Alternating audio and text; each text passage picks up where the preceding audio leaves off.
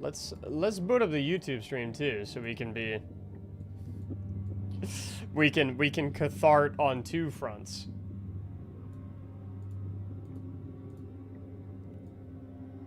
Yeah, baby.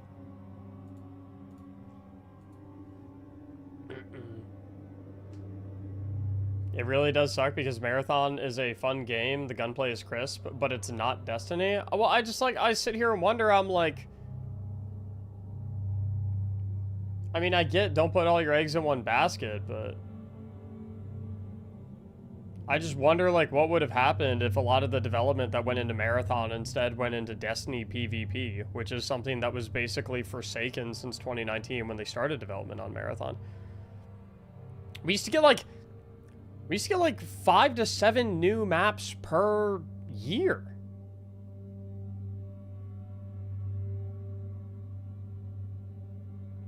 And it's like, and then we went to like one new map every like 4 years. It's like, what happened? I get like, don't put all your eggs in one basket, but like, aren't they putting all their eggs in the Marathon basket now? It's like, I don't know. The game isn't being shut down. Okay, well, technically it's not being shut, but it's like, you know, it's reaching the end of its live servicing, which for a game like Destiny is like pretty similar. Brother D2 is dead? Oh, dude, just you wait until June 9th? Oh, man. Just you wait until June 9th.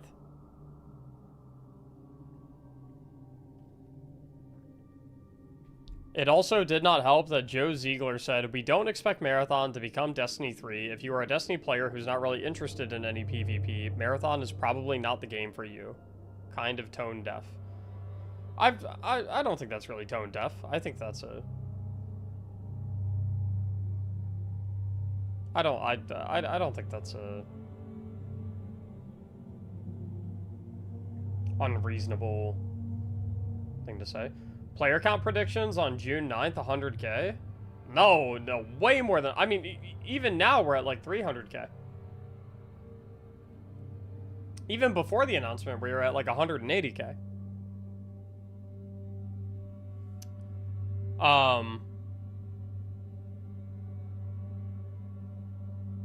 Like, I think we'll be... I would not be surprised at all if we surpass Renegade's peak player count, which was about 600K. Charlie Shadows, thanks for the Prime sub, dude. Sorry I missed that. 10 minutes late on that. Terrible streamer.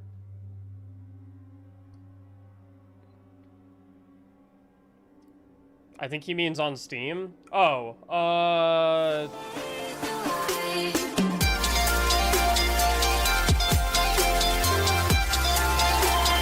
Hey!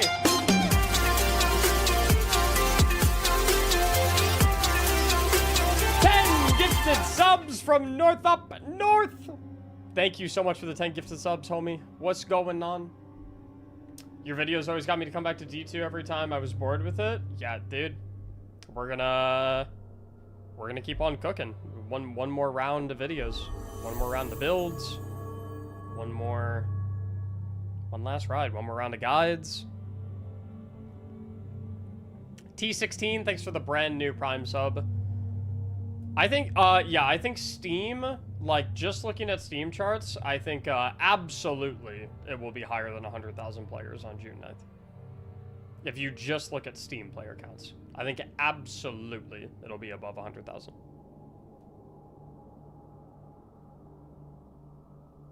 For sure. What do you think of Stasis Warlock? It's ass. Stasis Warlock has, like, always been ass.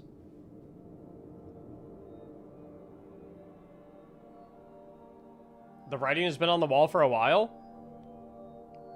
I think, okay, listen, I think this is what everyone gets twisted, right? I see a lot of people say, for something like this, I see a lot of people say something along the lines of, like, oh, sorry.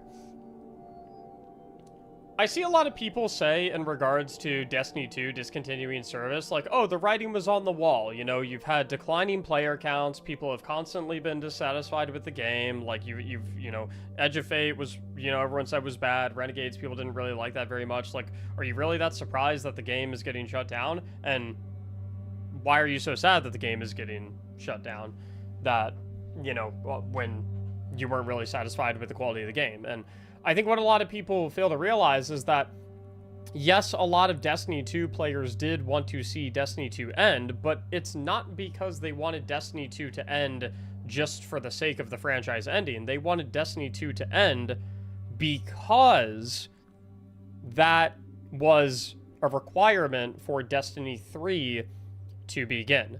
So it's not that a lot of people were just like, yeah, we just want Destiny 2 to be done, like, and we don't care what happens after that. It's like, no, they wanted Destiny 2 to be done because they wanted Destiny 3. And so, like, they're ending Destiny 2, that's step 1 complete, but they have no intent whatsoever of doing step 2, which is Destiny 3, which is why so many, like, in terms of the rankings of what Destiny players would like, choice number 1 would have been end Destiny 2 to make Destiny 3. Choice number 2 would be just keep Destiny 2 going. Choice number 3 is end Destiny 2 and not do Destiny 3, right? Like, we got the worst of both situations, and that's why so many players are distraught, right? If Bungie ended Destiny 2 and at the same time said, we're working on Destiny 3, it'll be 4 to 5 years, but we're working on it, you would see a completely different reaction and response to this news. But it's not that people are upset that Destiny 2 is ending. People are upset that the Destiny franchise is ending. That's what's going on.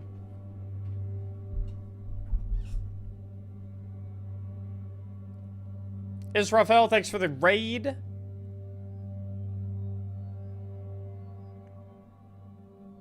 Because it's like, I'm not surprised that Destiny 2 is ending. Like, I think,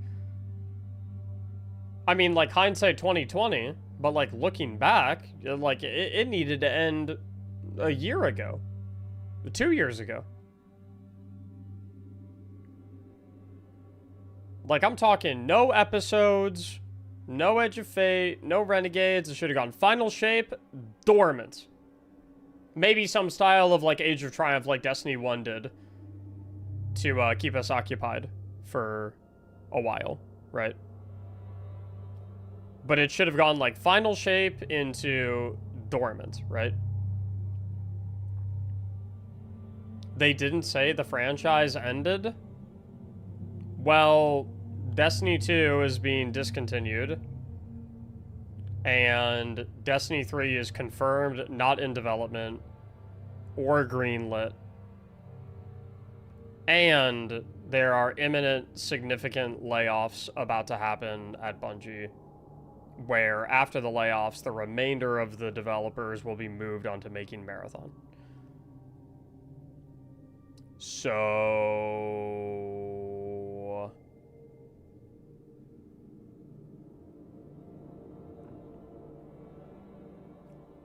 why would Sony trust Bungie with D3 when all they have shown the last few years is incompetence? Because, and I don't disagree that there has, without a shadow of a doubt, been some incompetence at Bungie the past couple of years. I will not disagree with that. But I do think it is an important consideration to make that some of that incompetence is probably due to having a CEO who likely did not actually care about the long-term direction of the company because his one and only goal was to hit certain revenue metrics so that his stocks that he, so that his Sony stock that he got vested when Sony purchased him would not go away until he eventually reached his golden parachute date where he could bounce, right? Probably tough to run a long-term vision for the company when the head of your studio is operating under that mindset, right? Number 2, Bungie literally begged Sony to make a Destiny 3 before the final shape even came out. And Sony said no. They said, nope, you are not making Destiny 3. You are going to continue making Destiny 2. Because Bungie was like, yo, final shape, please let us make Destiny 3 after the final shape. And Sony said, nope. You're going to keep making Destiny 2. You're going to keep making Destiny 2, and you're going to like it. You guys are all weirdos. All y'all did was complain about the game for years, and now it has grown men crying about it going away. Well, listen. At the end of the day, I'd rather be a weirdo for being upset that my favorite game is not going to receive any content anymore, rather than be the weirdo that's going into live stream chats to talk shit to other people. But I guess that's just the difference between me and you.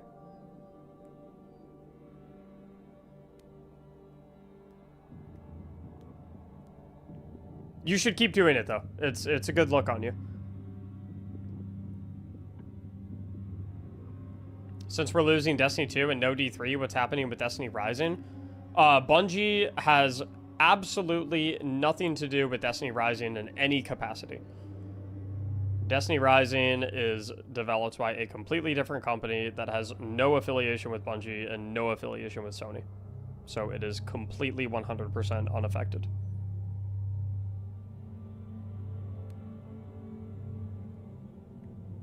Bungie under Sony is worse than under Activision. I don't know the logistics of everything, but all I'm saying is we got the best Destiny content when Destiny was with Activision. When Bungie was with Activision. That is when we got the best and most amount of content.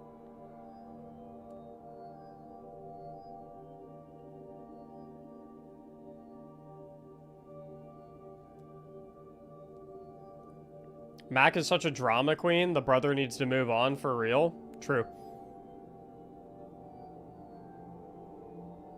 Vicarious Visions cooked as well. Vicarious Visions was so goated. Vicarious Visions was amazing.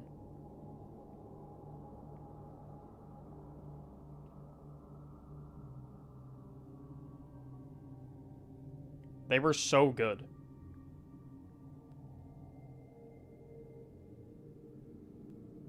Hey, Mactics, love the content you bring. Your videos help me learn and understand how to improve my Titan.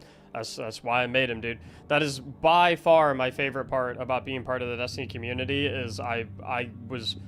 One of the greatest blessings I have ever had in my life is I got the honor and privilege to make the game a more enjoyable experience for you guys. And that is... That truly, genuinely was such an honor. I will always be so thankful for that opportunity.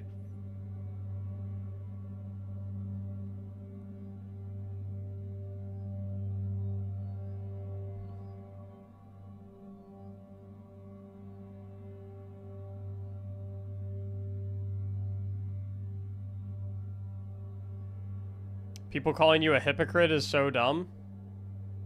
Oh, I didn't see anyone call me a hypocrite. But that's fine. People can call me whatever they want to call me.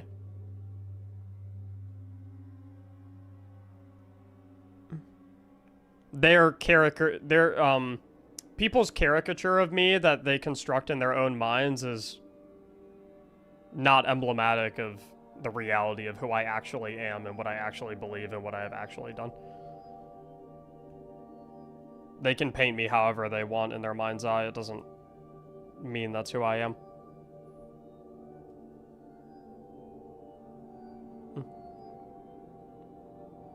I know how much I love the game. I know how hard I fought for it.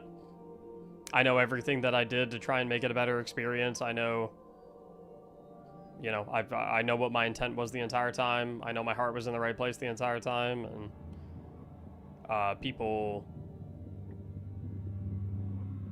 someone thinking otherwise of me doesn't make that not true. So it honestly doesn't really bug me.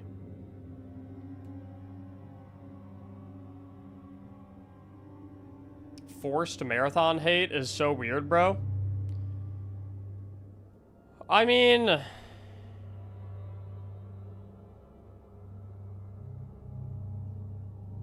I wouldn't chalk up all marathon hate to being, like, forced marathon hate.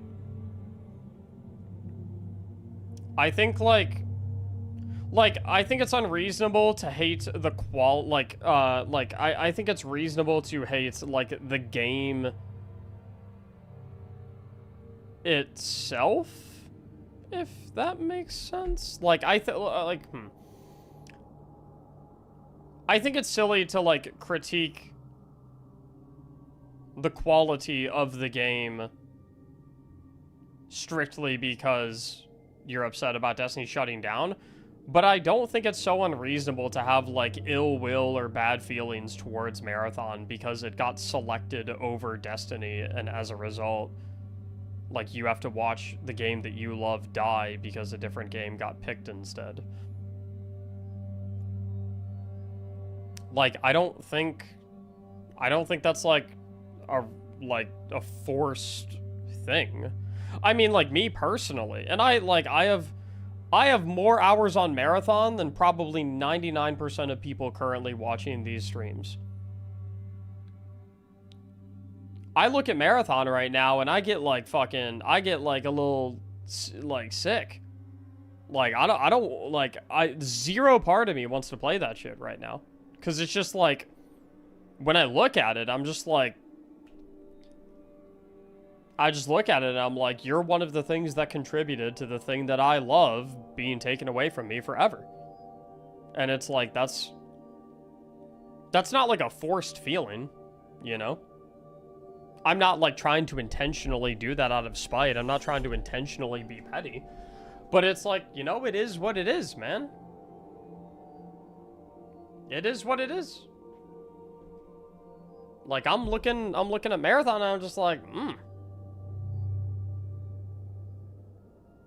You tend to lose what you don't appreciate? Brother, I have appreciated Destiny since the first second that I touched the game.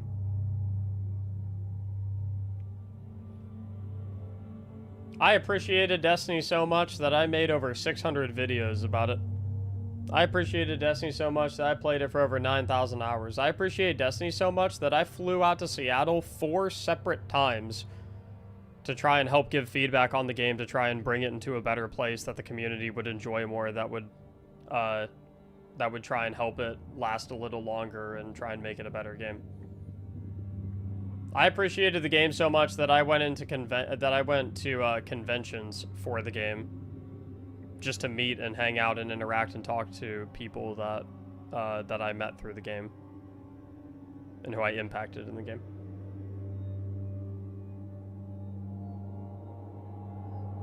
Like I said it again, I said it once, I'll say it one more time. This illustration that you're creating of me in your own mind is not in line with reality. You do not know me the way that you think you do. If you think I did not appreciate this game.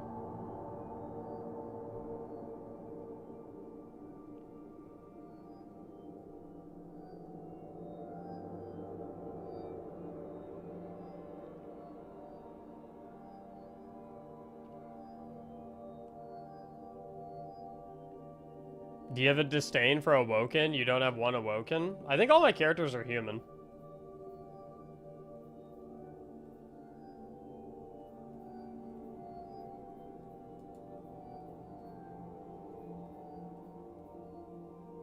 Oh no, my Titan's Exo. I don't know. Yo, honestly, that's how much I care about, like, well, my character, like, the helmet's always on. Who gives a fuck? Yeah, you know?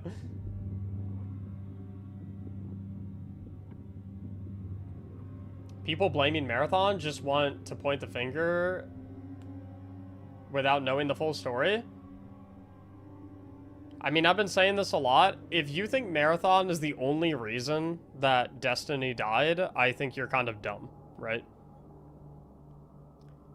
But if you think that Marathon is not one of the reasons that Destiny died, I also think you're kind of dumb.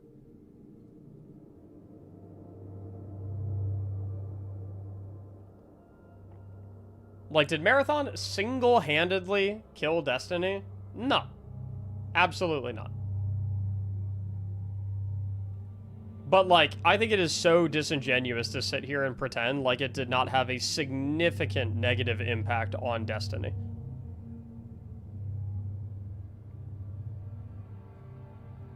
But there were other factors, right? Pete Parsons probably played a significant role. The 2 rounds of layoffs that they did before and after the final shape probably played a significant role. The COVID bubble pop probably played a significant role. The underdelivery of Lightfall probably played a significant role. Sony's roadblocks preventing them from working on Destiny 3 and God knows whoever else probably played a significant role. And Marathon played a significant role. As well as however many other incubation projects that they tried to start to make that never even saw the outside light of day. You know? There are a lot of things that killed Destiny. And I hate to tell you guys, Marathon absolutely was one of them.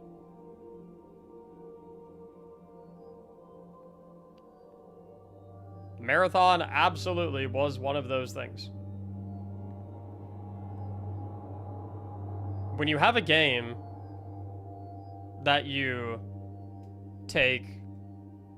When you have a game that you take a significant portion of your Destiny developers away from Destiny to develop, resulting in basically 0 brand new PvP content in Destiny since 2020, because they were all working on Marathon. And then that game comes out 2 years later than was originally expected. Remember, it was supposed to release in 2024, ended up releasing in 2026. That has ripple effects. And not good ones.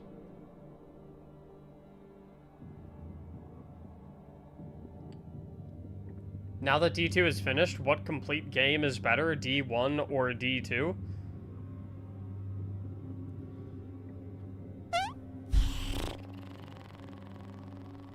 I mean, there's so many different ways you can answer that question. If you remove all emotion and nostalgia and stuff like that, it's D2. There's way more gear, there's way more quality of life stuff, there's way more content. There's way, like, it is, but like, when we look at video games, that's not the only consideration to make, right? Like, there's other considerations. For most people, Destiny 1 was their first experience with Destiny than D2. And that has merits to it, right? When we play video games, we don't play as robots, we play as emotional human beings, right? And like, we're gonna connect with something a lot more significantly when it's our very first experience with it versus when it's our 4th year experiencing it, right? Another thing to look at is Destiny 2 has a significant amount of missing content. D1 has no missing content. In that sense, you could make the argument that D2 is although it has more overall content, the game inherently is much more fragmented and much more incomplete compared to a game like Destiny 1 that, although has significantly less content, is, for all intents and purposes, a more complete and cohesive game than Destiny 2 is.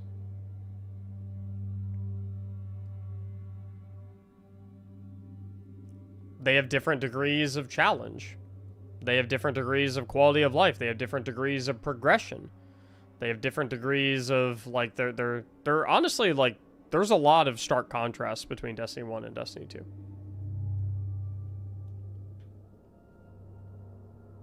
Gabriel, thanks for the $2 super chat. Don't worry, guys. I'll buy Sony and release D3. Thank you.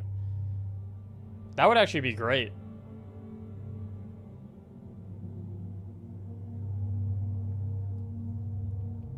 If you don't mind. I mean, that'd be cool.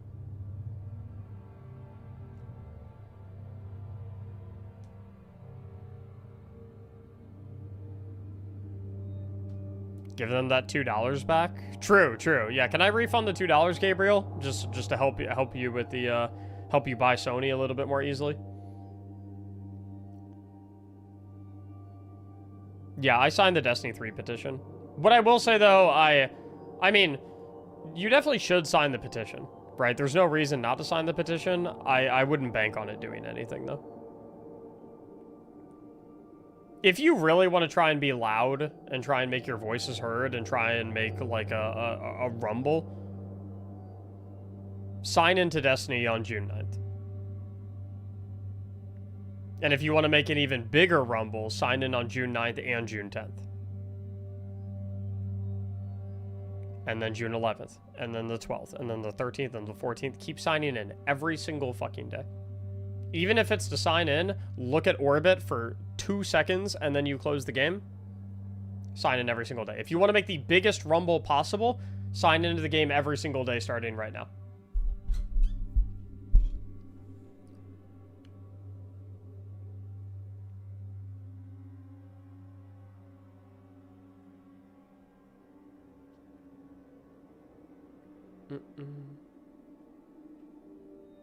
I'm not even gonna lie, dude.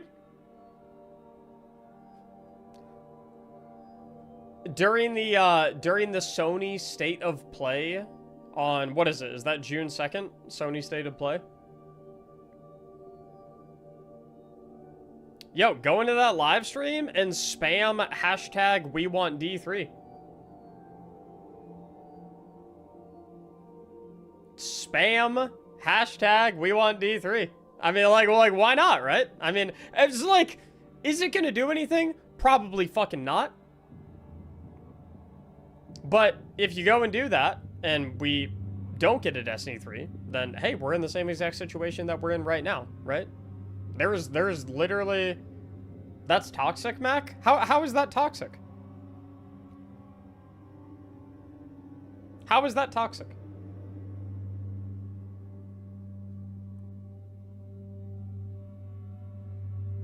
Not hurting anybody. Not putting anyone in danger. You're not being violent. It's not like we're showing up outside the HQ. It's not like we're beating on the office doors, you know? You're trying to communicate to a company. Trying to communicate to a company what you fucking want. Speaking up about what you believe in, and you're speaking up about what you would like. We should low-key pull up? No, at HQ? I'm not gonna advocate for that. I think that's... I think that's technically legal, right? I think you're allowed to peacefully protest on public property. Holy alliteration. Yo, can I get some W's in the chat from everyone for that alliteration? That was kind of hard. Yo, give me some W's, fellas. That was nice. That was clean.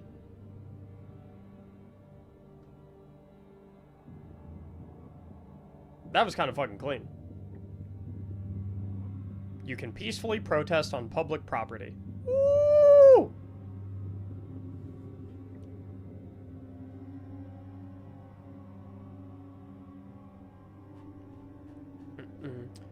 Gabriel, thanks for the another $10 super chat. Jokes aside, D2 saved my life more than once. Yeah, I've seen a lot of that type of stuff from people. I'm happy you're still here. Games and communities can have that impact on you. Lufron, thanks for the $10 super chat, bro. I'm going around and giving donations for the good word of a YouTuber. His 2 new videos are awesome. Yeah, I saw them. I saw them on trending, actually. I saw his videos trending. Rhinoceros. Thank you so much for the $5 super chat. What's up, Mac? Literally everyone who signed the petition crowdfunded $20, we'd have $500 million. Just saying. What? Like, the math on that can't be true. I don't... I think you'd have... I don't think that's true. Because it's like, what? It's like 250k signatures on the petition. If everyone got 20 bucks, you'd be at half 10 million. Not quite half a billion. That'd be... You would need everyone, you would need everyone to pledge $2,000. Who signed the petition.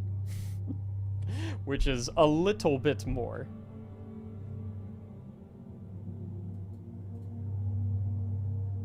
The math is slightly off. I will buy from Eververse. I don't think I'm gonna buy anything from Eververse. I'm kind of the mindset at the current moment that, like, for me personally, I'm kind of the mindset of, like, Sony does not get another dime from me until Destiny is continued in some form.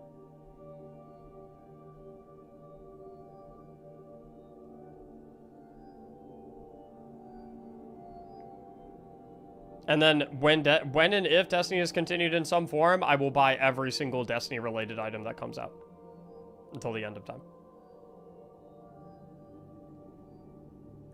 I just spent 2K on getting to GCX this year. Oh, man. I'm considering going to GCX. I really am. I don't know if I'm going to be able to make it happen, but I am considering going to GCX. I know a lot of people are going for, like, one last hurrah. I think it could be pretty cool.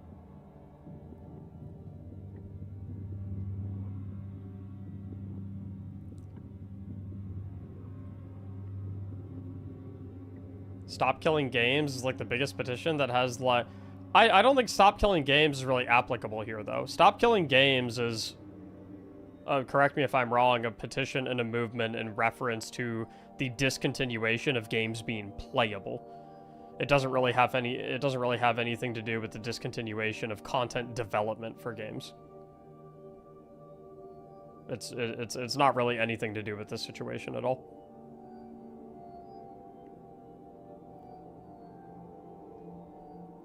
Speak with your wallet? Oh, I intend to, bro. Listen. I've been boycotting Subway since I was 15 years old, dude. Because I went into a Subway with a Subway gift card that was given to me for my birthday. That was purchased from, I believe, a Target. And we went into the Subway. It was myself and my then girlfriend, now wife. And they made us our sandwiches. Our orders were completely ready. We gave them the gift card. And they scanned it. And they said the gift card was not activated.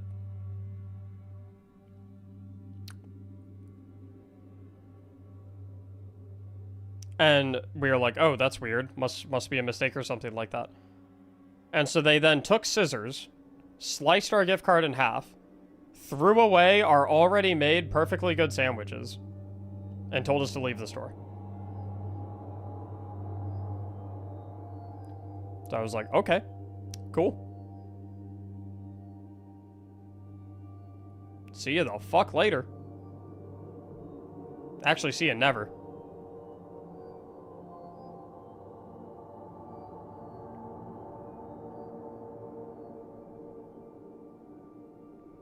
Sir Meow, thanks for the $2 super chat. We love you, bro. Hope all is well. Hunter for life, by the way. Correct. Subway is garbage anyway, bro. I do not like Subway. I think Subway's nasty. Can't get in Mike's way at Subway. If you go to Subway, Mike ain't gonna have his way with your sandwich. I've actually never been to Jersey Mike's in my entire life. But I remember that meme trend. That shit was so fucking funny.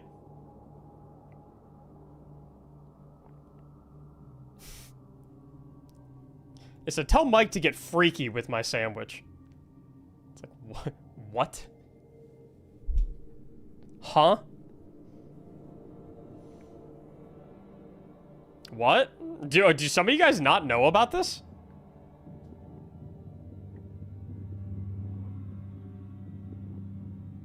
Okay, so apparently some people don't know about this, okay? So there's this, like, so at Jersey Mike's, you can get the sandwich. It's called Mike's Way.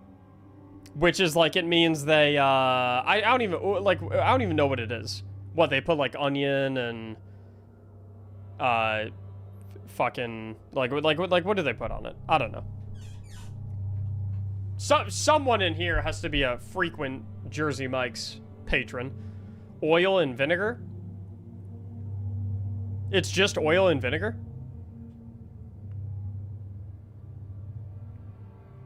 Onion, lettuce, tomato, vinegar, and oil. Okay, so if you go to Jersey Mike's and you tell them that you want the sandwich Mike's Way, that's basically just like their lingo for you want salt, pepper, oil, vinegar, lettuce, and tomato, right?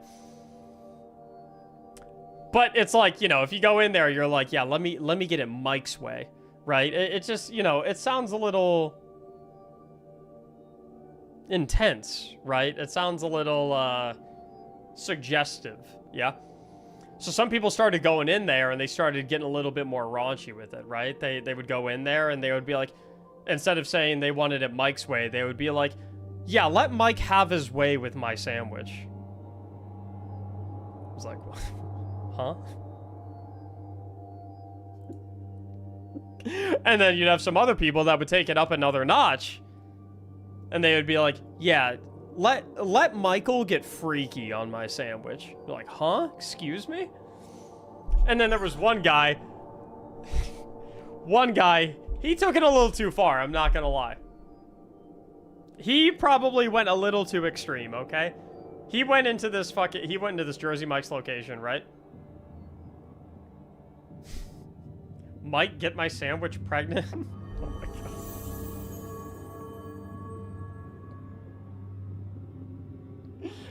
Not the example I was thinking of.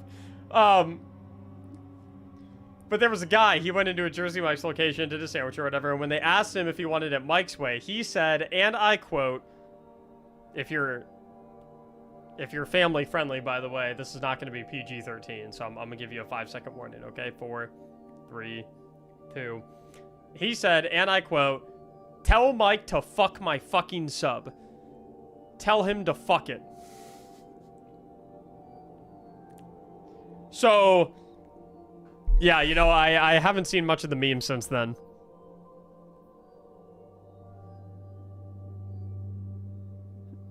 Did Mike fuck your sub? I've never been to Jersey Mike's. Jimmy John's exists also. I like Jimmy John's. I think Jimmy John's is good.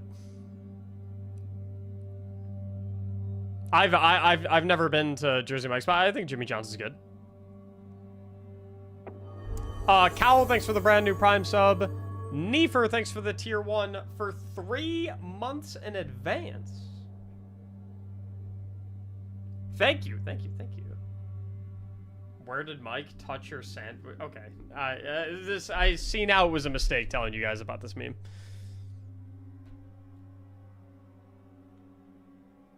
Had a horrible Jimmy John's experience recently. Probably won't go back. You know, and that kind of brings me back to this Destiny situation with Sony, right? It's exactly why I brought up the sandwiches in the first place, right? You know, asking Mike to have his way with your sub, that reminds me of this Destiny situation. I'm glad someone mentioned that. In all seriousness, this whole situation is going to leave an incredibly sour taste in all of Destiny players' mouths. And so it's like, if this decision stands to kill the Destiny franchise, you're going to have a lot of Destiny players who are never going to buy another Bungie game that is not Destiny. And frankly, are never going to purchase another Sony game. They're not going to touch Marathon. They're not going to spend money on Marathon. They're not going to touch another Sony game. They're not going to touch another Bungie game unless it's Destiny. You're going to even have some people that are going to go so far as to, like, they're not going to purchase another Sony product. They're not going to buy, and they're not going to purchase a Sony movie. They're not going to fucking, like, you're going to have some people that are going to, like, they're out. They're going to be like, I don't trust you anymore as a company. You mismanaged and murdered my favorite thing in the entire fucking world. You don't get shit from me anymore. And I think Sony doesn't think that's going to happen.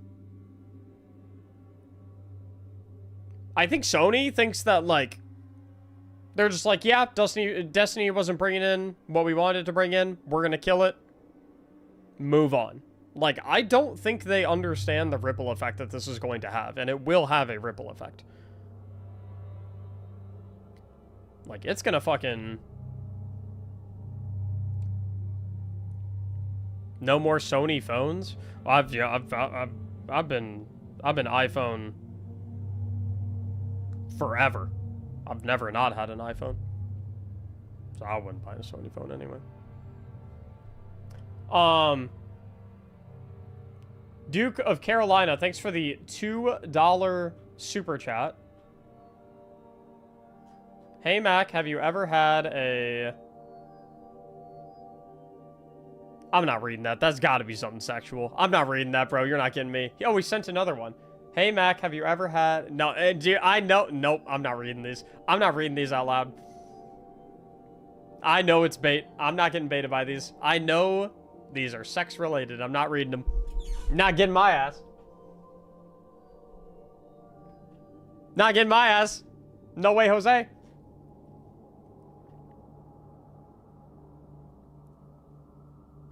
How many more?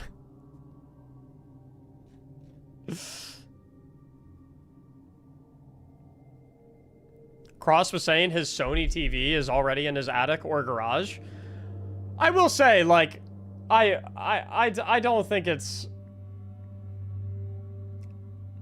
I'm not gonna, like, take all the Sony products in my house and, like, chuck them outside and burn them. I already bought them.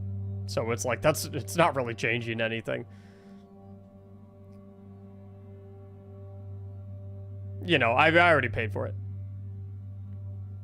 But dude, I don't give a shit. I haven't been to Subway since I was 15. I have no problem not buying another Sony product until Destiny comes out. I don't fucking care.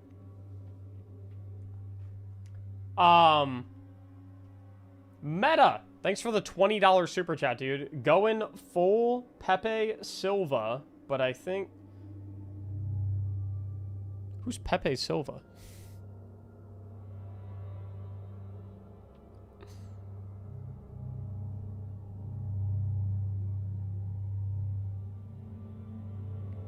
Pepe Sylvia? He typed Pepe Silva. I don't know who Pepe Silva is. I think the wrong turn took place between 2020 and 2021. Replace the marathon dates with D3. No delays. It makes sense. 2023 Lightfall drops. D3 cliffhanger. 2025 D3 drops. I'm just mad and confused. I need clarity. Dude, I wish I had clarity to give you, but I myself would also like clarity. Yeah, but I don't have it. I don't know. I don't know what happened. I wish I knew what happened, because, like, I still can't make sense of this all. I still, like, can't really piece together, like, how it all went wrong. Or where it all went wrong, but it's like, yeah, we should make D3 ourselves? That is ambitious. I will trust you to take care of that.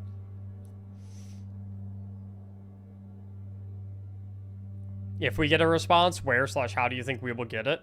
We'll get it in fragments and chunks and pieces. Many, many moons from now, as Bungie employees get, you know, depart the company or get laid off and start to break silence.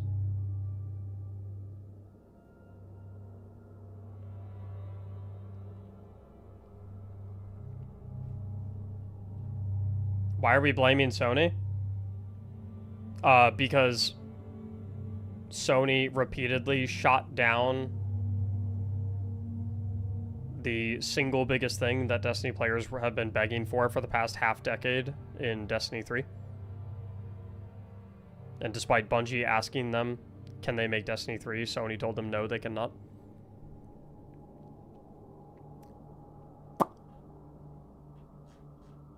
It's not all Sony's fault, obviously.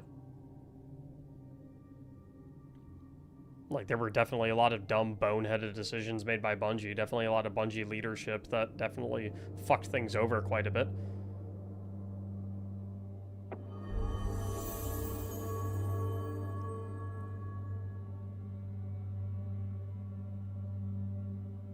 Street Shadow, thanks for the $10 super chat. The blame lays at the feet of Bungie. I love D2, but we have to look realistically at what that game had become. It was bleeding money. Again, like I said, it was bleeding money because the final shape was supposed to be the end.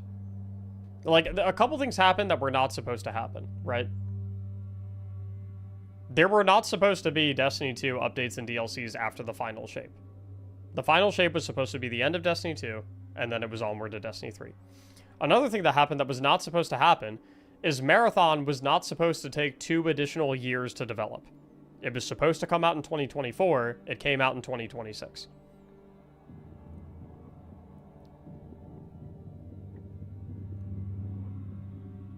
Like, those are very, very, very big considerations.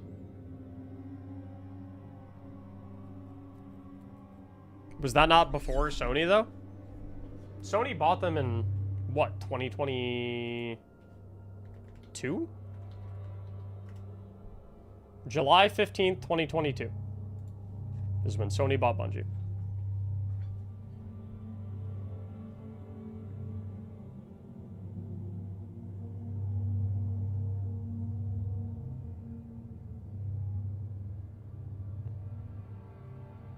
We have Sony defenders in chat right now.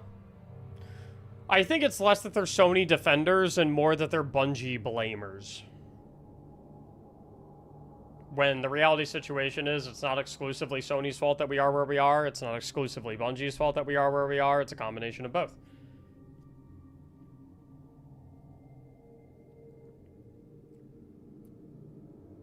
But, like, I'm explicitly clear on this.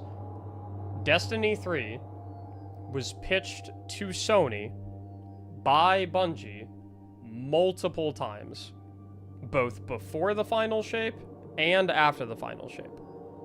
And Sony said no. Every single time. Sony said no. We are not greenlighting a Destiny 3. You must continue to make Destiny 2. Which, in a world where basically every single Destiny player said, I'm fucking gone after the final shape, no matter what, unless they make Destiny 3. Like, can we really be that surprised that we drop... Like, listen. I think this is so important. A lot of people are under the impression that Edge of Fate and the lackluster quality of the Edge of Fate is the reason that Destiny crumbled, right? Which, listen, it certainly didn't help, right? It didn't help the situation. But I think this is really important to look at, right? This is a website that pulls the total unique players that have played any activity on a given day, right? So this isn't just like logging on, sitting in orbit, and logging off. This is unique players that played an activity, okay? Really important to look at.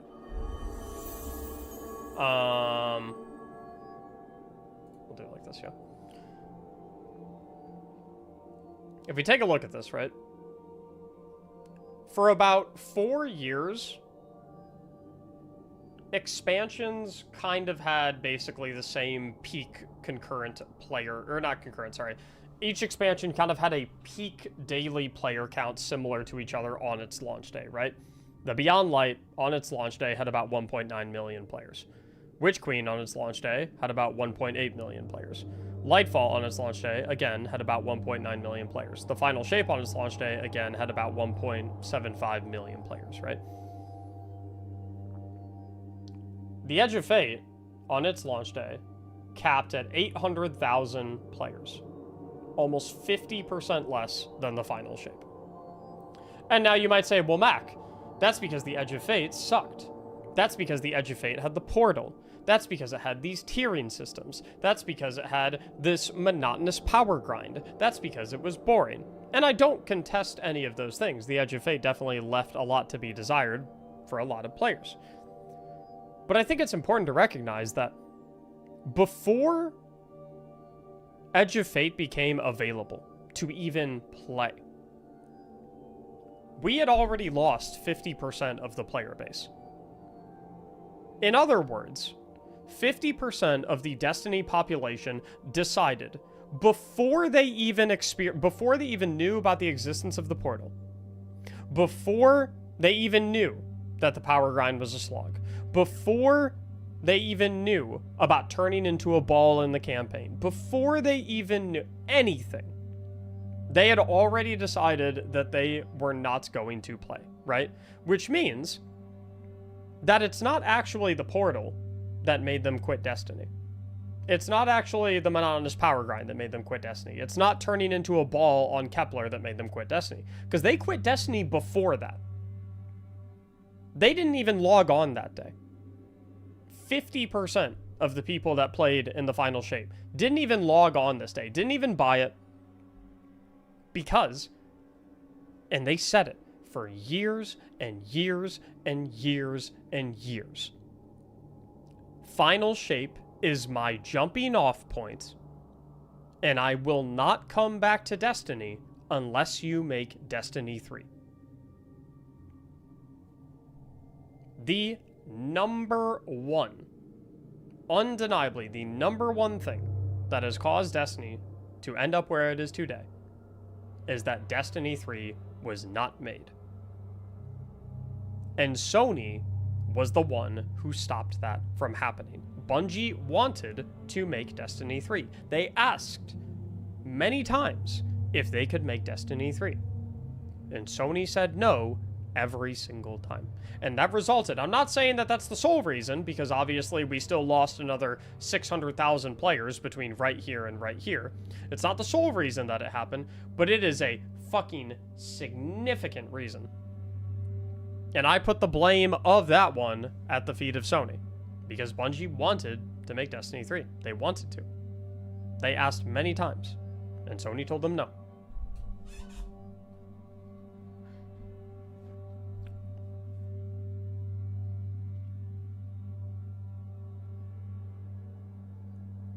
Yo, Mac, I may have missed it, but will you still make Destiny content? I will absolutely still make Destiny content. For how long I will make Destiny content, I don't exactly know. But I'm going to treat this upcoming update like any other update. I'm going to make guides for everything. I'm going to make a ton of build videos. We're going to be doing a ton of Pantheon 2.0 carries. We'll be doing a ton of streams. I will treat it like any other update. I will absolutely make more Destiny content. I don't know how long I will make it for, but we'll see. Street Shadow, thanks for another $10 super chat, bro. Delays in continuing D2 is a Bungie choice. If I am Sony, is going to look at it and say, you need to right the ship before we greenlight a new game, I blame Sony for letting it go so long without stepping in. I mean,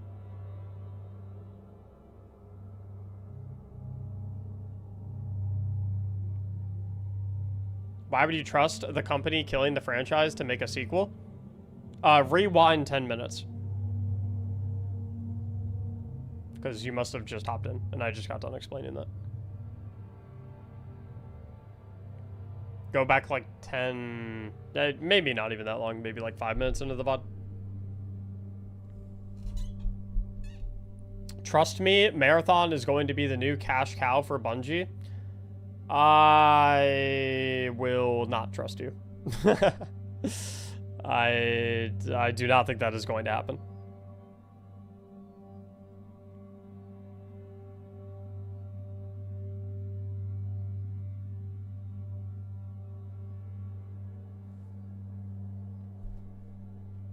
What is the likelihood that even if D3 was made, that it would have really saved anything?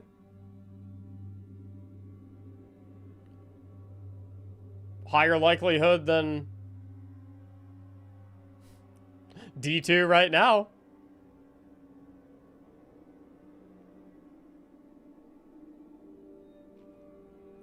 As you said in your catharsis video, it makes your guardian feel like they're in a fucking limbo. In my brain, and it's I don't even think the narrative of Edge of Fate and Renegades were bad. Like, I don't even think the stories were bad. But in my brain, like, I'm tricking myself into thinking that they never happened. Not because they're bad, but because they're incomplete. And so, like, in my brain, I'm like, Edge of Fate never happened. Renegades never happened. The final shape was the end of my Guardian story. And, like, I kind of have to do that to, like, give myself some closure.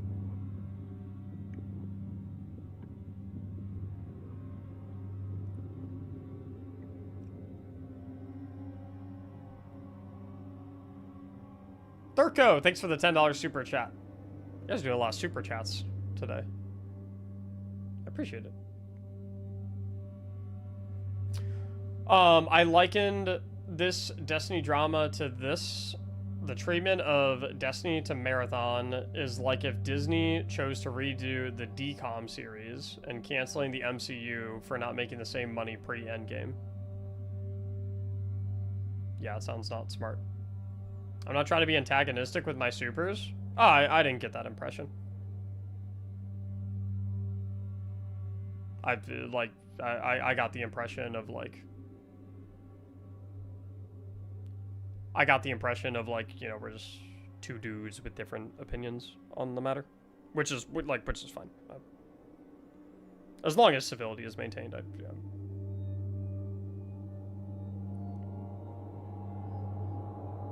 Mac, how would you start D3?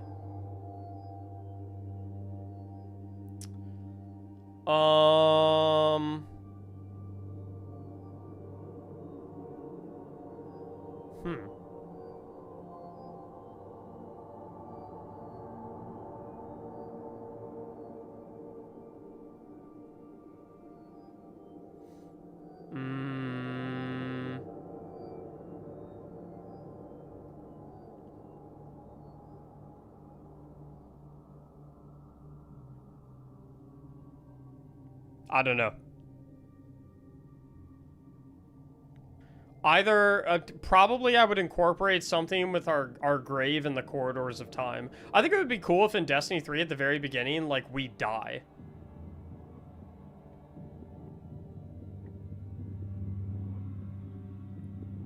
Like, we actually, like, we full on fucking die. And...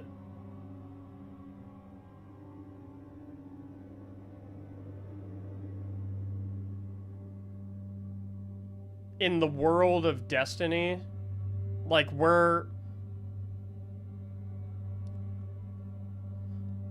we die, and we learn that there are cosmic forces at play beyond death.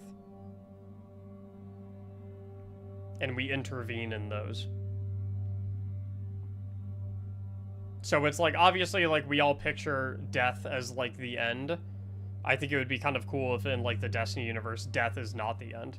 Like, we die and then we learn that, like, our actions still have an impact on the universe, just in, like, a different plane. Or something like that. Like, we're in Destiny's version of heaven and hell. It's kind of fucking cool.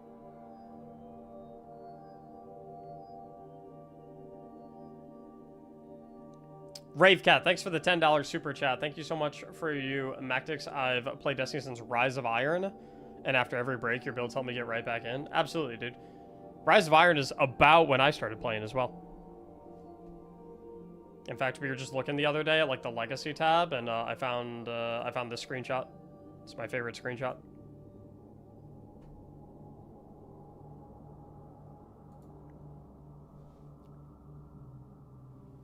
This shit goes hard.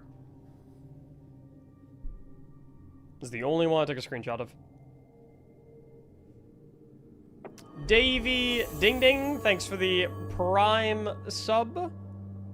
Irvine, Casimo, Major Braxton. I'm so sorry I missed your guys' subs. I'm behind. I'm fine with Bungie management getting nuked and the Destiny dev team being given actual leadership that gives a shit about them in the community. I'll fuck with it.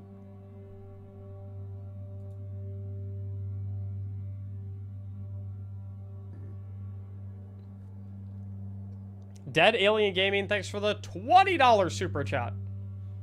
You guys are fucking doing all the super chats over on YouTube, aren't you? I will say, when you do a super chat in YouTube, it makes it impossible to miss your message. Like, it is like, if you do a super chat in YouTube, like, it is impossible for me to miss your message. I wanted to let you know that you're one of the main reasons I've stayed hopeful through all of this. I really appreciate you. You're way more chilled than some streamers who are just trying to start fights. Yeah, I'm not looking to start fights.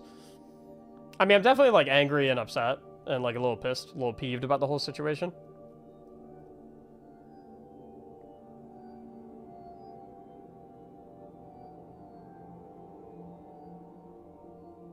But, you know. Brett, man, thanks for the 11 months, homie.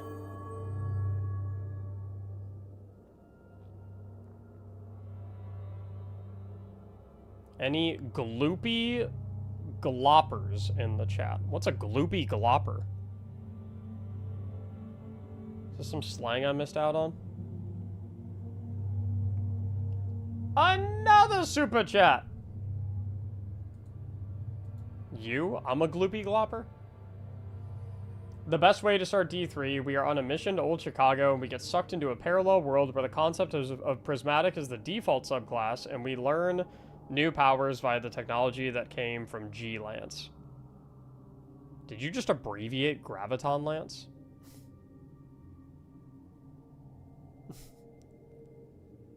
You said G-Lance. I fuck with that.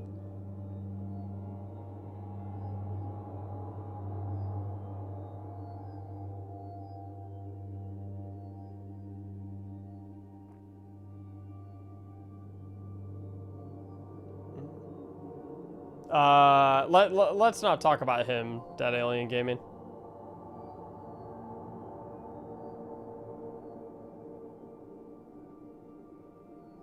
I don't want to get put in a video or nothing.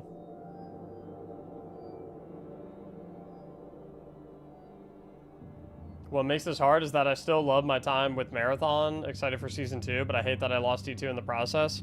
I respect that. And I hope that you have fun with Marathon Season 2. Me personally, I cannot bring myself to play that game.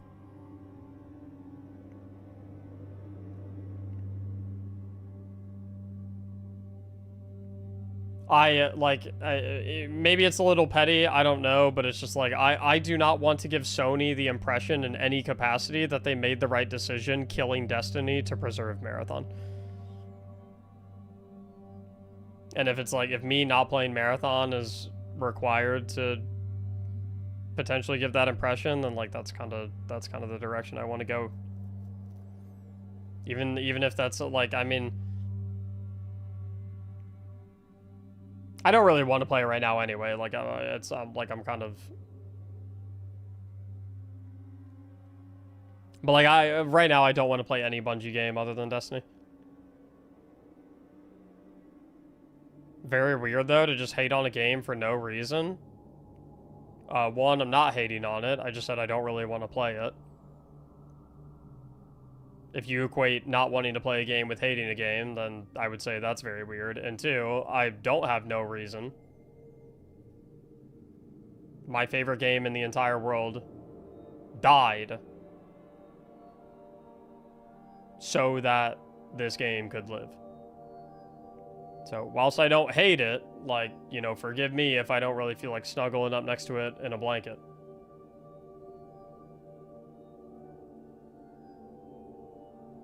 And if you think I'm weird for that, well, respectfully, I don't really fucking care.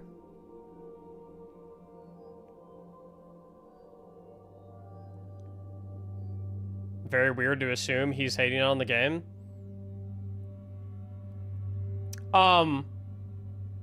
I've noticed a lot of like marathon diehards are they're extremely defensive about their game, which is like, I can respect that, and like, I kind of get it. I kind of get why they are, right? In the launch period of the game, the entire internet was relentlessly talking shit about their game for seemingly no reason. They got called Concord 2 or Concord 3 or whatever the fuck it was for fucking months, right?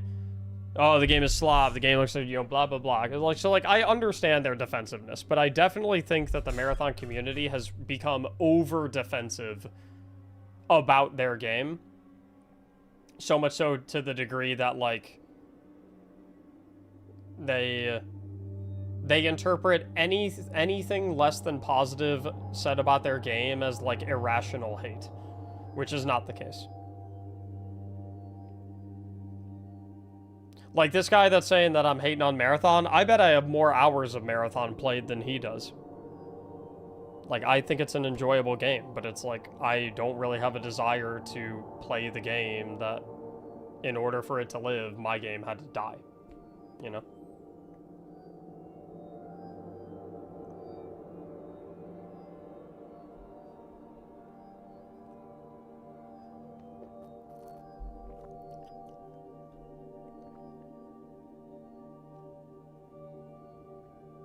Thorough, thanks for the $10 super chat. You guys are going fucking nuts with the super chats, bro. Holy shit. Yeah, you guys are gonna keep me in business.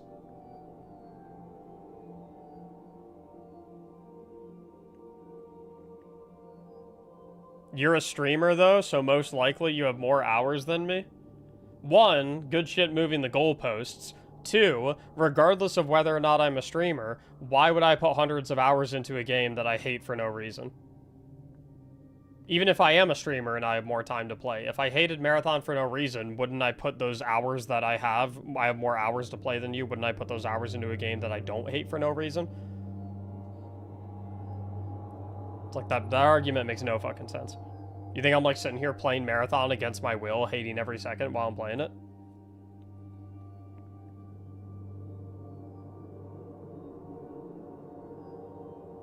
It's like, brother, I don't want to play the game right now. It came out at a time D2 and Warframe is kind of finished.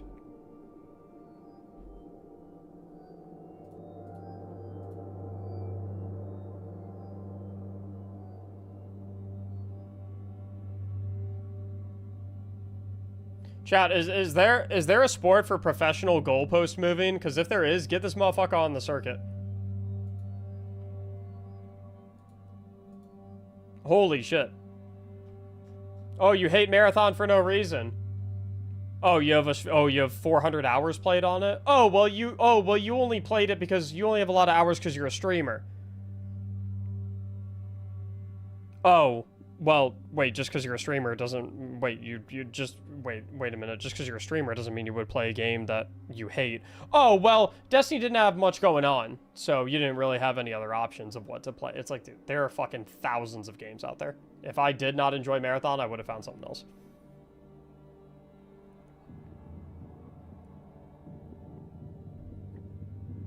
And, like, respectfully, you look like a lot more of a clown continuously trying to, like, invalidate what I'm saying and continuously move the goalposts, and by proxy, making the Marathon community that you're trying to defend look a lot more clownish, instead of just being like, oh, shit, you know what? Maybe you're not hating on it for no reason. My bad. So what's the problem, again, with playing Marathon if you enjoyed it? Because for it to continue to exist, my #1 favorite game had to die.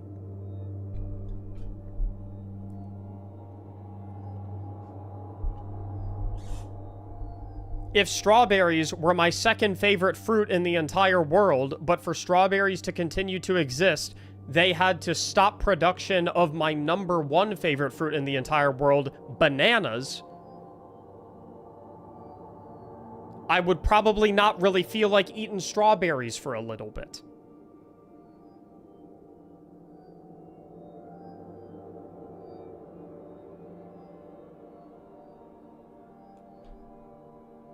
And those aren't actually my top 2 favorite fruits. That's just a...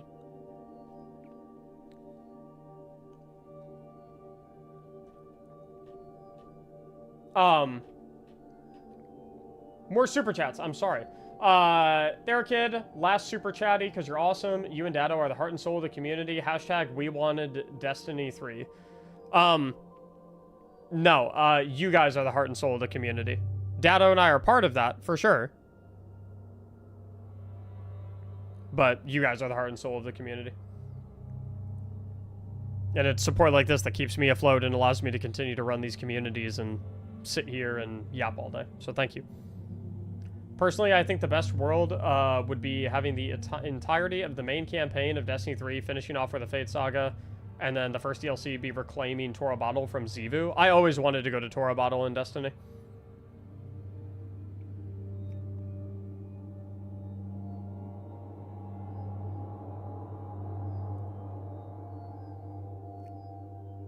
I'm so glad you are far more calm about it. I'm much more irrational. IMO people who jump ship are the reason this happened. Fuck Marathon, respectfully. No, I might seem more rational, but dude, when the stream ends and I go and look in the mirror, I'm saying the same shit. I look in the fucking mirror, I'm like, fuck you, Marathon! Fuck you!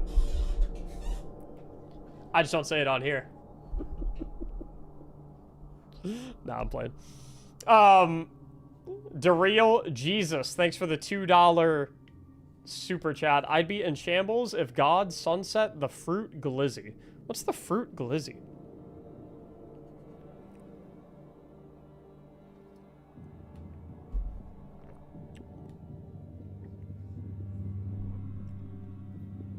Are we ever going to hear anything from Tyson Green?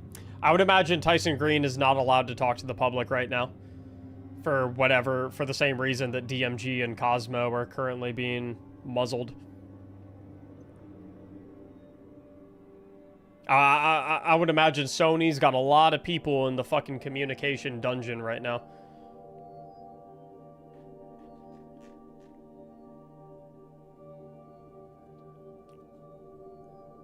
Same shit happened to Bungie when they moved on from Halo and you all got your favorite game out of it? Not really. Bungie willingly broke off from Microsoft to become independent, willingly let them have the Halo IP, and then Halo continued to have games developed for it. Halo to this day is still having content made for it. That is a terrible comparison.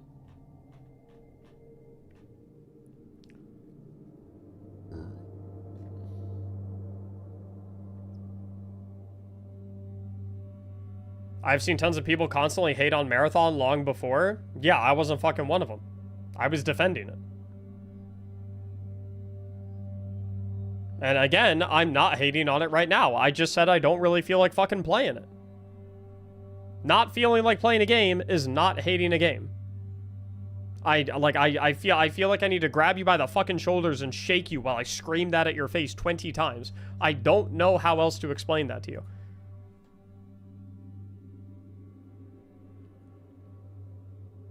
I do not hate Marathon, but I don't want to fucking play it right now.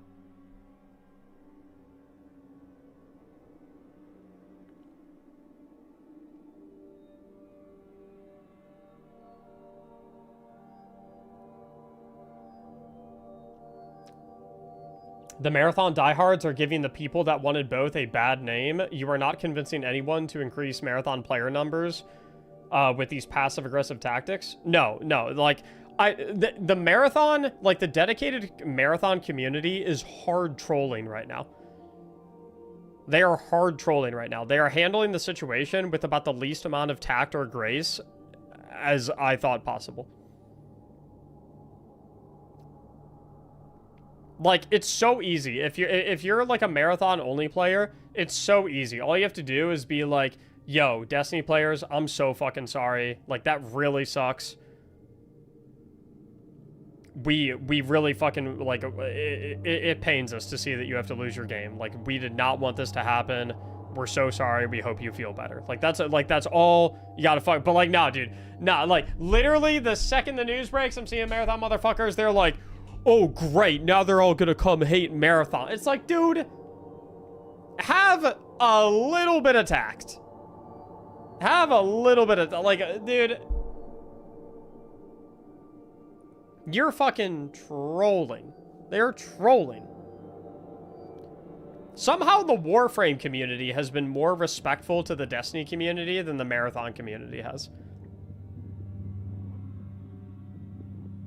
Which is like, Warframe and Destiny were seen as close competitors for over a decade. Somehow the Warframe community is having, like, is being more empathetic.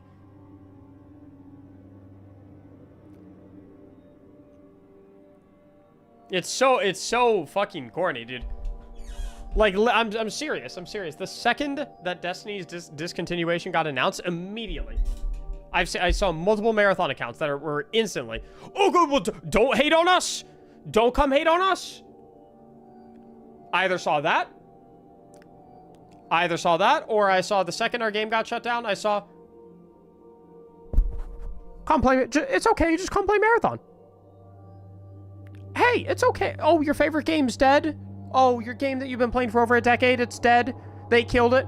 Oh, just come play Marathon. It's like, dude.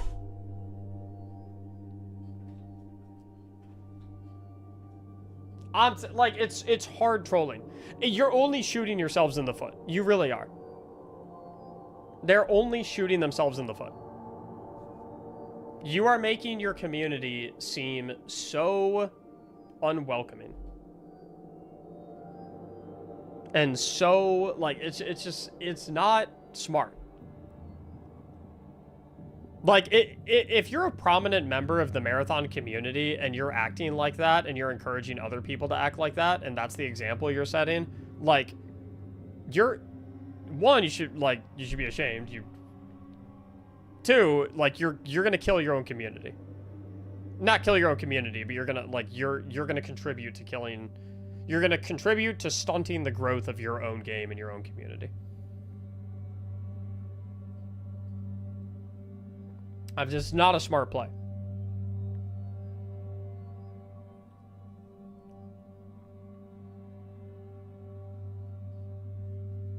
Oh my god, it's Super Chat City over here. D1 came out when I was going through a lot, and I missed Bungie Halo. D2 was my only midnight launch, and I didn't have anyone to play with up until Beyond Light. Gonna miss D2 content. We get one more batch, though. We get one more batch. I'll play some with you. I'm telling you guys. And now listen, it'll take a long time, because there's a lot of you, okay? But as all y'all that stick around, I will play Pantheon with every single one of you. It'll take a while. It'll take a while for me to get to all of you, okay? Because there's a lot of you. But I will play Pantheon with every single fucking one of you. As long as you stick around, as long as you keep coming around the community, I'll play Pantheon with every single one of you. Unless you stop, if you stop showing up to the streams, there's nothing I can do about it, you know, okay? So you gotta keep coming, but I'll do everything I can to play with all of you. Liar, don't play with my feelings. You keep going to the fucking streams, man. Someday, we will fucking run Pantheon together. We will.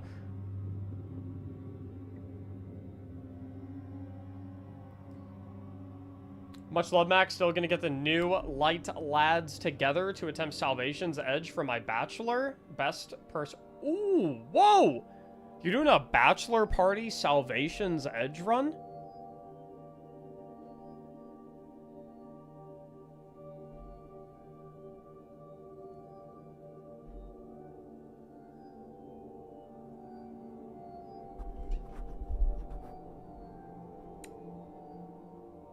Yo, you need a sixth? Is there only 5 of you?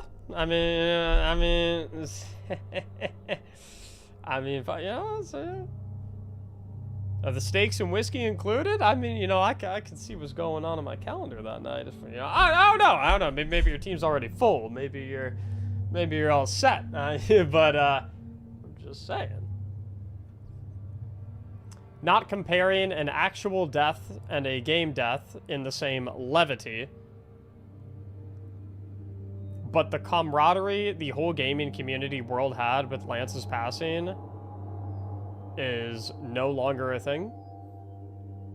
I wouldn't say it's no longer a thing. I think that's still real. Just because something no longer exists doesn't mean you can't still have camaraderie over it, you know?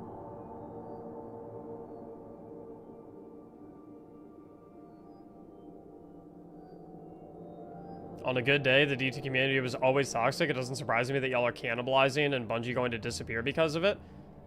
Yo, Anthony, you've been mad toxic all day.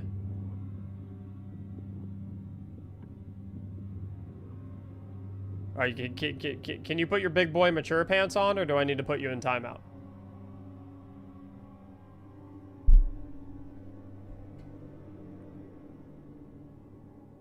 Like, I don't want to put you in timeout, but I will put you in timeout.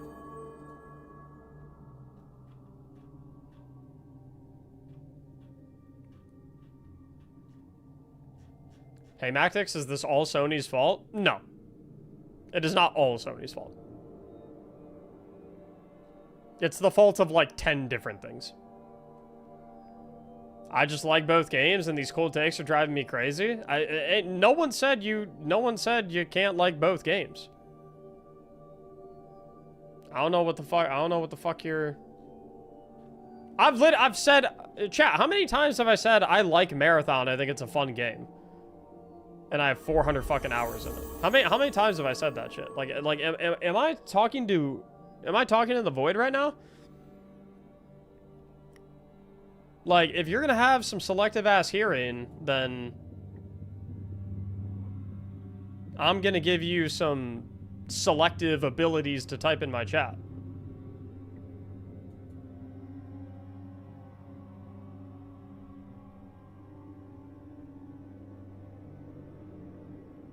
D2 community isn't immune from blame here either.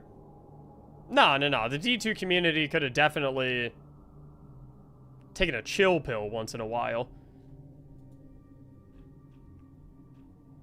And not raged out on Twitter over every single fucking bug or every single inconvenience and shit like that, you know?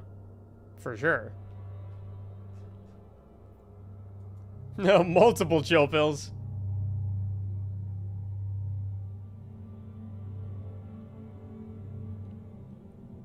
Why are these Destiny 2 haters in a Destiny 2 stream? Because some people like looking for arguments.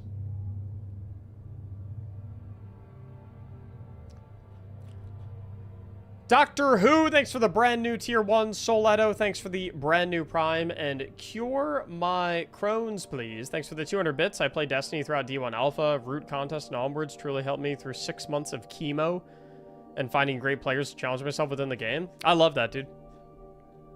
I'm happy you're feeling better. That's fucking awesome.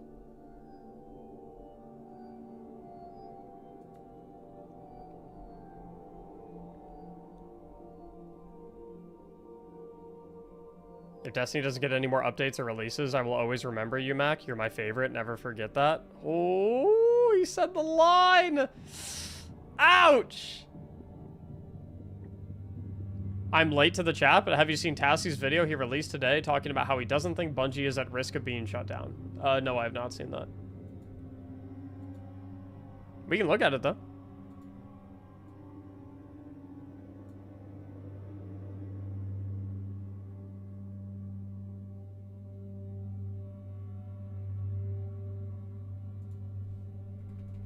Tassie. The fate of Destiny.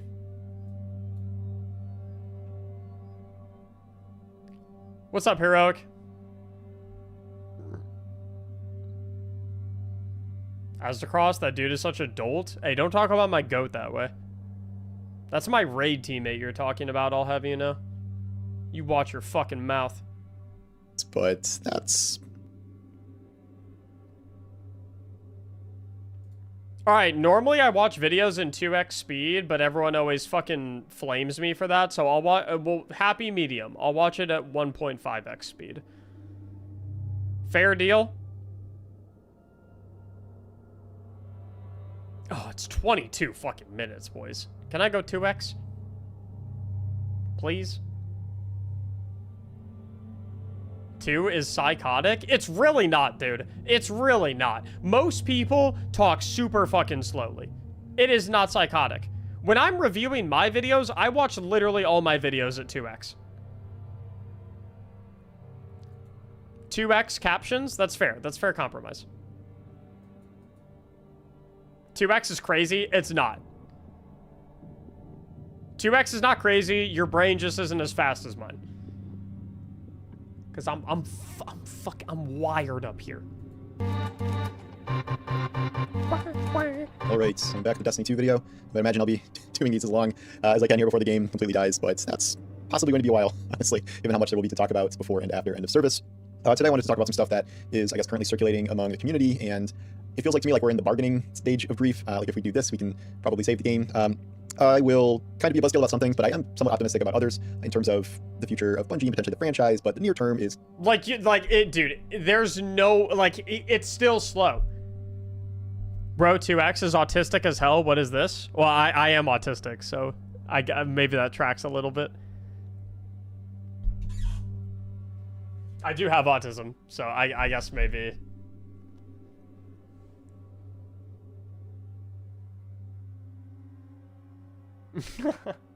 No, okay, 3x is extreme. 3x is too fast. 3x is a fucking lot. Going to be bad, so there's really no way around that, and as much as we may want to, I don't think there's really anything we can do about that. So one of the first things is that there's this change.org petition going around where a lot of people are signing it. The idea here is that, we both want Destiny 2 to be saved, some people want Destiny 3. The idea is that... Yo, actually, it's not that bad. 3x is actually not that bad. I kind of like 3x.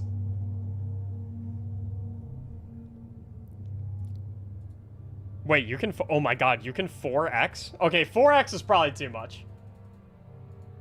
You get signatures, so many people take notice and be like, oh man, like, really upset, like, we need to undo that decision. Unfortunately, that doesn't happen. Online petitions, I think people help it to express themselves and, believe that it might do something, but the reality of something is like you're not going to convince a company to keep spending tens or dozens or hundreds of millions of dollars on something where you have to make up your mind. Alright, yeah, okay, yeah, 4x is... 4x is... It's a little extreme. It's a little fucking extreme, okay? It's a little extreme. I'll do 1.5. I'll do 1.5. Well, happy medium. I'll 1.5. I'm gonna fall asleep. I'm warning you guys because it's slow as fuck. The idea here is that, we both want Destiny 2 to be saved. Some people want Destiny 3. The idea is that if it gets enough signatures, Sony/Bungie will take notice and be like, oh man, like they're really upset. Like we need to undo that. Like if you think this is too fast, you are actually fucking, you're messing with me. If this is too fast for you, this shit, like there's no way. If you say 1.5x is too fast, you're fucking with me. You have to be. You have to be messing with me. That decision. Unfortunately, that is not going to happen. Online petitions, I think they give people an outlet to express themselves and, believe that it might do something. But I agree. The reality of something like this is like you're not going to convince a company to keep spending tens or dozens or hundreds of millions of dollars on something where they've already kind of made up their mind. At least not, you're not going to like have them flip a switch because they looked at the petition. That said, I promoted the petition. I think it's a really cool thing to participate in. I am very curious to see how high it can go and how, vocal players can be about, supporting the game, not wanting it to end, things like that. It's just the reality is like it's not going to move the needle. The same is for the next thing, which I also think is a really cool idea that I will be participating in. And the idea there is that... If he says that the number of people logging in on June 9th is not going to move the needle, I'm saying right ahead, I kind of disagree with that. I disagree with that shit. If he said like that, I think that shit does actually have the chance to be an influence. Similar. It's get as many people to log into Destiny 3. Sorry, Destiny 3. Yeah, we'd love that, wouldn't we? Into Destiny 2 for the June 9th update. And, surge the player count as high as humanly possible. And that, again, is supposed to send a message. I think there are some unrealistic expectations in terms of like some people are like, we're gonna set an all-time record for the game and concurrence, and people are saying like let's get like 500,000. And again, I want to see how high it can go. I absolutely don't think it's possible to get that many people. I don't even know if that many people still have the game installed on Steam to get up that high. But again, I think it's a very cool thing to do. It's just it's in the same category as not moving the needle with Sony in terms of getting them to immediately reverse this decision, which was made a while ago and is kind of dictating the path of both Bungie and Sony's live service ideas for the foreseeable future. I think it was kind of obvious that a lot of people would be very upset about Destiny ending, and I think that was kind of built into this. you know, I still think it sucks. Obviously, I get why everyone is upset about it. I certainly am. I just don't want people to head into these things and be super disappointed that they don't work. But I think it's cool to express how much we love the game to Bungie. You can say screw Bungie, but I'm talking about like the people building the game, the devs that are like. I wouldn't put everyone logging into the, like, having gigantic login numbers on June 9th. I wouldn't put that into the same category as the petition. Like, I do think everyone logging in, it's still a long shot, but I do think it carries more magnitude. In my opinion. Hard on it, that are not making shitty leadership decisions, and that may get laid off very soon. So I think it at least means something to participate in these things, which is why I'm still promoting them and thinking we should do them. I did make a joke about how we should all log in to the game on June 9th and buy all the stuff in Eververse we can to vote with our wallets, but I mean, I'm kidding. Don't do that unless you really want to. But that again, you know, granted, if people spent $100 million on that day, that might do something, but yeah, don't do that for real. I'm not actually recommending that. I'm not spending a dime on Eververse. Kind of fan-driven things. There are other ideas about Bungie or the IP of Destiny potentially being sold. Again, I was kind of joking about it being sold to Microsoft, which would come full. I'm actually like, I get the angle of like, oh, if they make a fuckload of money off Destiny Eververse, then they might do it again. I'm actually kind of in the anti-Eververse camp right now, where like my mindset is like, Sony and anything under the Sony umbrella doesn't get a dime from me until Destiny 3 or otherwise is announced. Circle. I don't really remotely think that's going to happen, but I don't know. Microsoft buys a lot of crazy shit now, so who knows? Sony, as we know, overpaid for Bungie. They bought it for $3.6 billion. If they did sell it, it would likely be at a significant loss. Not that they're doing so great now with the revenue it's bringing in and how they keep devaluing it as an asset. Yet that asset is still worth like $2.9 billion according to their impairment losses. So who knows? Selling the IP, I don't know if that would be worth it for Sony. I don't believe that we are in a fixed position where the Destiny IP is just dead and useless, and Sony wants to make, I don't know how much you sell IPs for, but not very much selling it, as opposed to it being something it could potentially do in the future. So I don't think the IP will be sold. I'm not even sure it should be sold, because I mean, you know, who would make a new Destiny game? What would that kind of be like outside of Bungie? And like, granted, Bungie has become a much different company than it was when Destiny 1, Destiny 2 was first made, but I think that would kind of be worse than just keeping it around, and I'm not sure anyone else is really going to be down to spend $300, $400, $500 million on a new Destiny offhand at the moment. So I don't think that's going to happen. There's an idea that fans could crowdfund buying Destiny, the Destiny IP. You're not going to do that. Sorry, no. It's just not something that's going to happen. That's not happening. Okay, so moving into the not like, you know, what are the wilder case scenarios of Destiny 2 living on, or Destiny 3 and stuff. These are kind of my takes on what could happen in the future. Should have this disclaimer at the beginning. None of this is based on my sources or inside information. All of this is kind of my takes, my speculation here. So do not take anything I'm saying here and write a bunch of articles about it. I guess I will be pretty clear when I am saying something along those lines, but again, I think a lot of things are just sort of in flux over there, and I'm not sure how many definite plans there are at the moment. So where we're heading is Bungie layoffs. That is from internal reports, and that is happening. We don't know exactly when. I don't think it's like this week. I think it's going to be a little bit of time to sort out exactly how that's going to work. You know, the idea is, you know, through all this, through enough layoffs, through, you know, Marathon underperforming, through Destiny being dead, through no greenlit projects, is Bungie going to shut down? Is Sony going to shut down Bungie? My view is no. I don't think they will. I think it would be one of the most embarrassing things in the history of gaming to way overpay. That would be insanely fucking embarrassing. That would be like Deshaun Watson, Cleveland Browns trade levels of embarrassing. To purchase Bungie for $3.6 billion, and then in a 4-year span, you shut down the over decade-long IP, and then shut down the rest of the entire company. That would be fucking crazy. For Bungie. That would unironically be the Deshaun Watson trade of gaming. And then mismanage it to the point where you lose that $3.6 billion as an asset entirely, and you have also shut down one of the most famous FPS studios in history, namely one that you know, Butterfly Effect acquired via them being spun out from Microsoft, your biggest rival. That said, I think Bungie is going to be much smaller from here, as in there's going to be a lot of layoffs. We know it's like 400-ish people, and maybe more after this recent thing shifting over, are working on Marathon. I would not be surprised if the studio ended up cut in half. Again, just speculation, and that is brutal. I mean, this is a company that had well over 1,000 employees just a few years ago, and going down to 400 or 500 or whatever would be wildly, insane, but that's kind of where events have led us. I think that Bungie will exist even if it is sort of in name only. Again, I just don't think Sony wants to be labeled as like, we killed Bungie. This does not strike me as like a Blue Point Studios or Firewalk Studios that were shut down. Bungie has the name, and even if they... What was Blue Point Studios? I remember when Sony shut them down, like there was like a lot of outrage. What did they make?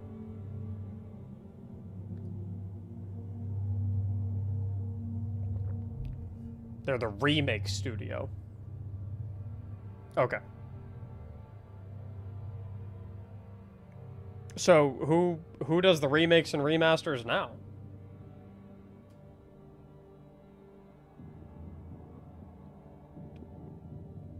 No one? Cool. That sounds helpful. Have struggled recently. They're still making good games. Again, I've said it a zillion times, I think Marathon is a good game for its genre, and Destiny was still a very good game up until it lost essentially all of its resources and made a bunch of crappy decisions in the wake of Final Shape.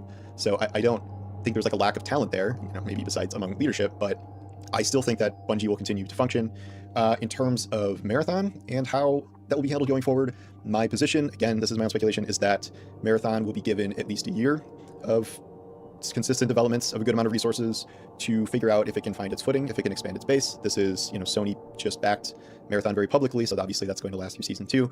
I think it would get at least a year, maybe through the discussed Season 5, where they're going to, it's sort of nebulous, combine elements to make a new, interesting sci-fi world. And, to me, that speaks of if they test out PvP, if they test out PvE, and the extraction changes, maybe they just all combine to be sort of a different kind of game.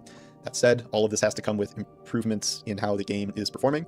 We've not seen any upward signs really at all over the course of this season. It's just been down, down, down, and then it has kind of finally plateaued at around 10, 11,000 concurrents. And again, that is 2/3 of the population of Marathon, based on its heavy PC skew. We need to see what happens with Season 2, how it'll raise the numbers, how much it raises the numbers, how much retention is, how the new modes like PvE are received. And then from there, they gave this sort of mini roadmap of the things they have planned. And this isn't a Concord, this isn't a High Guard. They're going to give it at least some amount of time to figure things out. But I do think there is probably an end cap on that where, they're not going to do it forever. And they're not going to spend, 400 devs making a game with this kind of player count indefinitely. So it does need to find some level of improvement if eventually... I just I don't see a world where Marathon substantially increases its core player base. Yeah, I don't know what they could do. The game is just it's kind of worrying when it's such a double-edged sword that the core community for that game all thinks it's a very fun and good game. Yet Paul looks like he's fucking sneezing right now. It's such a double-edged sword when, everyone who plays the game is yeah, this game is really fucking fun and really fucking good. Yet you can't crack high numbers. Because that's kind of indicative of a lot of people just aren't interested in that game, and if the core community who plays the game already fucking loves it and thinks it's a very fun fucking game, then realistically, how much room is there really for improvement to try and entice people who aren't playing to come on board? It'd be one thing if Marathon was shit, right? It'd be one thing if the game sucked. Because then it's okay, well, the game's bad, there's significant room for improvement, and if we do improve it all that way, then, that could lead to a notable player increase. But it's that's not really the situation, right? The game is already seen as, a very quality and enjoyable game by the core community that plays it. And I would agree with that sentiment. I think for people who Marathon is designed for, it's an incredibly fucking fun game.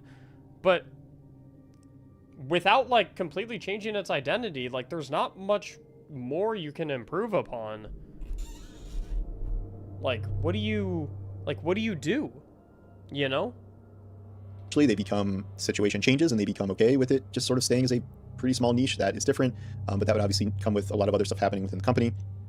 In terms of this idea of, well, maybe Destiny 2 will come back, maybe they'll restart development, I think Destiny 2 is over. I think this is it. I don't think there was a way for Destiny 2 to come back or be continually developed in any real capacity. I think we have to think about what was going to happen before this. Okay, so like let's say, development didn't end. We get the June 9th update, probably a little more because there should have been some sort of like new activity or something that has to do with Renegades for what was going to be Shadow and Order. Say that doubles the current player count, maybe triples. Those are still very poor historic numbers for Destiny, and obviously that is going to trail off in the coming months. The assumption was that Shattered Cycle would be out 3 months after that. I don't think that is something we could definitely say was going to happen because Bungie's schedules are just all over the place. And then if it did launch, we would have to see how interest has waned or how it can resurge after a literal, it would be a 6-month break. It's a 6-month break just to the June update, and then it would be 9 months between, smaller expansions, and if they got pushed even more, it's not even sure quality matters, because I think most people would agree Renegades is better than Edge of Fate, and that still dropped by 30% or so in terms of players, so it's kind of a tall order to see some sort of oh, the game is just about to turn around with Shattered Cycle. I don't think you can say that, so even if it did continue, I don't really know what the path forward would have been to super... I don't know, man, I think he's underestimating how gigantic, of a stepping stone this June update is.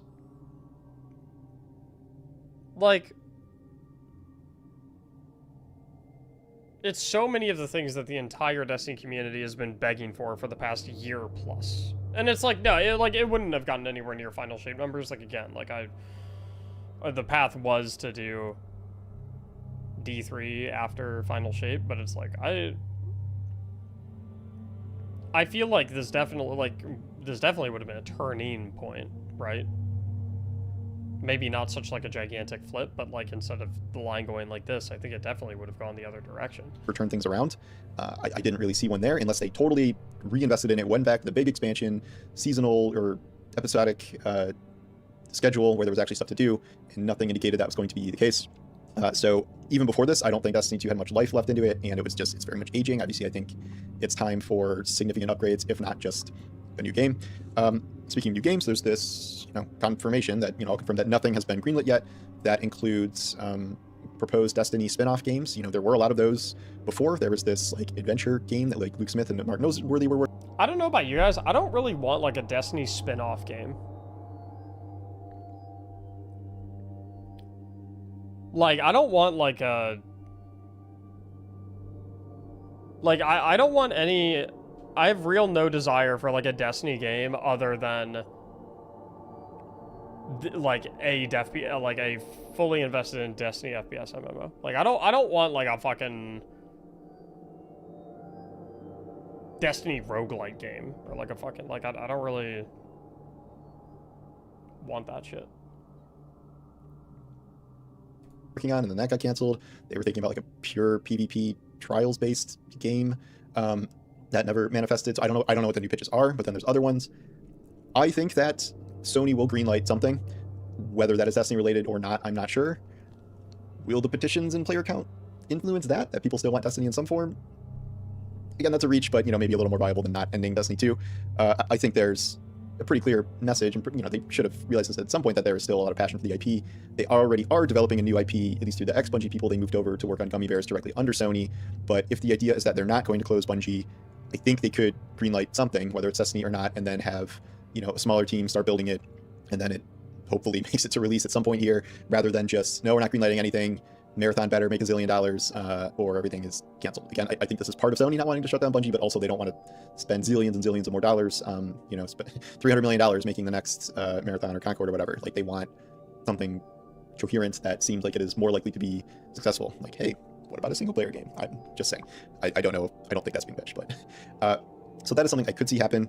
Destiny 3. I do not think Destiny 3 is going to be greenlit anytime remotely soon.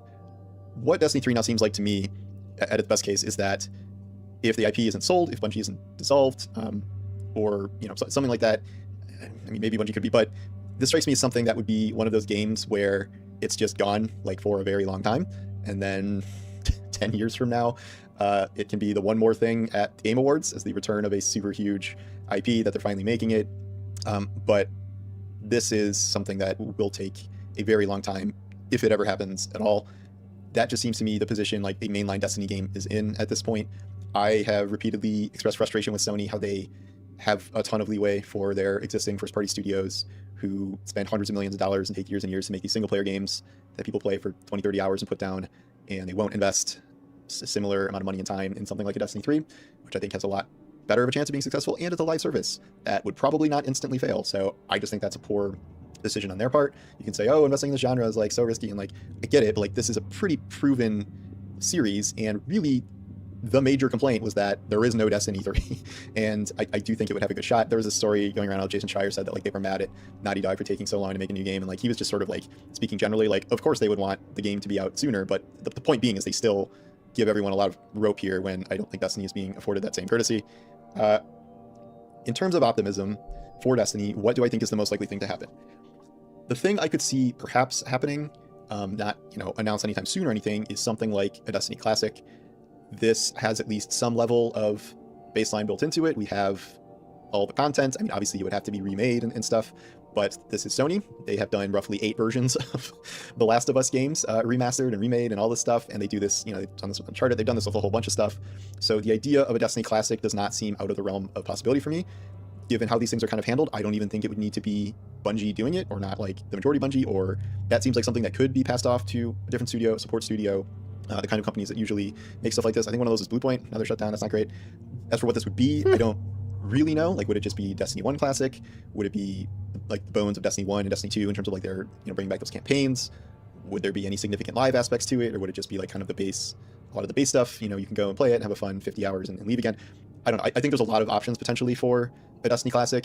It strikes me something that could be separated. Like, if you want to get it out, maybe you don't have PvP and don't balance for PvP. Oh, maybe you just make a Destiny PvP game. I don't know. That could be one of the pitches. I'm not saying it is, but in terms of a Destiny Classic, I think there are a lot of options there. That does seem like something that could potentially be viable if that came out in a couple of years. And Destiny 3 does get greenlit someday. That could be some sort of stopgap between Destiny 2 dying and then Destiny Classic, and then Destiny 3 further out, so the IP isn't just totally washed and dead, and it's still going to be on people's minds to some degree. Again, this is me being optimistic. I'm not exactly Mr. Optimist, but that's about as optimistic as I can be at this point. The short term is going to be very, very bad. Nothing is going to restart Destiny 2. Nothing is going to get Destiny 3 greenlit anytime remotely soon. I don't think there is any avoiding significant layoffs for Bungie, but I don't think we're looking at the closure of Bungie overall. I don't think we're looking at the Destiny IP being dead forever. I don't think Bungie's never going to get another project greenlit, et cetera, et cetera. I don't think we're at that point yet, even as bad as things are. So, yeah, good news, bad news, I guess. What would Destiny Classic mean? It'd just be like remastered D1. It's like D1 that you can play on PC, 60 FPS. Probably add like mantling and stuff like that to it. Like a light visual overhaul to like it'd just be mostly like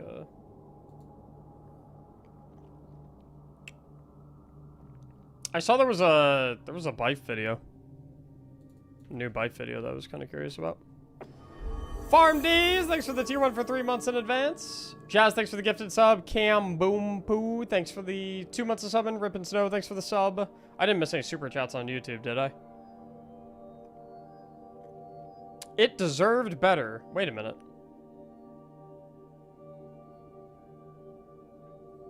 That sounds like a video I made. Your channel is kind of cooked. Should have done variety. All I'll say. That's fine. I'd rather be a has-been than a never was.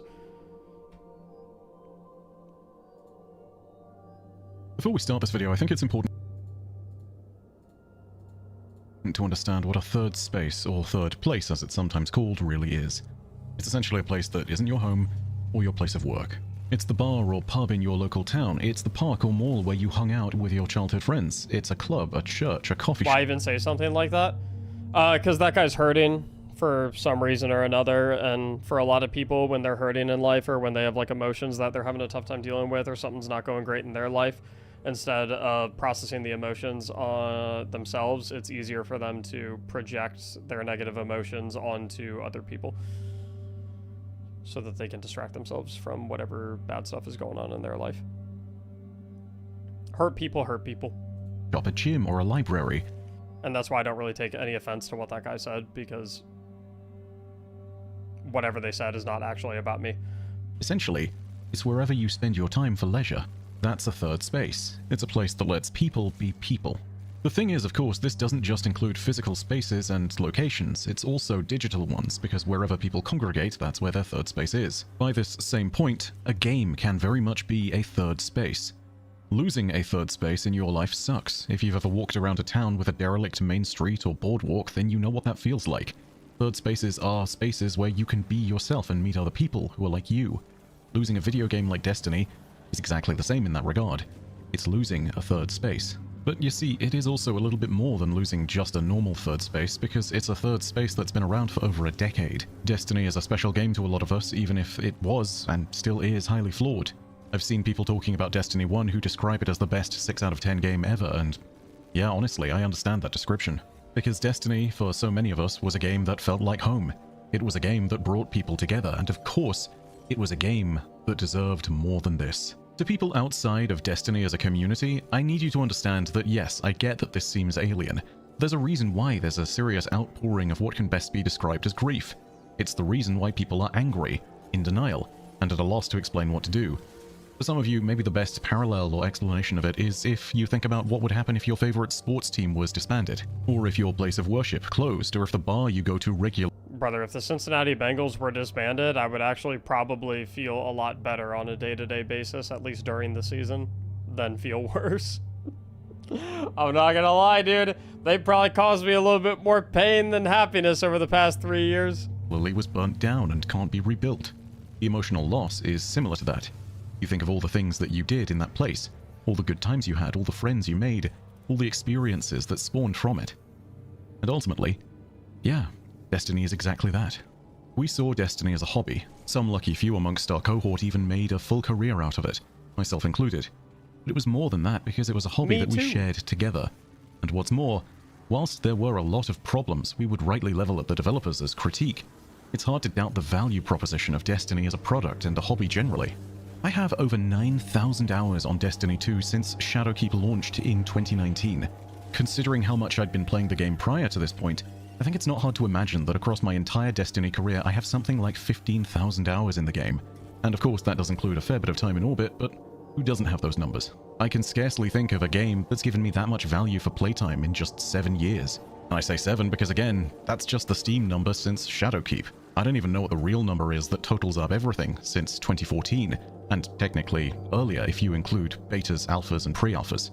The best part about it from my perspective though was that I got to be a part of a universe. You know what's funny is I still have the Destiny 2 beta installed on my Xbox. Where I felt like I belonged. This place, it felt like home.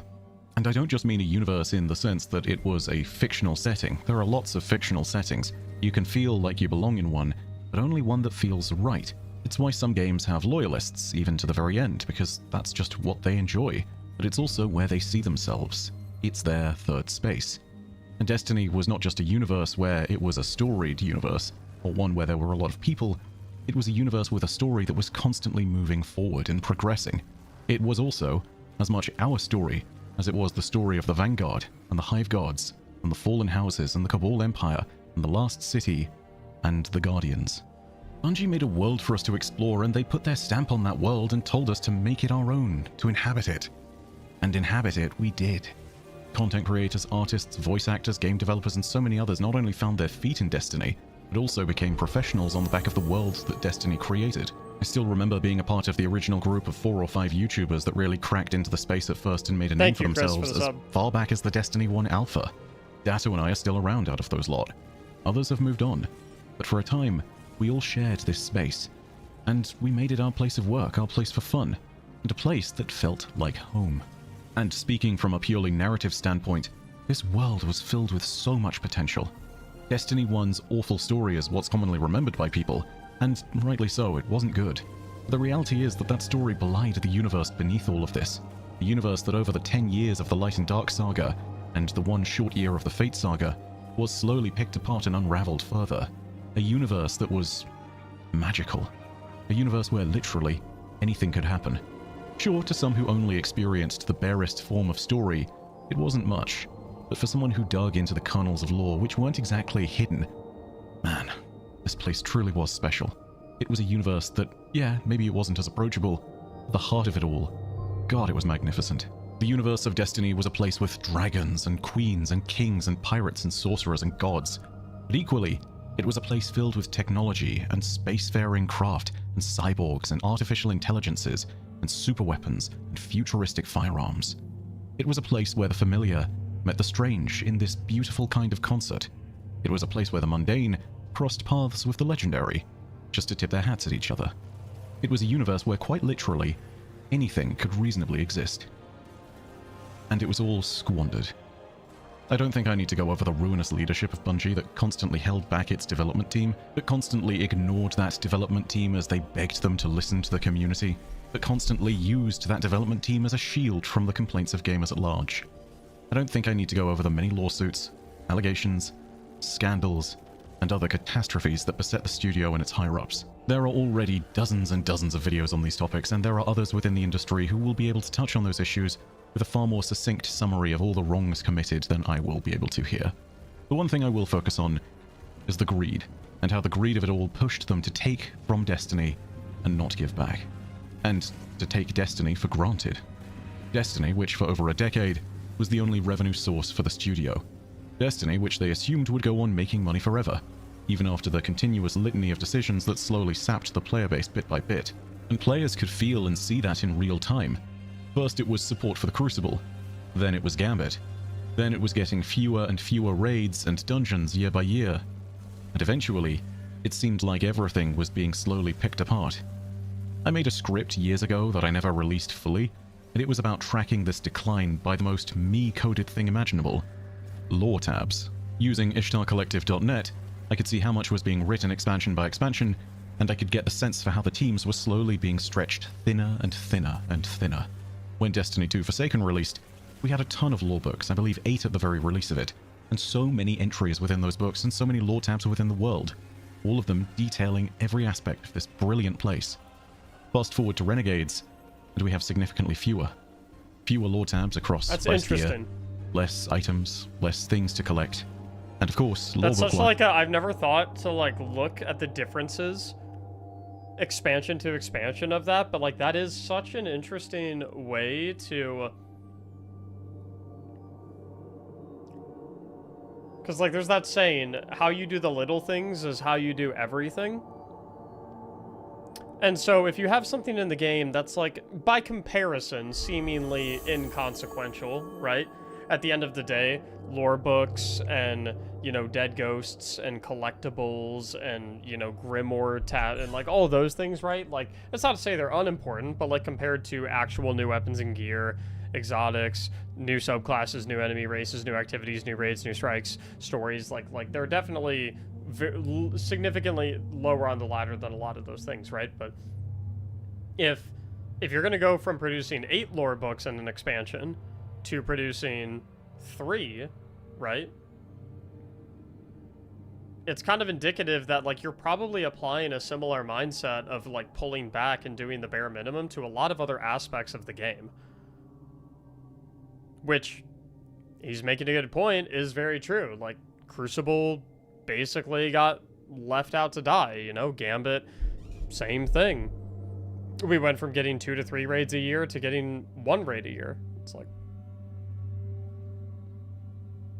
it's not... I've never thought about paying attention to that. It's a good point. Because we have just one. To make it really clear, Chugganuts, thanks for the brand new Prime sub. I don't view Bife scripts are always so well written and spoken. I know, dude. Whenever I watch a Bife video, I feel like a fucking moron. Because I'm like, oh, okay, like I put my heart and soul into making my scripts for my videos. I try to do a pretty good job. Like I think I do a decent job of making videos, and then I watch a Bife video and I'm like, holy shit, I feel like I'm like a fucking second grader standing next to him in terms of intelligence. Because my scripts sound like they were written by a donkey. this as the fault of the narrative team. What team is hired to do a job, such as narrative and building out a world like this, that doesn't want to write these things? No, I think their hands on all of these things were tied. And quite frankly, they were tied because there weren't as many people assigned to work on Destiny as there were back in the day.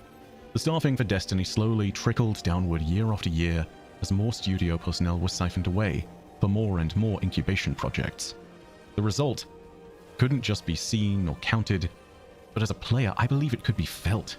There were moments where the Herculean efforts of the studio shone through, and moments where it seems like they weren't at their best. Now, all these years later, I wonder if that isn't partly because sometimes they were essentially fighting with one hand behind their back. Inevitably, the topic of Marathon is going to come up, and I should say that I don't think I fully blame Marathon for Bungie's decline, and for the death of Destiny. At the end of the day, spinning up a new game and getting a second revenue source was always going to be an eventual path forward for Bungie. What I don't think was a good idea was spinning up 5 incubation projects, including Marathon. That's actually so fucking troll. 5?! 5?! Like, do 1, maybe 2. 5?! I've never really, like, thought that much about that. Like, why are we doing fucking 5? That's insane! You have ran for your entire existence as a studio 1 game at a time. 1 game at a time. For your entire existence as a studio. You've developed you've successfully developed 1 game at a time. Right? I don't know whether or not they've attempted something like this in the past as well, but you've successfully developed 1 game at a time. And when it's the time that you want to be like, hey, we need to have 2 active games going at the same time, you decide you're gonna fucking rip 5 of them?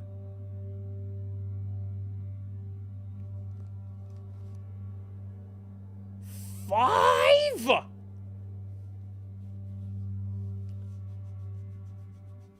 That's like me being a waiter. And usually when I take the drinks to the table, I only take 2 drinks, you know? I carry 1 in each hand, right? And I'm like, you know what? I can be a little bit more efficient about this, right? It's not realistic for me to, like, for my entire career as a waiter, to only carry 2 drinks to the table. Because then sometimes I'm gonna have to do multiple trips. Sometimes someone's gonna have to help me, right? Or this isn't super accurate. 2 trays of drinks, right? I'm not doing 2 drinks, but, like, I've got 2 trays of drinks, right? And I'm like, you know, maybe sometimes there's a situation where I need to carry more than 2 trays of drinks, right? I should practice carrying more than 2 trays of drinks, right? And so I pick up 6 trays! 6 trays of drinks! Woohoo! I'm triple stacking both hands! Oh no! Spill it all over, glass broken, everyone's pissed, I ruined someone's brand new jacket, I got it all over their phone, it's short-circuiting, and now the restaurant's gonna close down! All because I had to go from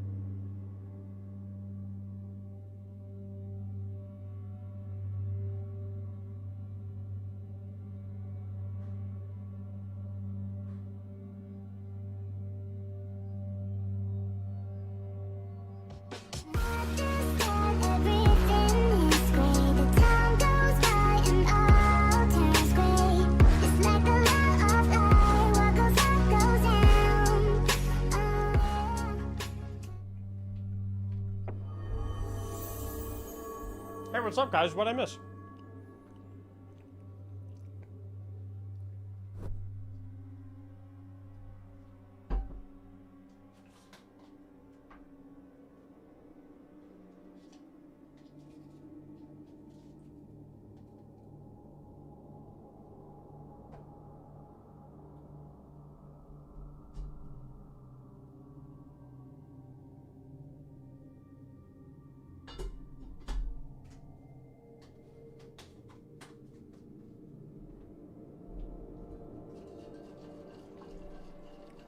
Sponge, thanks for the 6 gifted subs, dude.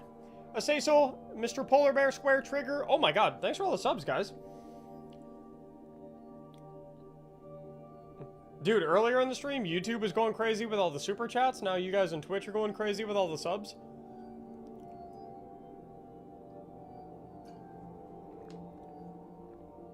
Motherfucking duel in here.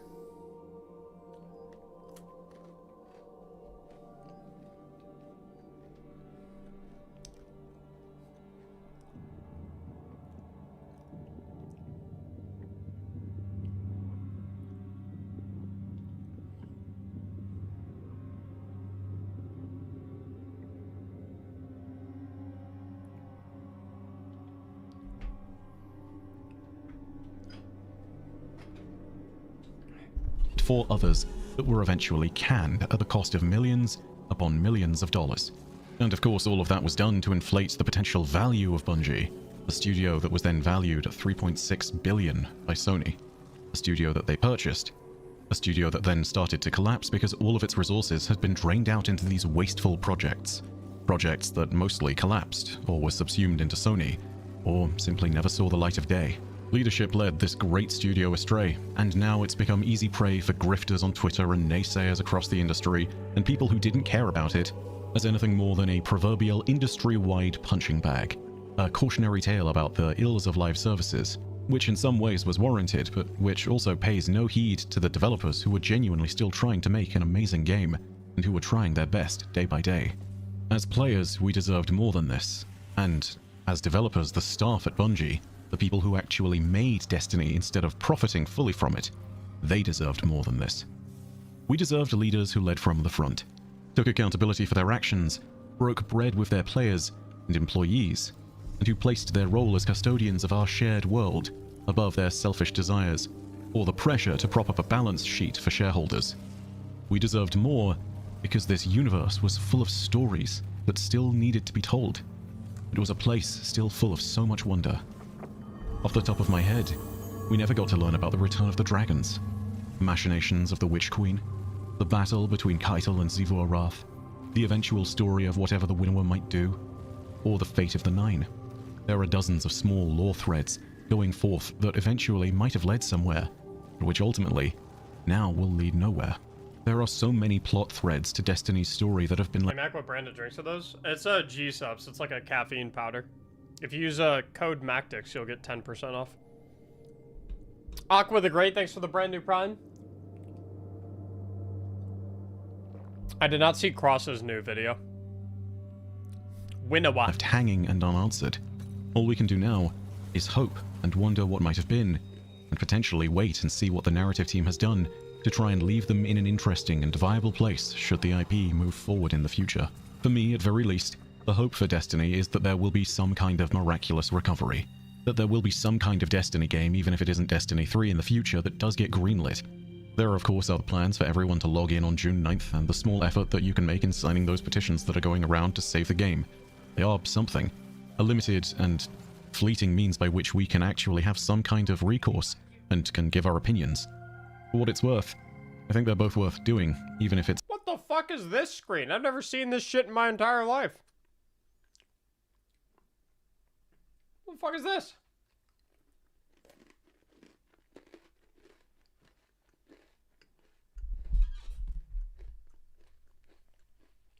Buffs for the free roaming of Pale Heart? Yeah, I never paid a single lick of attention to any of this shit.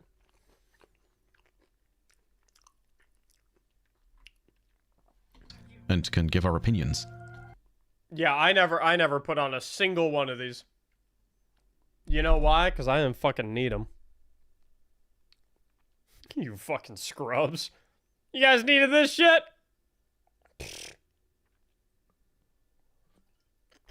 For what it's worth, I think they're both worth doing, even if it's unlikely that they make a difference. I do fear that in all likelihood that is all we can do. We can only rage against the dying of the light. My ultimate fear then, and the future that you and I will probably be sharing with this, is that we'll need to either find a new third space, or build one for us as a larger, wider community. I already took the first steps towards that on Patreon if you're interested, by the way. You can register for free too if you're so inclined. No need to spend money if you're low on funds. For now though, this is the start of the end.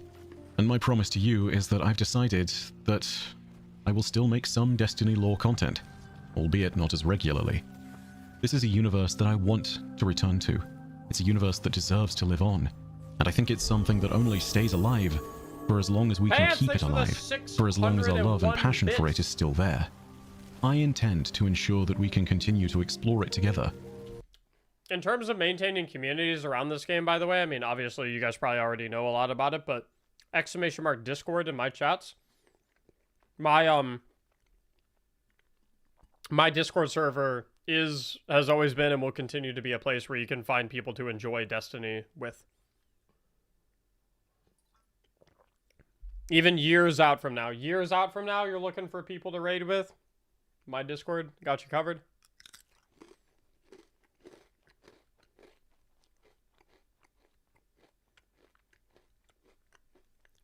Whatever you think of Marathon, if they close down tomorrow, only the I don't wish.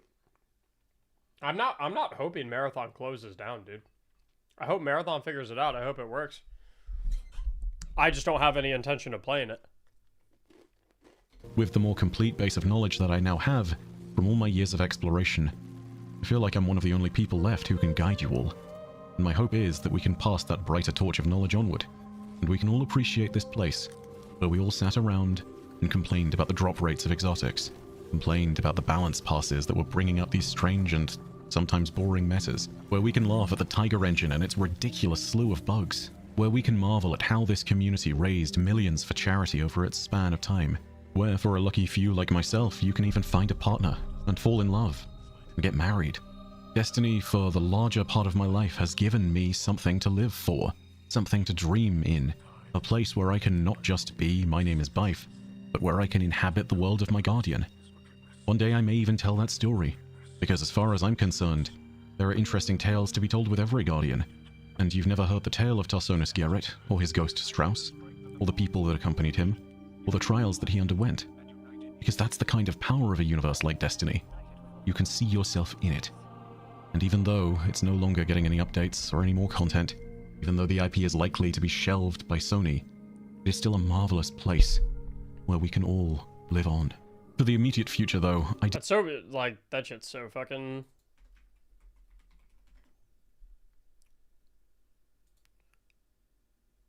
It's all coming... Dude, Azzacross's video titles are always so funny to me. It's always, like, the most vague stuff.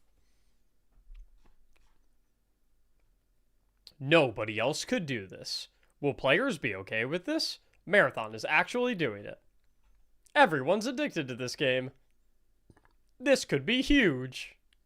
It's all coming out. It's like, I think it's so funny. All of his video titles, they're always just like the most vague thing ever. I mean, shit, I guess it kind of works. It's good to see everybody. No, I did not go to Bungie, but I have been seeing the news. I've been seeing things getting thrown left and right. It seems like while I've been away, it has been a hell of a weekend, and I am seeing a community rally right now. All I can say is that these next 30 days, it's going to be interesting. It's going to be interesting. We are not going to lay down. I'll be damned if we walk away and we let this IP get motherfucking iced for the next 10, 15 years. After the next 3 to 4 weeks, it ain't gonna be good, boys. It ain't gonna be good. I'm not gonna lie. We're probably gonna make some enemies. Some partnerships may fall apart, which is unfortunate, but we gotta stand on it. We gotta fucking stand on it. I did. I've seen the signatures. There's so much. And I don't think Sony realizes. And the higher... I think it's so funny that his PC background is the fucking McDonald's. the Destiny streamer McDonald's. Realize how catastrophic, how expensive this mistake will actually be. See, in their minds, they truly believe that Destiny players are going to go, oh, all right, well, yeah, we'll go play Marathon. And this is not about... I don't even want to look at it right now. I don't even want to see it. Marathon. This is not about Destiny versus Marathon. This is actually about Destiny versus every IP Bungie has under their portfolio, and by extension, what Sony values at $3 billion. The problem is this: if you sync Destiny, people are not going to play anything else from Bungie. You realize if you try to do, any other reboot game, relaunch of any sort in the future that's Bungie related, you realize how tainted that will be? Sony's thought process on this is, well, we're going to take games that Bungie was working on and put them under our wheelhouse. For instance, Team LFG, they did it with Gummy Bears. They took Gummy Bears away from Bungie. They put it under Team LFG, under Sony. But that is still attached to Bungie. And so what I'm really trying to say is that $3 billion valuation, if you decide to completely ice the Destiny IP and do nothing with it, your community here, and by extension, the wider gaming community, will not trust anything you make going forward. I'm just telling you, that's the way I'm seeing it. They are not going to trust anything Sony/Bungie related. Again, this is common sense. This is common gamer knowledge. Or I'd say common gamer knowledge, at least the people that actively play these kind of games. But there are higher ups that are delusional to this. They don't understand this. If they understood it, they wouldn't have ever invested $300-400 million into Concord. People are not exactly making the best of calls. But if you think Concord was a disaster, sink Destiny, and watch what happens. Dude, how as a human being do you get into a position where you have the decision-making power to decide how to spend $400 million with a brain that says, let's make Concord? Like, how do you get to a point in life where you even have control over 400 million? If you're the type of person who's like, yeah, Concord, that's it. That's the future. Is that a threat? Brother, I'm just speaking. I've been gone all weekend. I've been out at West Palm getting lit up on the water. And every time I open my phone, I'm met with petition, everybody, fucking everyone. Even people that don't even play Destiny have rallied behind this. It's not a threat. It's happening, man. It is happening. And look, here's the thing. It ain't even fully peaked yet. You know, whenever we get in there and everybody plays the final updates and that really starts to sink in, when it really starts to sink in that it's over, that it's He's making a good point, dude. It actually hasn't peaked yet. Whatever they add to like narratively tie a bow on some of like the characters in Destiny, like they said that they were going to do, once we start like getting emotional over those and experiencing those, this entire situation is just going to spike all over again. And it's like everyone's going to go through the same exact shit. Fucking denial, anger, bargaining. Like, when you see everyone announcing on Twitter that they have been officially laid off, this will be the result. I didn't even think about that either. When the layoffs happen too, like there are going to be so many instances, like it's happening right now because it was announced, right? It's going to happen again on June 2nd when the marathon update hits, especially if the update doesn't bring in a lot of players. It's going to happen again on June 9th when we play the final Destiny update, and it sets in for a lot of people that this is it. This is their final journey with new Destiny content. It's going to happen again when layoffs happen after the final Destiny update hit. Like the uproars are not going to stop.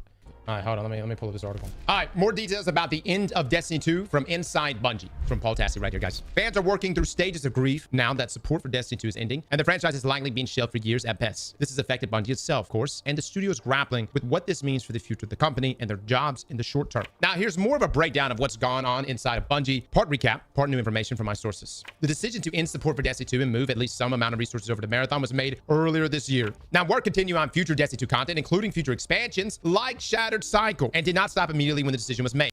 That's fucking crazy to me.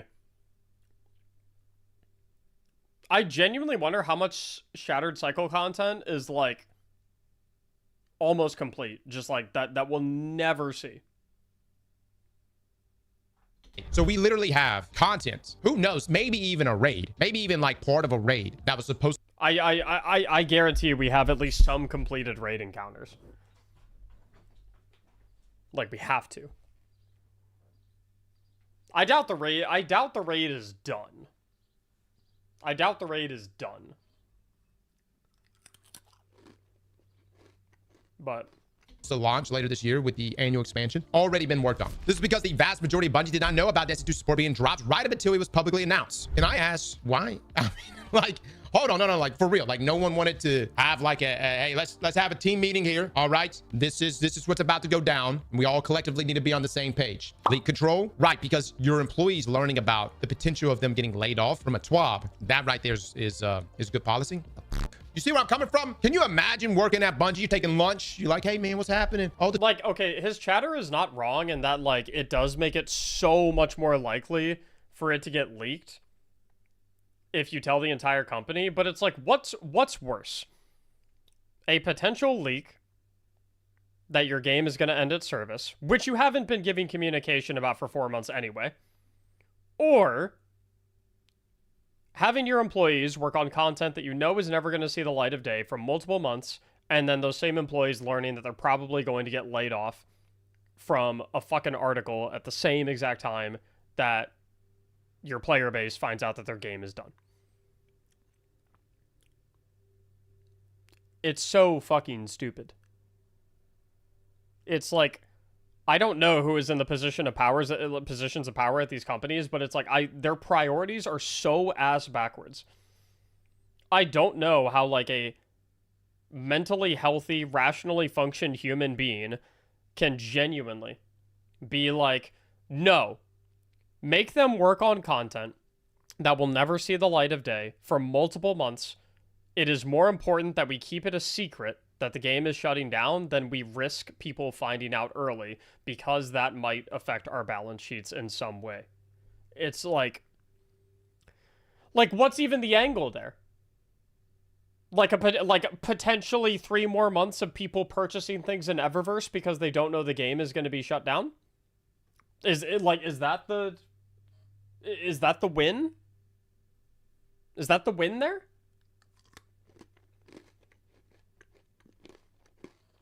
The fuck are we doing? 12 just drop. Oh, let me. Whoa! We're shutting down? Hey! Can you imagine trying to go back to work after that? Drop. For real!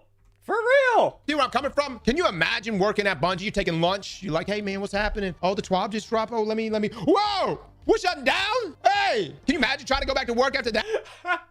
Like, I laugh. Not because it's funny, but I laugh because it's like, a situation like that is so fucking unbelievably stupid that the only way I could conceive something like that happening is if they wrote it in like a fucking skit. The only way I can think about that is if it's like I saw it on fucking Saturday Night Live. That's how fucking stupid, but it's real. That is a real thing that probably happened to some people. They're inside the fucking office building mid-lunch eating their sandwich, and one of their coworkers is like, dude, yeah, all the Shattered Cycle content we're working on right now, yeah, they just posted an article. We're not doing Shattered Cycle. Like,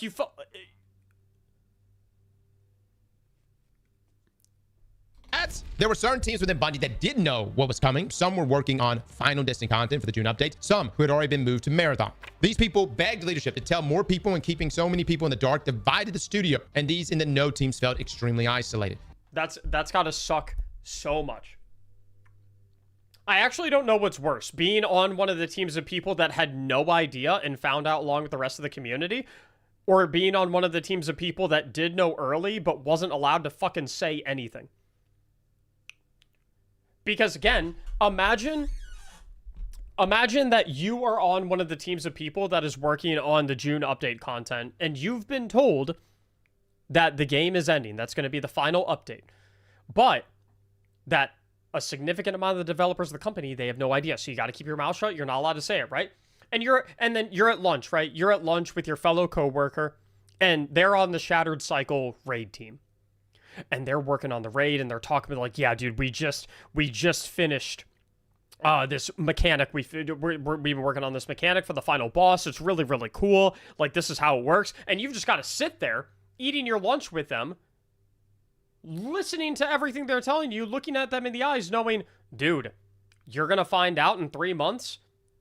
You don't know it yet, but none of what you're working on right now is going to see the light of day, and you're going to keep working on it for the next 3 months completely in the dark. And I am not allowed to say anything to you, because then I will get fired and then sued if I say anything to you. And I have to sit here and pretend like I don't, like, oh my God, that would be so depressing. I would have called out sick for a whole week if I knew. I would have used every second of PTO I have.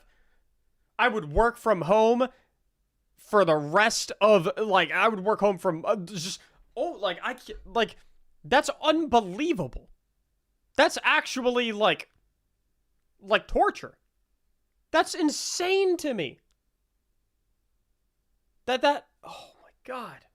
I know someone, I swear to God, if someone comes in and is like, oh, well, this is actually pretty common in video game development companies. This is pretty common in corporations. One, that doesn't make it better. That doesn't make it any better in any capacity. It's clear you've never worked for a corporation before. Here's one of them right now. I got news for you, buddy. I got a motherfucking computer science software development degree. And I worked at a Fortune 500 software development company for half a decade doing professional software development work, and nothing like this in any capacity, any way, shape, or form ever happened at my company. You come in here, it's clear you've never worked at a corporation before. No, it's clear you've never worked at one before. If you think that this is something that's cool and chill and all good and all peaches and cream. I mean, yeah. Can you imagine being the one team that knew? That guy thought he had me with that. Dude, I'm telling you, he pulled up into chat, he cracked the knuckles, he was like, oh man, full-time content creator that's made Destiny videos for the past 5 years.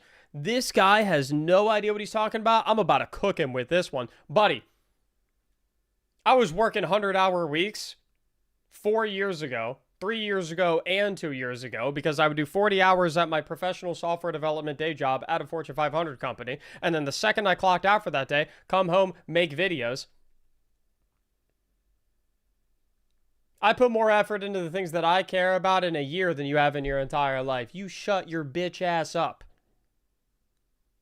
You're probably one of the, honestly, you're probably one of the people who tells their employees, hey, you're not allowed to tell your coworkers they're going to get laid off in 3 months and that none of their work is going to see the light of day. You're probably one of the motherfuckers who think this shit's cool and fucking moral. That's probably you. Crazy to be defending this type of thing. Crazy to take that side. Holy smokes, keep spitting yo shit. I mean, dude, listen, you say stupid ass shit, I'm gonna call you on it. And you're sitting there having lunch every day with these people. Let's see how he moves the goalpost, by the way. And they're like, the guy across from you is talking. It's a very common thing. They fire people and it's BS. Said it once, I'll say it twice. Just because it happens a lot doesn't mean it's okay. About how excited he is about maybe that raid or that dungeon content he's working on. And they're like, the guy across from you is talking about how excited he is about maybe that raid or that dungeon content he's working on. And he's like, dude, Shatter Cycle's gonna pop. I'm telling you, dude, we're on the same wavelength. We're on the exact same page, bro. We're on an identical page. It's so, like, it's harrowing. It's actually crazy. I'm excited, brother. They can't say. I don't know, man. I would have wrote a note or something. Be like, some Shutter Island shit. Dude, I would have Wolf of Wall Streeted. When he's having sushi with Donnie and he's wearing the wire. And he writes on the yellow piece of paper, don't incriminate. At lunch, I would have been like,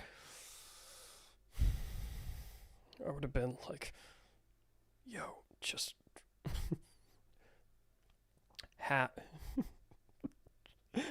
don't even, just collect the checks for 3 months. Don't even come into work. It's not gonna matter. Slip it under. Just move it across the table. That's terrible though, guys. The exact scope and timing of layoffs remain mostly unknown. They are significant, but not immediately imminent. At a town hall after the announcement, multiple questions were asked about layoffs, but were dodged by leadership. I gotta ask, who the fuck is leadership? Who? So we are looking at 400 plus layoffs. The whole narrative team was just told to pack it up. Wait, are you fucking serious? Like that broke literally just right now?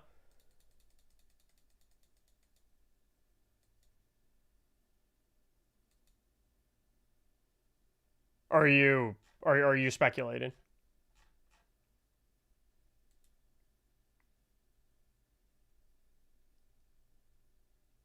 It's from an internal source? Where? Where's like the where's the reporting on it? Like where's the where's the article? Where's the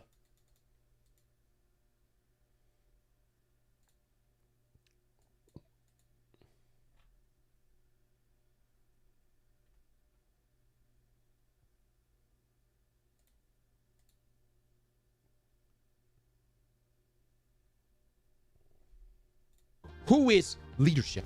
As previously reported, there are no other projects greenlit at Bungie right now, including a number of pitches that use the Destiny IP without being a full sequel. Destiny 3 is neither in production nor greenlit. Sony has been wary of committing to such an expensive undertaking in a market that is in flux and more challenging than ever. There's a reason you do not see many sprawling MMOs like Destiny make it to release these days. Right now, Sony is too risk-averse for something like that. Now, Sony is supporting Marathon with more resources and will now be at least some number of ex-Destiny workers, in addition to the ones that have already moved over. The game will get some time to try to find its legs, and there's no mandate to try to turn it into the new Destiny. New PvP modes are meant to expand the player base, and larger teams are meant to put out more content now. There's always a lot riding on Marathon, but that's even more true now as Bungie's only active game. Destiny 2 ending and no new projects even greenlit means all of Bungie's revenue is coming from that game. The fate of Bungie will come down to how much Sony wants to continue to invest in the studio, which does still value at close to $3 billion in its asset in terms of time or money, and how small they think it needs to be sustainable going forward. And the main questions now are, how many layoffs will there be? How big the team supporting Marathon will be going forward? How much time Marathon has to prove itself and what milestones it must hit? Will any other projects get greenlit at Bungie? What are they and what is their timeline? Those I don't have answers to yet, but we'll see what happens as the weeks and months press on. So that's kind of the lay of the land right now. Now there is a petition going on. I think it's got over 200-something thousand signatures. Obviously there's a lot of Destiny players and even the wider gaming community that would like to see a Destiny 3. And again, I think that those signatures and everything else is just going to continue to accumulate and even peak once we get into the June updates. I even had friends, man, that were hitting me up once they heard this news, and yeah, some of them are literally just going to be coming back just to play Destiny's final expansion, if you will, or in this case final updates. Here's the thing, man, I'm going to say this right now to the Marathon community. I'm sorry you're caught up in this. You who just wanted to play a cool FPS extraction shooter set in the sci-fi universe. I'm sorry. You know, when I picked up Marathon in February/March, you know, I had a good time playing Marathon. And I believe that, you know, playing Marathon in some indirect way would contribute to Destiny 3. With that being said, Marathon community, you guys have been seeing some of the comments out there. And the reality is this. You're kind of the target right now. But really the target is Bungie leadership and Sony. But you're going to be one of the targets by proxy, okay? I know a lot of people that are not going to be playing Marathon Season 2 or Season 3 or whatever. I know a lot of people right now that from since last week's announcement have essentially completely walked away from Marathon. I don't want to play Marathon. I'll play it maybe seasonally. I may jump in a few weeks. But I want Destiny. I want Destiny 3. I want this universe expanded. And Marathon, if I have to fucking bury you myself to send that message, I shall. I will do everything I can to destroy you, piss on your corpse, and light you on fire afterward.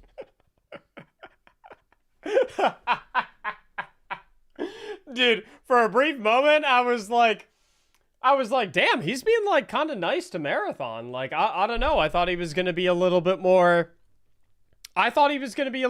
scorched earth towards Marathon. I thought he was gonna like give it a little bit more heat. I'm surprised he's, you know, like being sympathetic towards them. I'm surprised he's like letting them know that like it's not and then he's like, I will fucking bury it. I will bury it for a 1% chance at this.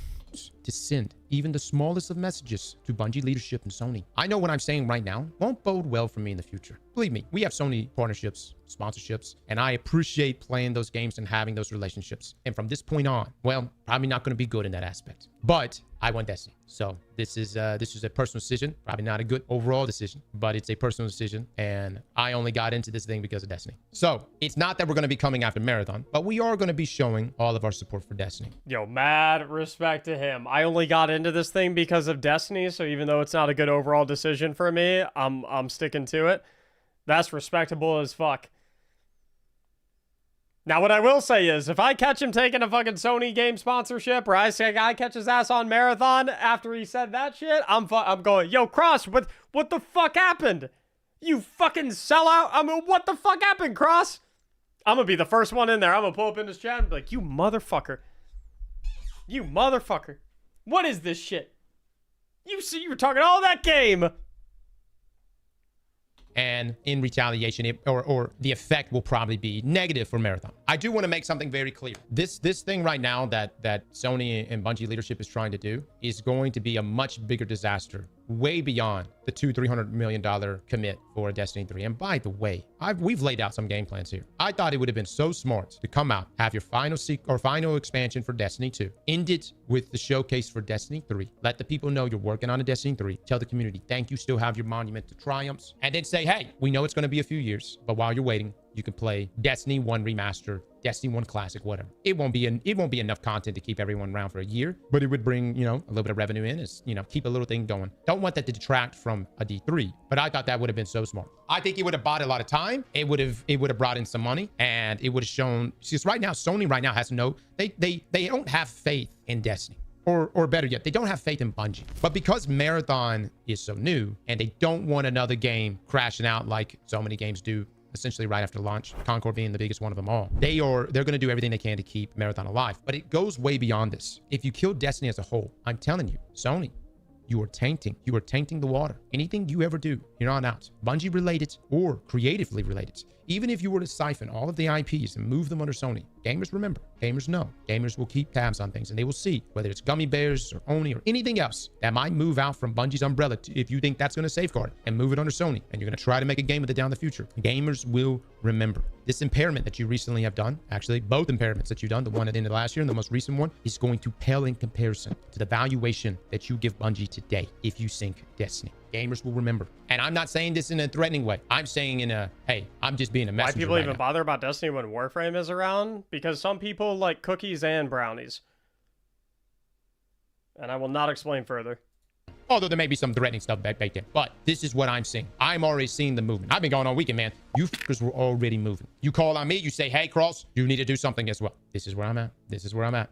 I signed the petition and bought my We Want Destiny 3 t-shirt copium. Yeah. And look, I just want to say this really, really to the Marathon community. I got nothing against you guys. I've enjoyed your game for a little bit. Really. I hope you guys have a good season 2. With that being said, we got to send a message. So nothing personal. Okay. Truly. Nothing personal. Bungie would have been gone without Sony. Look, I get it. Logistically, Bungie has not been ran well. Pete should have been out a long time ago. There's probably people in positions of leadership at Bungie that shouldn't be there. I get it, guys. I'm not disagreeing with any of that. I am not disagreeing with any of those things. Sony, axe leadership, but don't axe your most profitable, your golden goose, your best IP. That's just stupid. Now, let me be honest. Is this going to have any effect? Probably not at first. You know, Sony's not exactly receptive to this kind of stuff. Who is in the corporate world, right? They may become entrenched, but never know, man. You can be that thorn in the side, of which I plan on being. I will be that thorn in the side. Maybe a small thorn. We'll see. So you want me playing the new update this week? I won't be playing Marathon. And I just also want to say apologies to my team, to Benny and to Frost. Love you guys. I won't be playing Marathon. And believe me, the Marathon community is going to be, they're going to act so pissy about this shit. Listen, it's nothing personal. Lick my ass. But it's nothing personal. And no lie, before this all got announced, I had every intention of playing Marathon Season 2. I hope you know that. Benny and Frost were already... Me too, actually. Me too. I 100% would have played Marathon Season 2. I totally would have.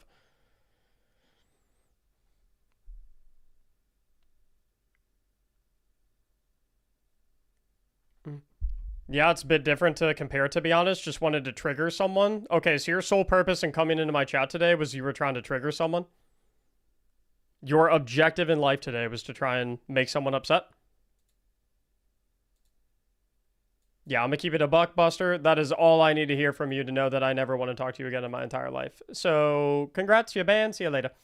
Talking about it, we were gonna hit it hard. We were gonna hit cryo. We were gonna do all the content, play with the new classes. It was gonna be a damn good time, and then we were gonna roll into the Destiny content afterwards. But no, I cannot in good conscience go play. Very sad person, not gonna lie. Who?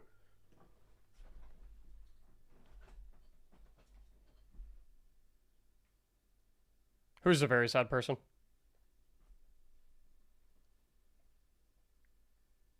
The guy that was banned?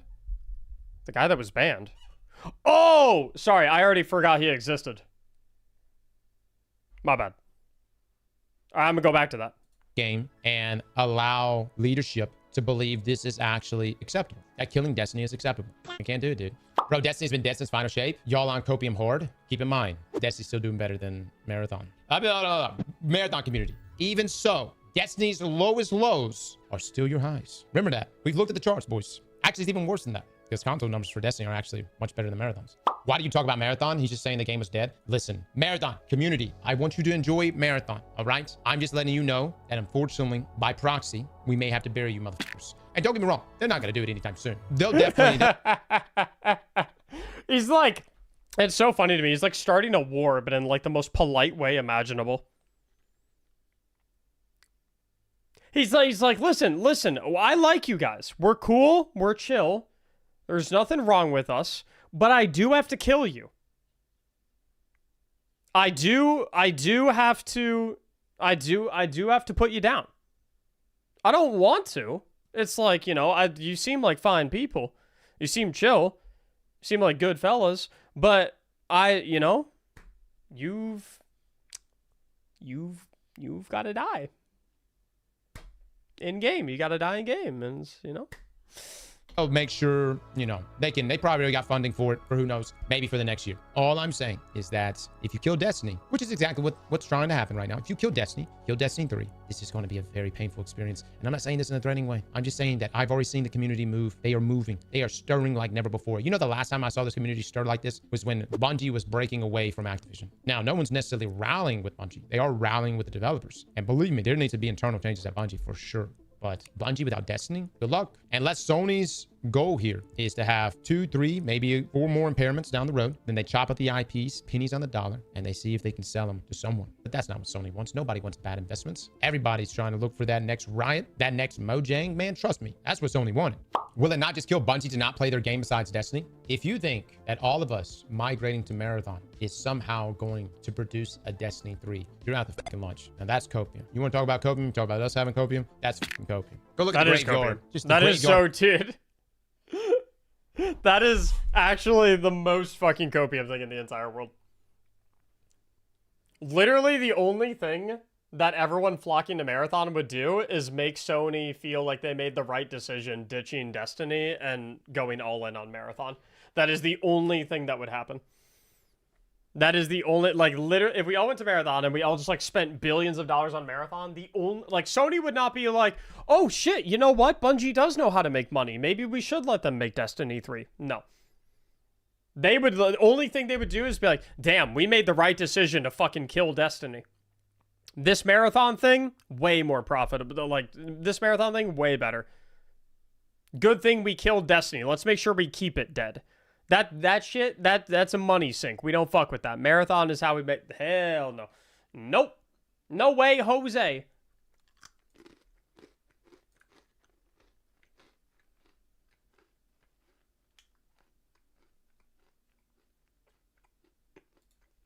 The IPs that Sony owns. We discussed them last week. But it's not about whether or not Bungie can make a D3 2-3 years from now if Marathon becomes successful. It's about the loss of the creative talent that made Destiny what it is will inevitably move on. Many of them will not be transitioning to Marathon. Many will, in fact, branch off, like Joe Blackburn and others that have broken off over the years, like Chris Proctor. And as you continue to bleed out that talent that made Destiny what it was, then you will never be able to make the D3 that needs to be made. It'll be called D3, but it won't be D3.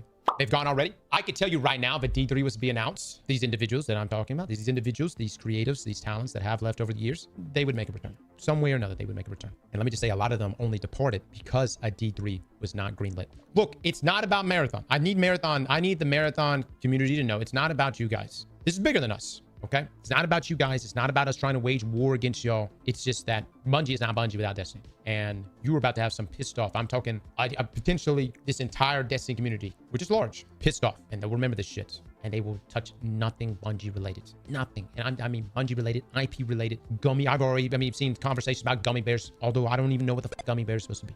I would never touch anything Sony again. Most technology has ties with Sony. Grow the fuck up. There's alternatives. I don't know, man. GTA on Xbox, kind of looking good right now. Game Pass, looking kind of sexy here, boys. I'm just saying. I'm just saying. No, that's fucking hilarious. Oh my god. He's so funny. He's actually, so, like, not to glaze him or anything. He's so funny, bro. He's actually fucking hilarious. He said, Game Pass, looking kind of sexy. Like, it's funny as fuck. Most technology has ties with Sony. Grow the fuck up. There's alternatives. I don't know, man. GTA on Xbox, kind of looking good right now. Game Pass, looking kind of sexy here, boys. I'm just saying. Oh my, dude, sorry. You can't see his face. I just realized. Look at his facial expression is so fucking funny. On Xbox, kind of looking good right now. Look at Game this Pass, shit. looking kind of sexy here, boys. I'm just saying. I'm just saying. Like, dude, that when he says Game Pass looking kind of sexy, the face he makes, that shit's hilarious. Look at this shit. Kind of looking good right now. Game Pass looking kind of sexy here, boys. I'm just saying. I'm just saying. His fucking eyebrows. Dude, it's hilarious. It's so funny. Game Pass looking kind of sexy. And, you know, I talked a lot of shit about Xbox, but, you know, I think it's time to go back to our roots, huh? Xbox boys, I think you guys are all right. Jesus, dude. Wipe when you're finished. Oh, that's interesting. Your dad requested that I just leave it there. Dude, it is what it is. It is what it is. You handle this the way you want to fucking handle it. This is how I'm going to handle it. Look, here's my thing. It's just my thought process, and I know I'm going to probably upset a lot of people with this. I've said it before when it came to Destiny. I'd rather something crash and fucking burn than drag the fuck out and die a long, painful death. And I mean this as Bungie as a whole. Now, if you don't make a Destiny 3, Bungie, I'm just not that interested in anything else. I've got other games I know. Y'all want to be a multi-IP studio, but I'm just not that interested. I'm gonna play GTA and Xbox. Yeah, I'm gonna be a petty bitch. I just got rid of my Sony TV. But I put it in the closet, Sony. So if we come to an agreement, who fucking knows? I might put it back in the living room. Power of Petty compels you. You goddamn right. I'm gonna be fucking Captain Petty for the rest of this goddamn year. I'm gonna be the pettiest motherfucker on here. Anyways, I would love to talk to someone at Bungie again. Potentially the liaison between Bungie and Sony again. We had a wonderful conversation last year. And I would really like to have a conversation again, in private, of course. And if Sony could even be present, that would be wonderful. Got 226,000 on the petition. Keep signing it, boys. Keep signing it. Look, I'm just one guy on the internet. That's it. That's just me. I'm not even going to pretend to feel like we have any type of influence. But it's a personal choice. And personally, I don't want to play anything Bungie related but a Destiny 3. But if a Destiny 3 ends up getting greenlit, or Future of Destiny, well, you know what? We might check out that gummy bear shit. You know what I'm saying? Who knows? Who knows? Might look at Marathon a little more. You know? Who fucking knows? Slap that like button like your mama told. Did he? It took him 5 minutes to fold? What did he just say? I don't want to play anything Bungie related but a Destiny 3. But if a Destiny 3 ends up getting greenlit, or Future of Destiny, well, you know what? We might check out that gummy bear shit. You know what I'm saying? Okay. If it Destiny 3 gets greenlit. Okay. Valid. No. Cool. If Destiny 3 gets greenlit, we might check out. Okay. Cool. Okay. No, that's reasonable. Hey, I'm in the same boat. If I hear Destiny 3 is greenlit tomorrow, I'm hopping on Marathon on June 2nd. I'm in there like swimwear, dude. I'm getting on that shit right away.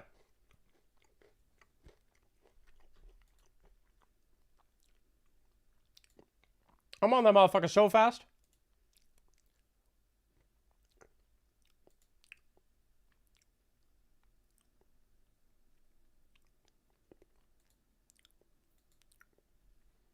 I'll buy all that shit.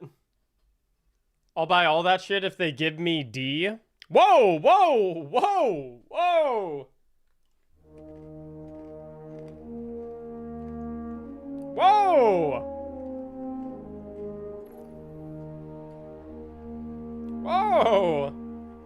Damn. Okay. I don't think that was necessary. I don't know if they're offering that. But you know, shit. I hope it works out.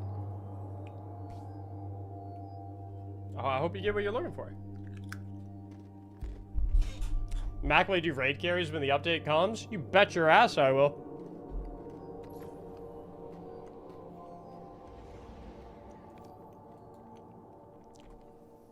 You bet your fucking butt I will.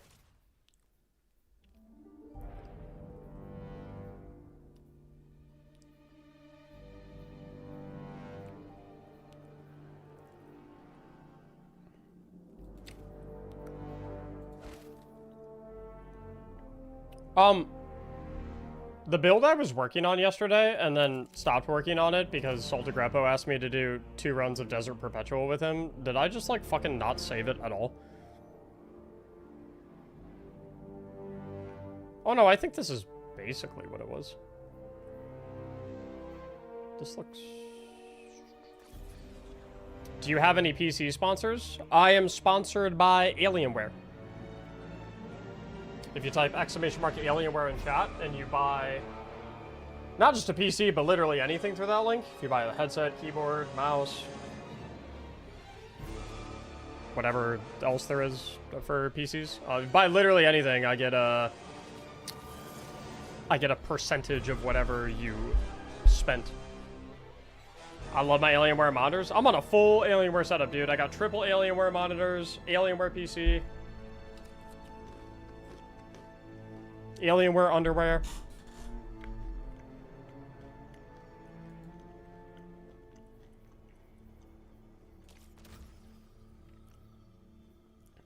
Huh? Huh? Huh? Did I stutter?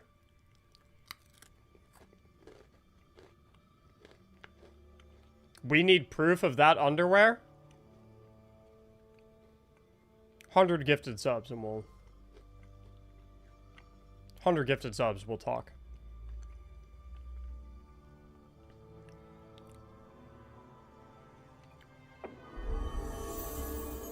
$99 gifted subs to go.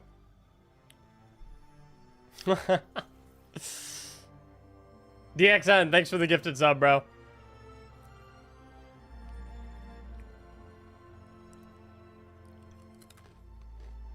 That looks like 100 to me. You gotta get your motherfucking eyes checked. Get your motherfucking eyes checked if that looks like 100 to you. Alright, there's another gifted sub. We got 98 to go. I don't know what the 100 gifted were for, but I hear gifted and I oblige, good sir. Ain't no way. Ain't no way you're that loyal, DXN. Ain't no way. Throw down another. I don't believe you.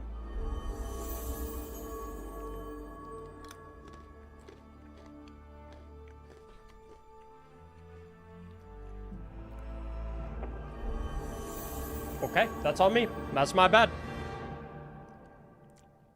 He fucking meant that shit. That's on me. That's my fault. He's that guy. I'll take it all back. Chugging nuts! Thank you for the 5 gifted subs. And your very first time gifting in the stream. Welcome to the Gifted Sub Club. J-Boy with 2 gifted subs. ACB Ghost with a brand new Prime. J-Boy with 8 months of sub. And man, after yesterday's hype train, I just don't have it today. Hey, listen, that is A-okay. Listen, I need each and every one of you to hear me right now, okay? I sincerely appreciate the gifted subs. And the regular subs, okay? I appreciate them very much. The Prime subs, the gifted subs, and the regular subs. I appreciate the tier 3 subs. I appreciate all the subs. Listen to me. Not only do I appreciate the subs, to a certain degree, I need them. Otherwise, I go out of business, because, you know, bills cost money and shit like that. But.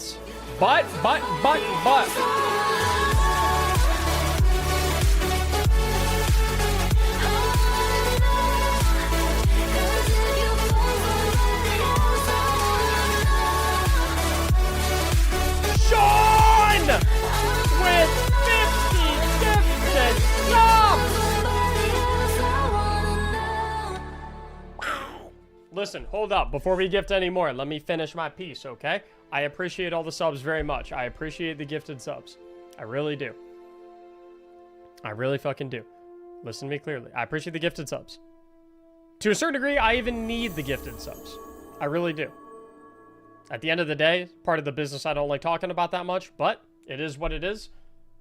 Life costs money. I'm a full-time content creator. Gotta make money doing what I do. So I kind of need the gifted subs a little bit to a certain degree. That being said, to the individual that said they can't participate on the hype train because they did some subs yesterday, and to anyone else, you do not owe me anything. The amount of money that you owe me is 0. You do not owe me any sub. You do not owe me any gifted subs. You owe me fucking nothing, okay? So I never want anyone to feel any pressure. I never want anyone to come up in here. J-Boy, hold on a second! Hold on a second! Okay, let me finish my thing.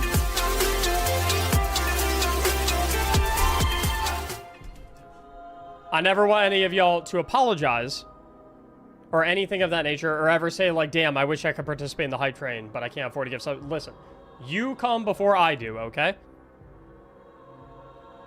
Your bills come before, your bills, your food, your hobbies, your Legos, your whatever, all that shit. All of that shit matters way more than me, okay? So listen, if you got all those boxes ticked and you still want to do some gifted subs in the stream and support me, I would absolutely fucking love that. I would appreciate it very much. But none of y'all fucking owe me anything. So please never feel like you have to gift any, because you don't. You don't owe me fucking none, okay? I wish I had money. I would sub. Listen, it's A-okay, brother. I just appreciate you being here. I just appreciate you being here. I appreciate you taking the time out of your day to come and hang out in my stream, to hang out with the community, to type in the chat, to be a part of what we are. I appreciate that. That is already more than you need to do. Anything on top of that, that's gravy. You hear me? Fusion Plays, thanks for the gifted sub. That being said, anyone who wants to give subs, and if it's within your means, I appreciate it very much, and I would absolutely love it. But to anyone who isn't in that category, please never feel like you have to, because you don't. Going 6 months unemployed? Again, all fucking good. Don't owe me shit. I'm considering switching platforms away from... Hey, all I'm saying is, if you're a PlayStation player and you're not really feeling like being a PlayStation player no more, you type !Alienware in chat. I'm telling you guys, these PCs are fucking banging. They really are. The amount of frames I get on this PC, fucking crazy. It's quiet as a mouse. It's a fucking beast. This shit's banging. I saw someone in the chat say, like, I'm not really trying to be on the PlayStation anymore. If you type !Alienware in chat, you can get an Alienware PC, and whatever Alienware PC you buy, I get a cut of whatever you spend.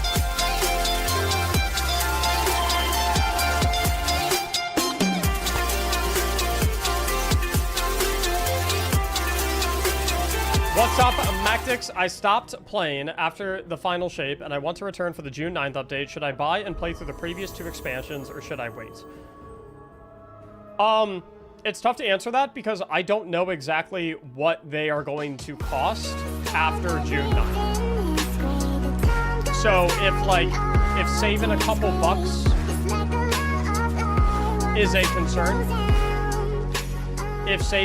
bucks is a concern, I would encourage you to wait until after June 9th.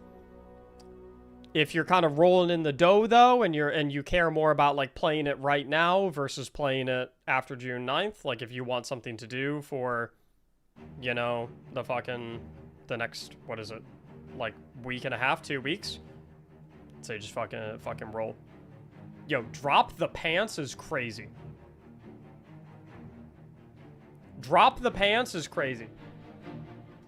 Lost My Pants with 5 gifted subs. Mad Drunk Gamer with 8 months of subbing. J-Boy with 10 and 5. Jazweez with 5. Grim with 5.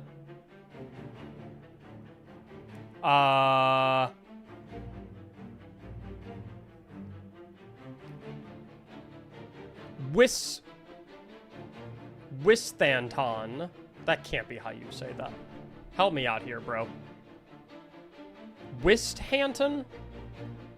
Is it? It's And they're spinning the wheel. Let's see what they get. Let's see. Not a fucking harassment, bro. No! Wisthanton with 10. See Cold Days with a tier 3 gifted sub. Encore with a resub. Fusion Plays with a gifted sub. MFZ Maverick with a brand new sub.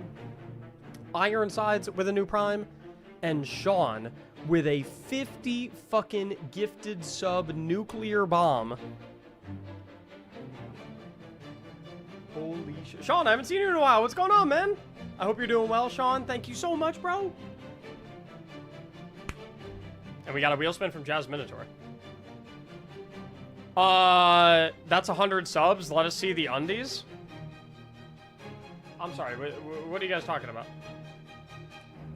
My old World of Warcraft random generated name from 20 years ago? Speaking of World of Warcraft, I have something to tell you guys about World of Warcraft.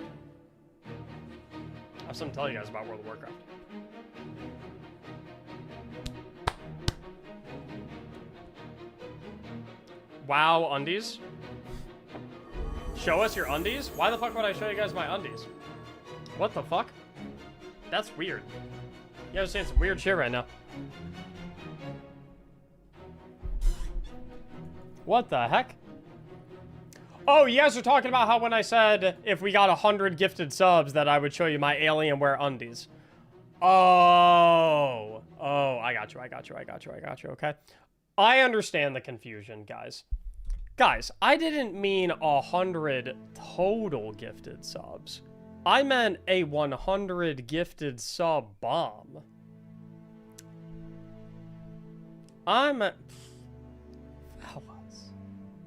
Fellas. You're being like Sony right now? One hop this time. Right foot, 2 stumps. Left foot, 2 stumps. Slide to the 2 left. subs to extend the hype train. Crisscross. Crisscross. Chop, real smooth. Bungie should offer you a job? Dude, I should work in Bungie leadership for that one, huh?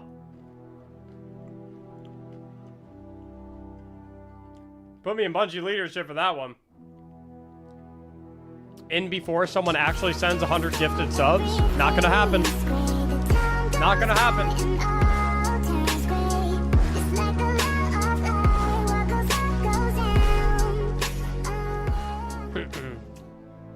Void with the 5 gifted subs. Just missed the buzzer, though. Just barely. He was so fucking close, dude. They don't have to be worn. I told you guys.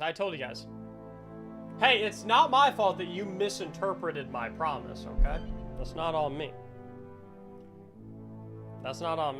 100 gifted bomb better be a marathon G pair of undies. Let me tell you right now, if I owned a marathon pair of undies, they would have been in the garbage can 3 days ago, okay? And that's a big if. If I owned a pair of marathondies nuts, they would have been in the garbage can a couple days ago, okay? I'll tell you guys what, okay? I'll show you the quad.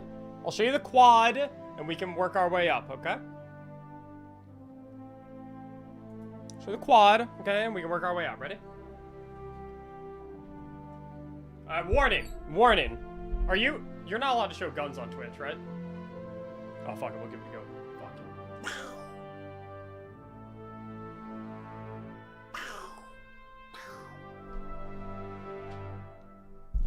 We'll work our way up.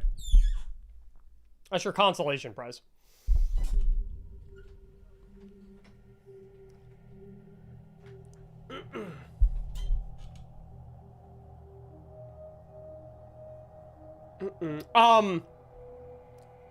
Someone reminded me of World of Warcraft. Damn, does bro have a sleeper build?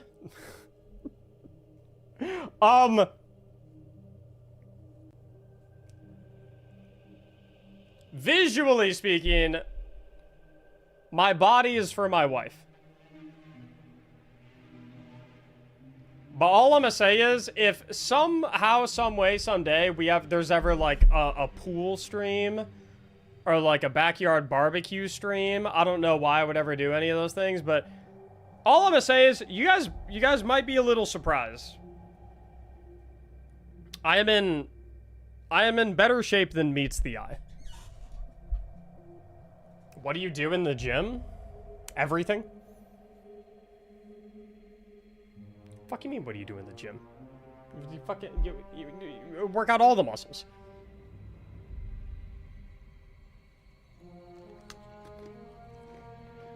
Mac, do you hit legs? Yeah, I fucking hate it. Sucks. I hate hitting legs, but yeah, I hit legs. Spin the wheel. You're right, you're right, you're right.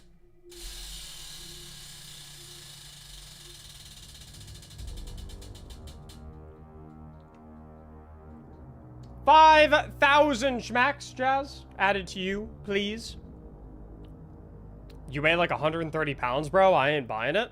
Do you think that someone who weighs 130 pounds cannot be fucking shredded or strong?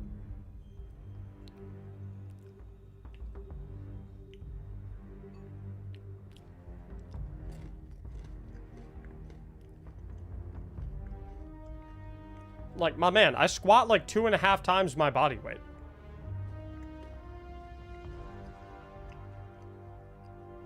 Maybe closer to 2 times right now.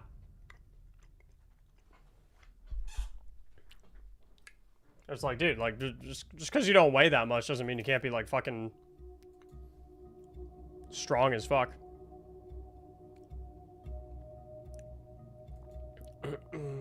£130 is small, buddy. It's aesthetic, maybe, but it's not juicy. I mean, you can call it whatever you want. At the end of the day, pound for pound, I can like I can lift more contextually within my body weight than you can lift. I'd put money on that shit.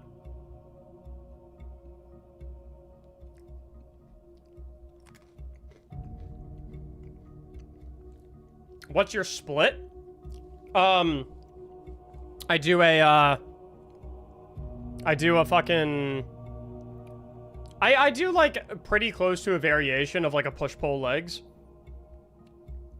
So I do... I do, shoulders, chest, triceps, and then I have a back bicep forearms day, and then I have a leg and lower back day.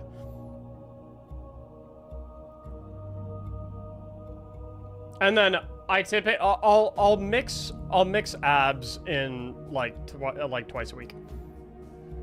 Just on like whatever day I feel like mixing them in. And then I do cardio through sports 3 to 4 times a week. How many schmacks was it? 5,000 for you.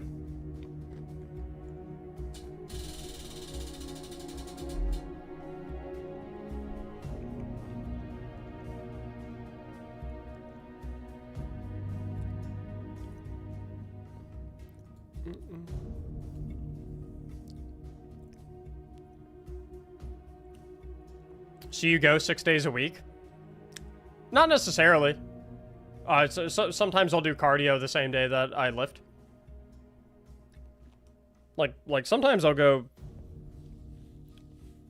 sometimes I'll go 3 days a week.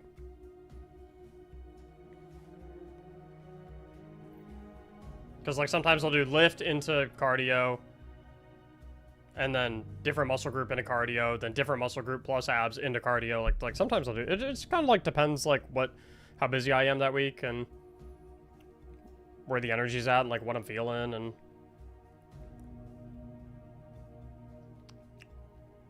Buddha said exclamation mark top. But yeah.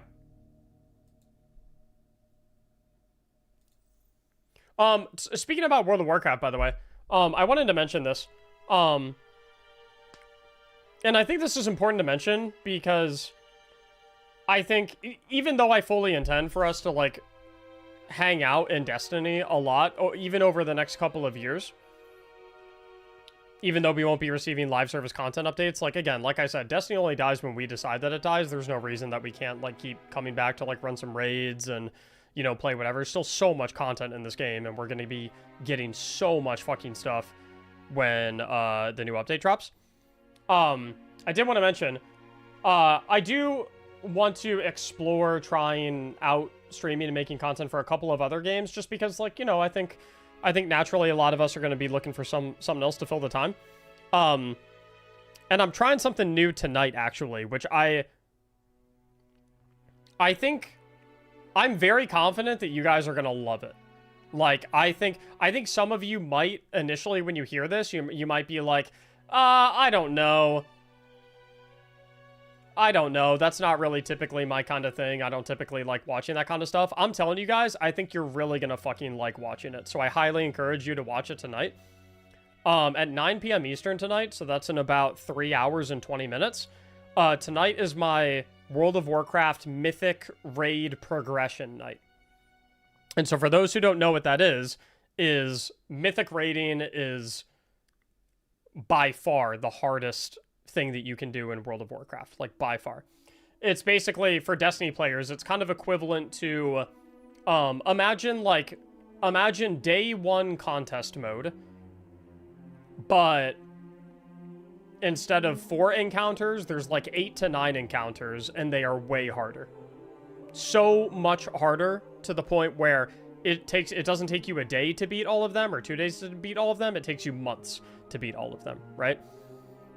And tonight, at 9 p.m. Eastern, we're going to be switching over from Destiny to World of Warcraft, and I'm going to stream my POV of our Mythic Raid progression. And I know a lot of people typically don't like, especially Destiny players, typically don't like watching World of Warcraft because it's just such a different game. And I understand that, I respect that, right? It's such a different game. It's not FPS.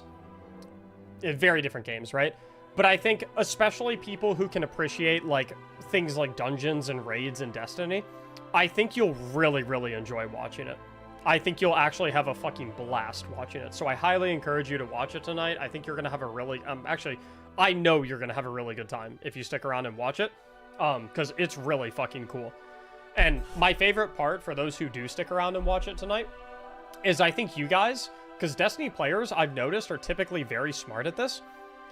I think you guys are going to, if you watch, are going to pick up on like the mechanics of the fight pretty quickly, and you're actually going to genuinely understand what's going on in the fight and why I'm doing what I'm doing and what all the plans are and like what all the strategies are. I think you'll figure it out really, really quickly. And I'm very curious to see those of you who like typically invest a little bit of your time in dungeons and raids in Destiny. I think even if you've never played World of Warcraft before, I think if you watch tonight, you're going to be like, oh, like, I get why he's doing that. I get why he's standing there. I get what's going on. I understand what the flow of the fight is. And I think it'll be really fucking cool. I think it'll be really, really cool. So just a shout for that. That's in about 3 hours and 19 minutes that we're going to be doing that. We're going to be playing Destiny until then.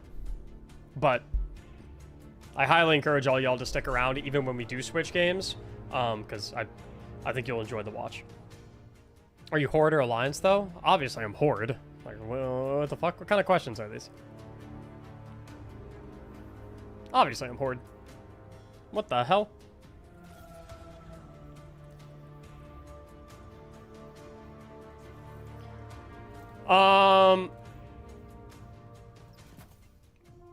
Throw this on.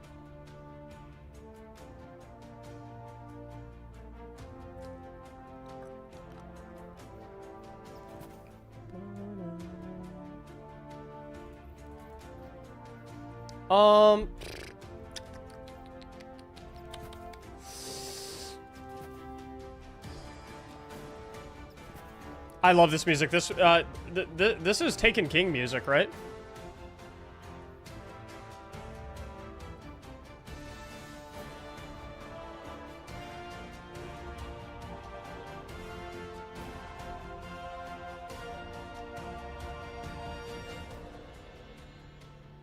Gotta pee like a racehorse.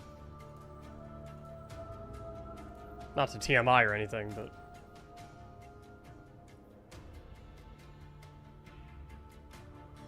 If you use Prismatic, you might as well put on a maid outfit and twerk.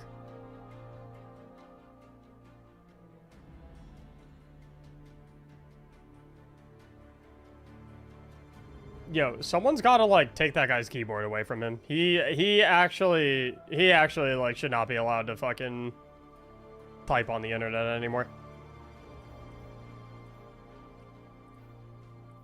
Can I get everyone in chat to give me a quick L opinion? Everyone type L opinion. Capital L, capital L. Capital L opinion. Fucking...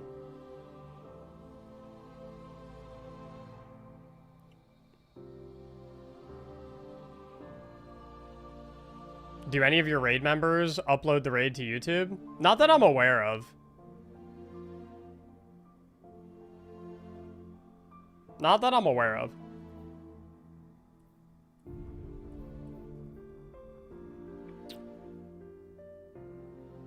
I'm trying to think of what do I want in this slot? I think I want this.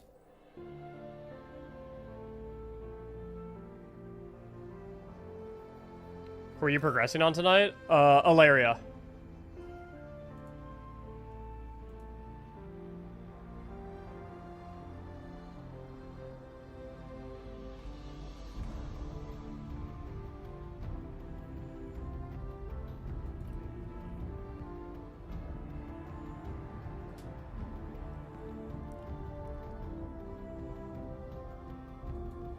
Alright, let's give this a go.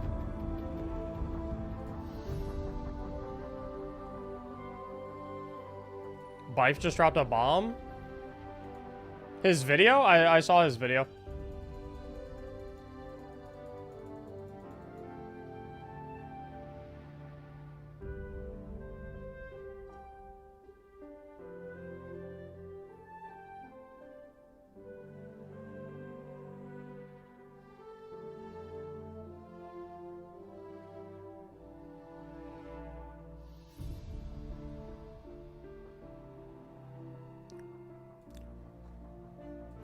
Something up with the servers? Not to my knowledge. Do you think the Leviathan and older raids will come back for Pantheon? I'm not betting. I don't think the entire old raids will come back. But I think definitely, at the very least, Callus from the Leviathan, Argos from Eater of Worlds, and Galran from Crown of Sorrow will come back. Because they are in the Pantheon 2.0 promotional image. I think at the very least, those three will come back.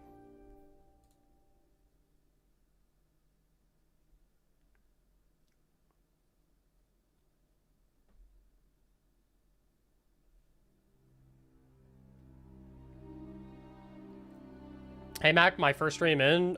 First saw your shorts pop up when Renegades came out, been enjoying your content since. What's up, Chaos? How you doing, bro? If you want to stick around in the stream, if you click on that subscribe button down below, I see you have Twitch Prime. You might have the option to subscribe to the stream for free with Twitch Prime. Which will give you ad-free viewing in here, make the stream a little bit of a more enjoyable viewing experience.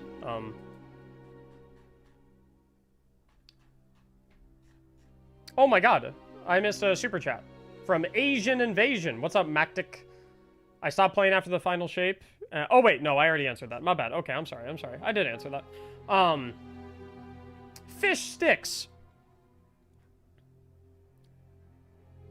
Do you guys remember the South Park joke where, or the South Park episode where it was all about like Kanye West eating fish sticks?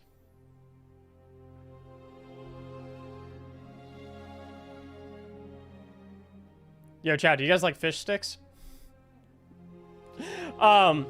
I'm returning to D2 after 4 months, and I subbed due to your vid on the Bungie situation from a 2015 D1 vet. I hear you play with viewers sometimes. Yeah, but my aspiration is to play with as many of my viewers as possible when Pantheon 2.0 comes out. Fish sticks and custard? Doctor Who reference? I've never seen Doctor Who. Chat, are casual players welcome in your community? Yeah, of course, absolutely. Of course casual players are welcome in my community. Unless you're talking about casual as in, like, you've never beaten a day one raid. Like, if you're talking about, like, you've never beaten a day one raid type of casual, get the fuck out. Get the fuck out of my stream right now. If you've never beaten a fucking day one raid, you better leave right... No, I'm playing. No, I'm playing. No, I'm messing. I'm playing. No. I'm kidding. And Root of Nightmares does not count.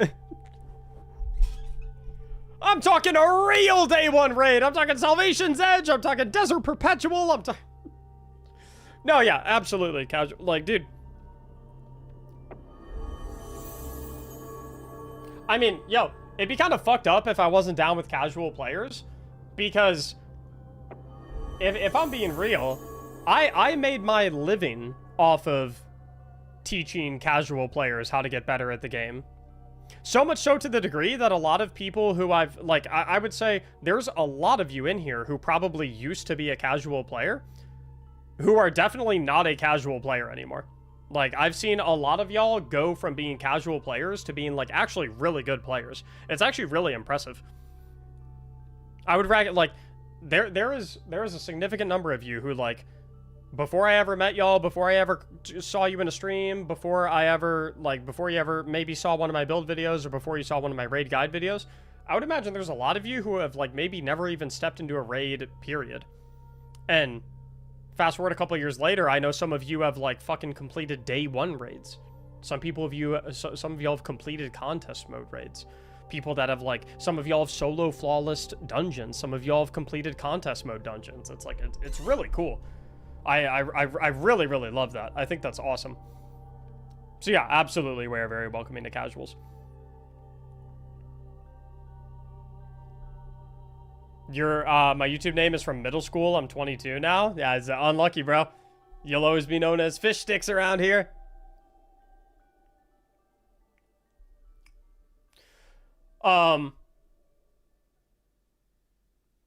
Oh, quick question for everyone in chat, by the way. I'm a full screen for this one because it's a little show and tell.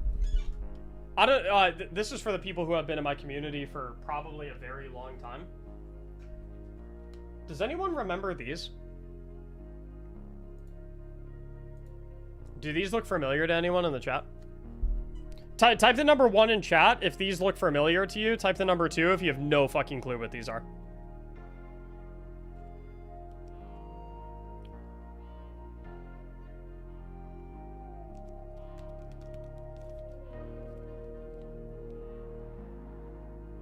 Okay, so good mix of ones, mix of 2s. I wish I could have bought them.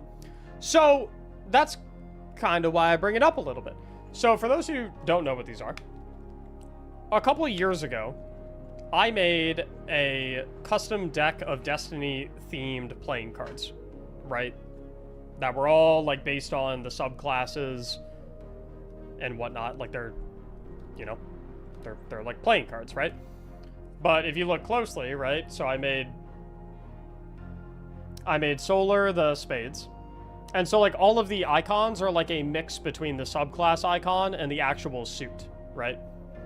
So, like, this is Solar. You can see how it's kind of like an amalgamation of the Solar icon and the spade icon. Let's see what else I got. Here's Hearts, which is based on the void symbol. Right?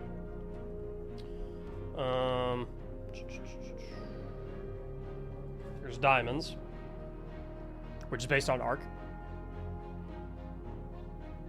And here is...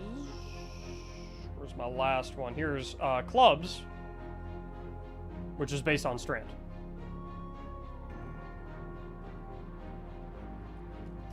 And then... oh, Mac, you're missing one. You're missing an element. What about Stasis? Jokers. Stasis Jokers. And then for all the face cards, I did images of Guardians from my build guide video thumbnails. So, like, all the kings are different elements of Titan. So, like, the King of Diamonds is an Arc Titan. The King of Hearts is a Void Titan. And so on and so forth. All the Jacks are Hunters. And then all of the Queens are Warlocks. And so I was thinking, so the way I did these is I would do, like, basically what was like a pre-order window. And so everyone who wanted one would send me money, and then I would order the number of decks based on how many people wanted them, and then ship them all out. But I did that like 3 years ago, like 2 or 3 years ago or something like that, maybe 3 years ago at this point. And I was thinking, with the recent news, the recent announcement, like, I was wondering if it would maybe be cool if I did another round of orders for them, for anyone who didn't get one who would maybe want to buy one. So would anyone in chat be interested in... I also have a white version as well, by the way.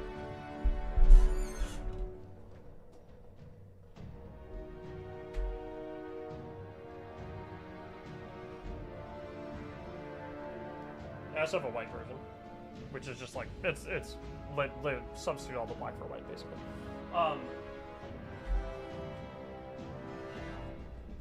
Okay, so I'm still like, because the thing with this is,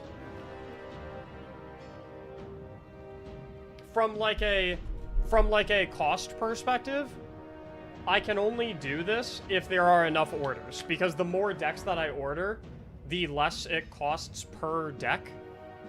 And so like I need a certain amount of interest for this to be like even possible. Otherwise I would have to make I would have to make the decks cost like $100 a piece.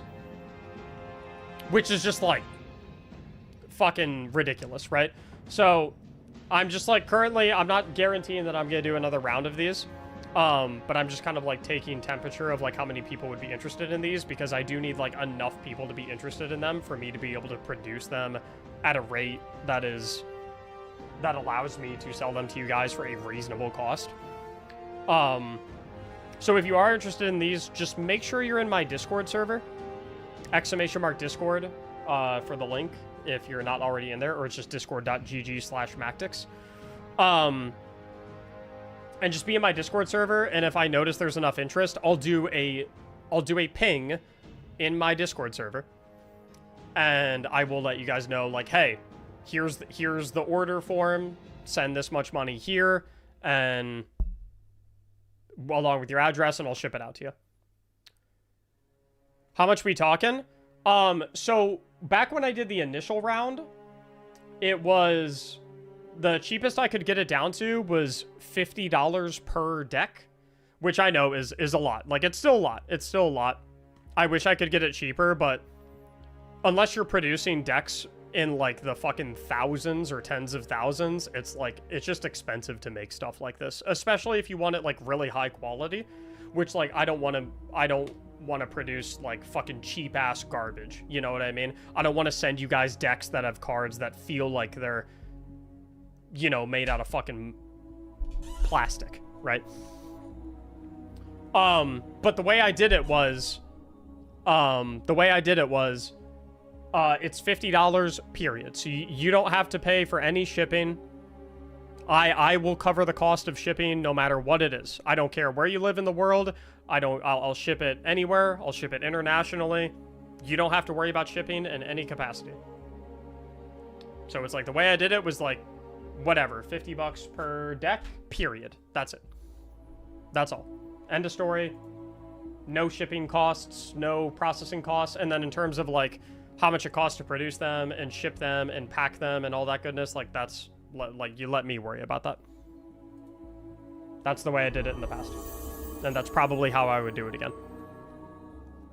Because internationally, like when I did the previous run of it, internationally, it costs like $20 to send a deck to someone in like Germany or something like that. And so I didn't want to end up in a situation where it's like, okay, for you, it's, you know, like I didn't want to end up in a situation where I'm like charging someone an extra $20 on top of what they're already paying for the deck because they live further away. So I just, the easiest way I found to do it was just pay this flat rate. I'll worry about the shipping. I don't really care if it eats into like my profit of what I would make for the deck, because that's not really the main reason that I would do something like this anyway. The main reason I would do something like that is because for people who want like a memento, that's cool.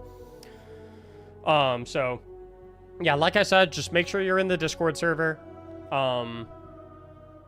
Just make sure you're in the Discord server. And if there's enough interest, I will put an announcement in there, and you guys will be able to grab some there. Can't you... Holy voice crack. Can't you ship as a gift for free to EU? Maybe you can theoretically, but I think that would be illegal. Because it's not a gift. So... I'm not going to commit mail fraud. I'm not gonna commit mail fraud. JK Snake, thanks for the 10 pound super chat. I stopped playing after Final Shape. Saw the news and have hopped back on. Currently grinding through the new campaigns and whatnot, trying to get ready for Pantheon. Fingers crossed, Destiny continues. Fingers crossed is right. Yeah, absolutely, chicken. My pleasure. Crazy Gamer, thanks for the tier 1 for 3 months in advance. Very much looking forward to having you around for the next 3 months.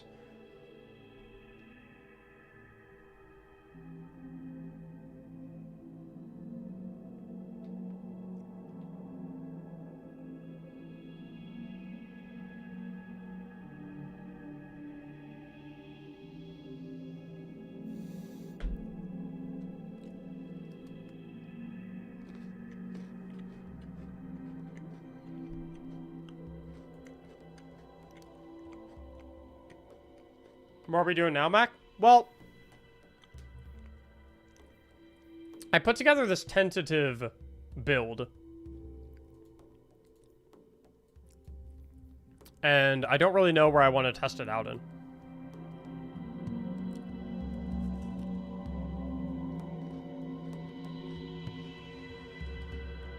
Would anyone in chat like to run, like, maybe like an onslaught?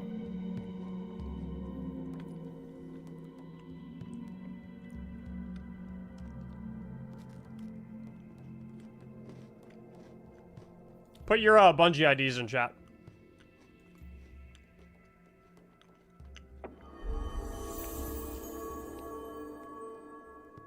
Nah, I'm good. Yo, Stonewall, don't take this the wrong way. You were literally my last choice.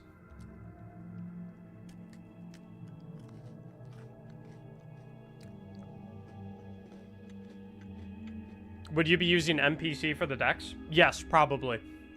Which is part of the reason it's so expensive per deck, is because the tariff costs of NPC are, like, really high.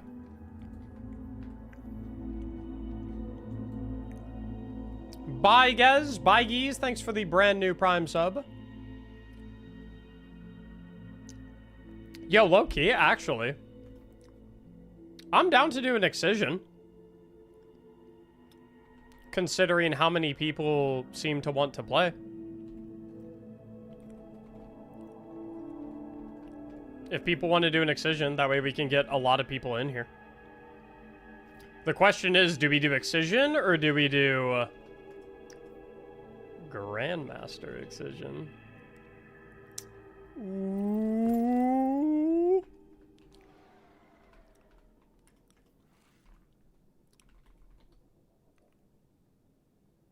It's midnight.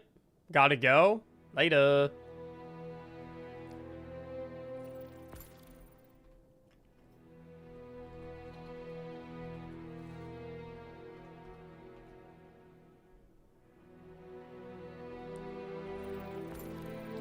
Trying to send as many invites as I can.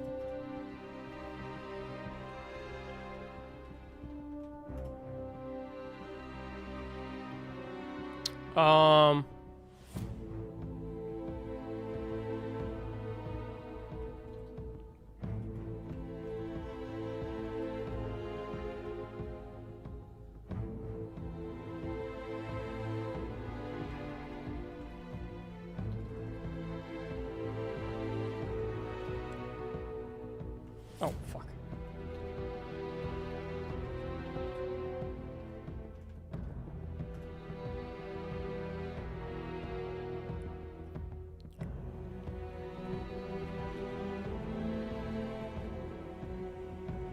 What are y'all gonna do? I think we're gonna do Excision. I just subscribed to Twitch now, so I hope you'll get some money from my viewing time now. Yeah, I get 70% of whatever you spent to subscribe.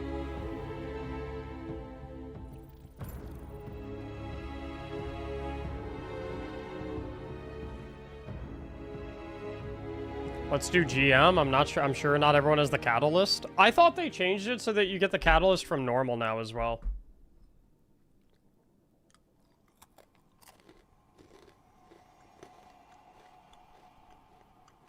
Catalyst for what? Ergo sum.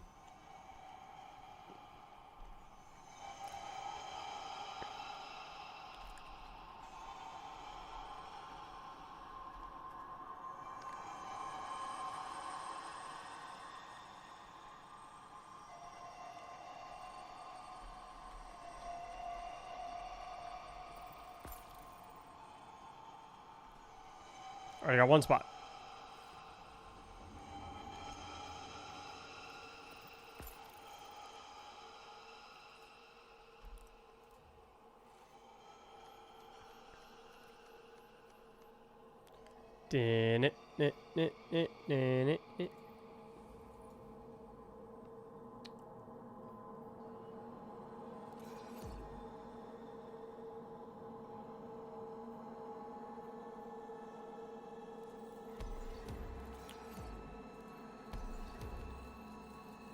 I can't remember. I think, is my excision, like, bugged? There's supposed to be, like, another option here, right?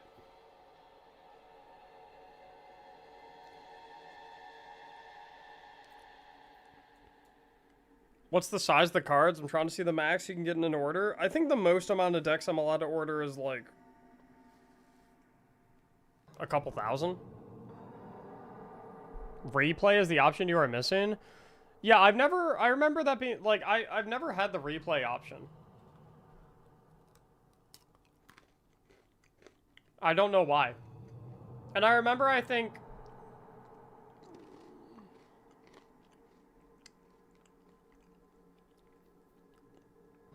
I remember, like, if I pick narrative, it, like, plays the cutscene and then it just sticks us back in orbit.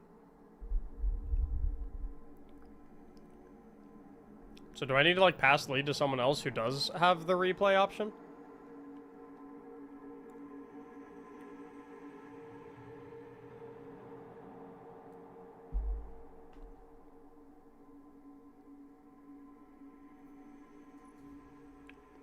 I mean, I can try and launch it. I recall when I launched narrative, it just, like, doesn't actually work properly.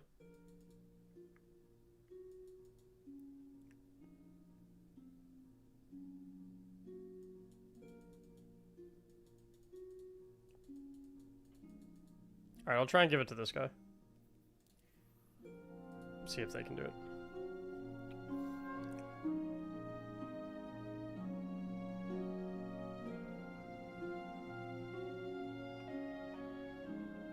I'm gonna be waiting for Destiny 3.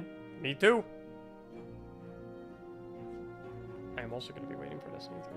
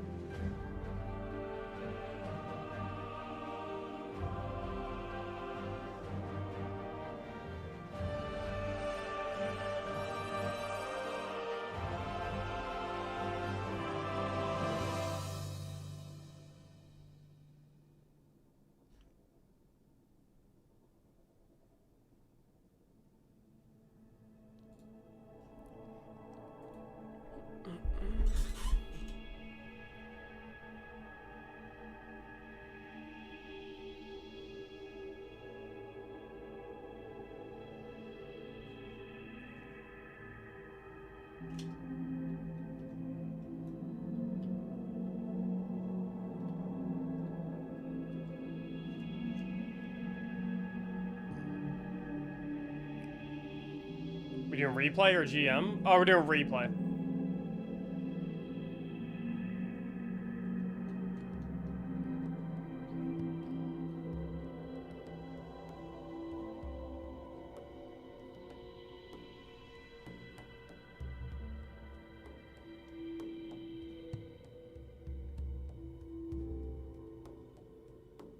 I'm gonna pee while this gets launched. No gifting subs while I'm gone.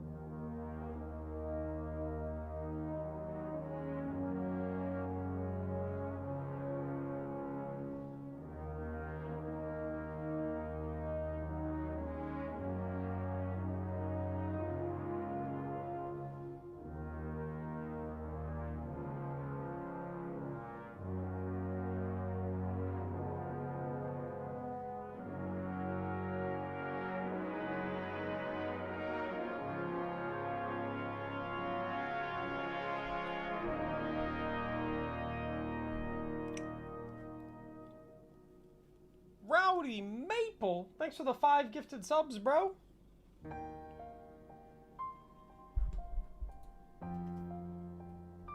Oh, Rowdy Maple wants it. Avenged Foe, thanks for the 100 bits.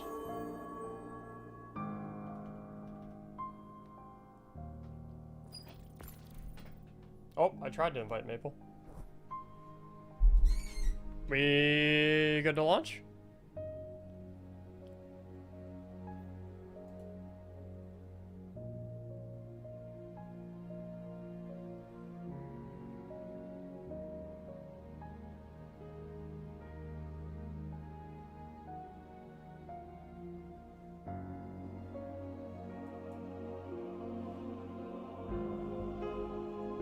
So if you get 15,000 cards for the custom decks, it would be $1.65-ish a deck. Yeah, I'm not getting 15,000 of them, I can promise you that. I am not getting... There is not going to be 15,000 people that want one.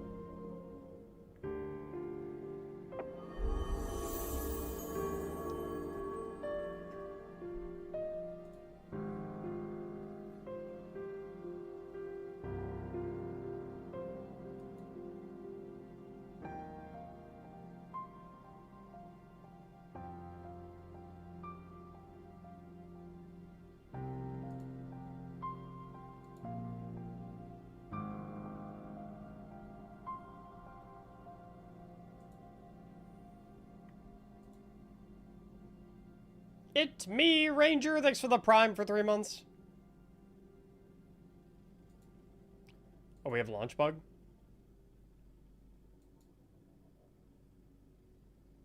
Yeah, I'm not gonna get 15,000 of them.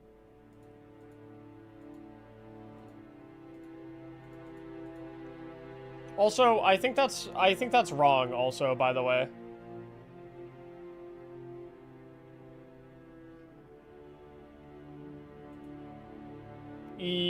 Cause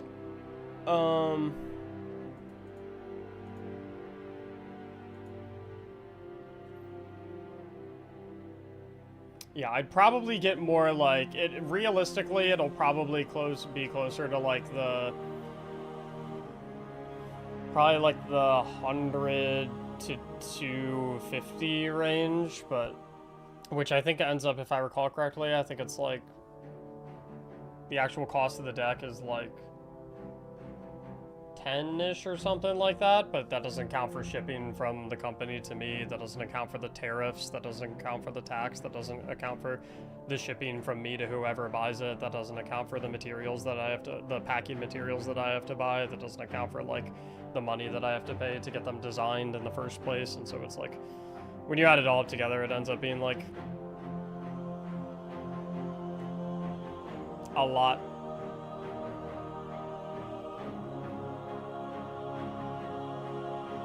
And it's like, also, I don't know if this is fucked up or not. I don't think it's fucked up personally, but like, I do think it's reasonable that I make a little bit of money out of the project for my time.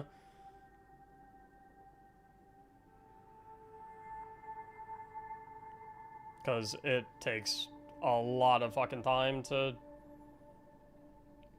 print every single label for every single person, pack every single order, take them all to the post office, all that shit. I would put it for 60, maybe? No, I wouldn't do 60. 60 is too high, in my opinion. 60 is too high for them.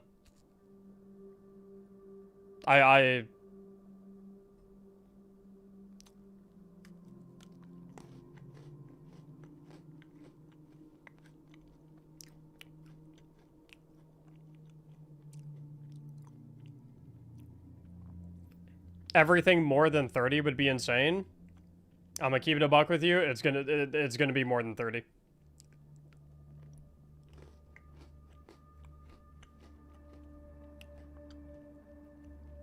Because if I sold them for 30 a piece, I would lose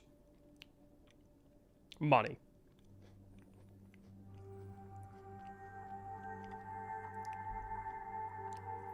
And it's like, yo, I'd like to think that I'm a nice guy and whatnot, but I'm not gonna lose money and spend a full week packing and shipping a bunch of, I'm not gonna spend a full week packing and shipping a bunch of stuff just to lose money doing it.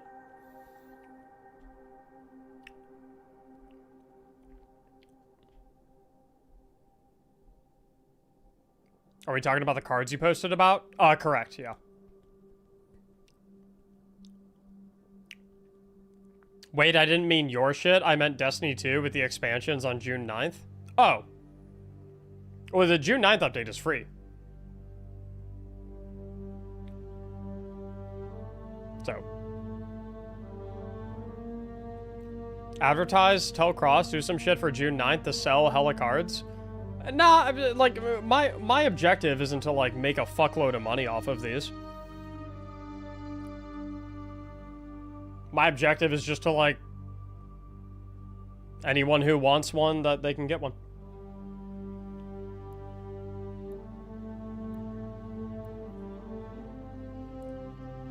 It's my prerogative.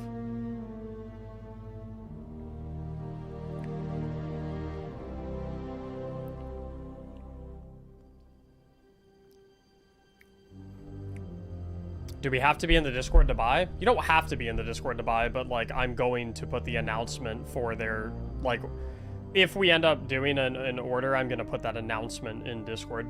So, can you do it on a pre-order system? Only order as many as are purchased? That's what I will do.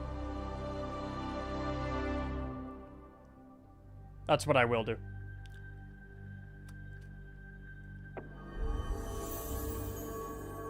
Big Red Palm! Thanks for 100 bits, bro.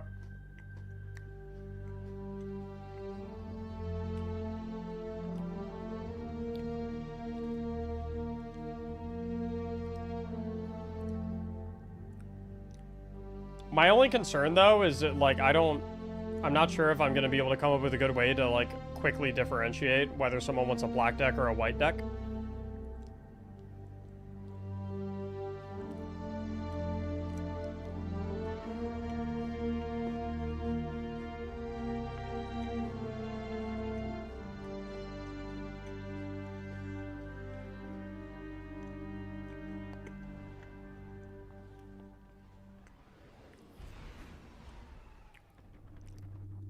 Two different pre-order windows? No, because then what if someone wanted both colors? It'd be annoying as fuck if I had to, like, if they had to do two separate orders, because then they would ship as two separate orders. Which is wasteful. Because the way I print the labels is I print the labels on a per order basis. Do you also plan to ship to Europe? I can ship anywhere in the world. Like when we did the batch of orders last time, I could ship to obviously anywhere in the US. I could ship to anywhere in Europe. I could ship to I shipped some to India. I shipped some to Asia. I shipped some, like, I can ship them anywhere.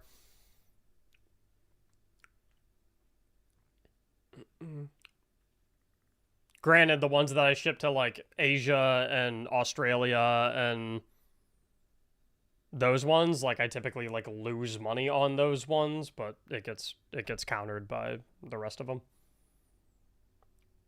South Africa, if your address is reachable by USPS,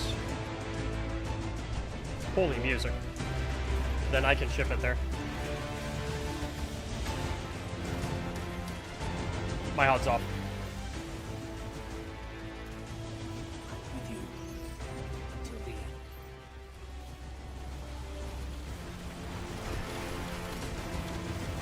My HUD's still off.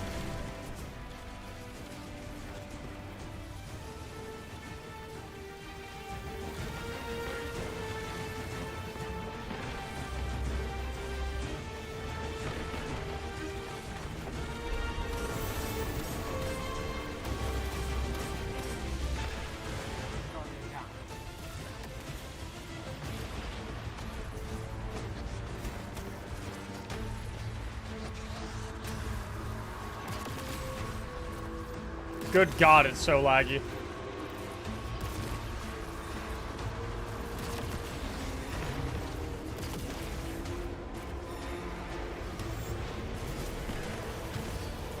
Champions revives? Are you in GM? Wait, are we actually in GM? I don't think so. Oh, there's swords. Wait, we might be in fucking GM. Are we locked loadouts? We're not locked loadouts.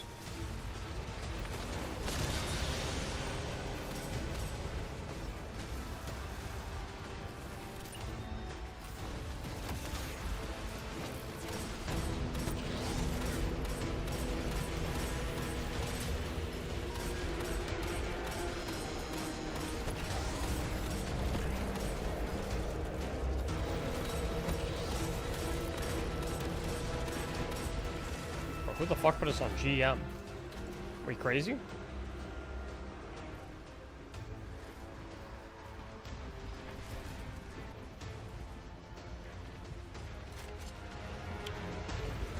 Well, the motherfucking big guns.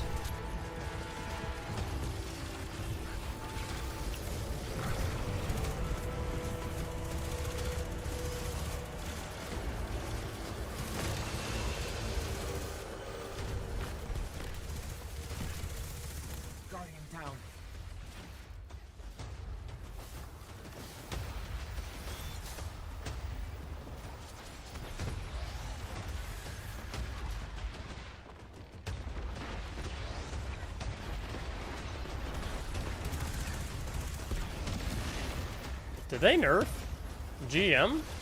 This feels a lot easier.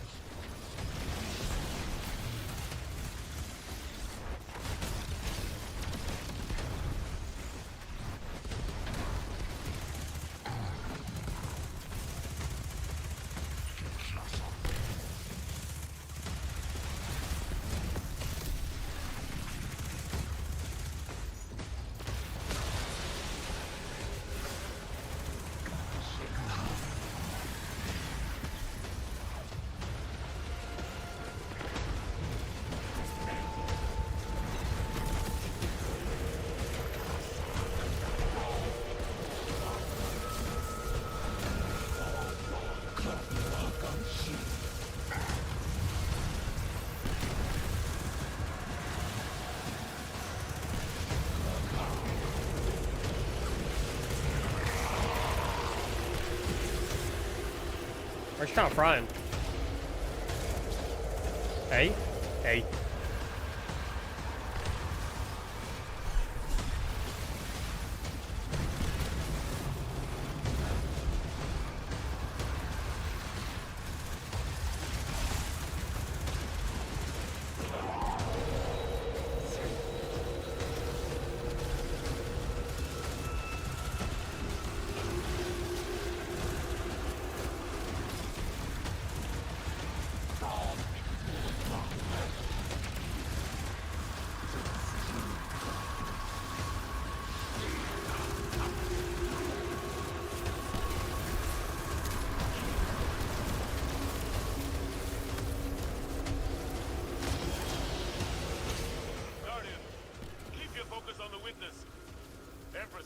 Sabathun, witness forces are closing in.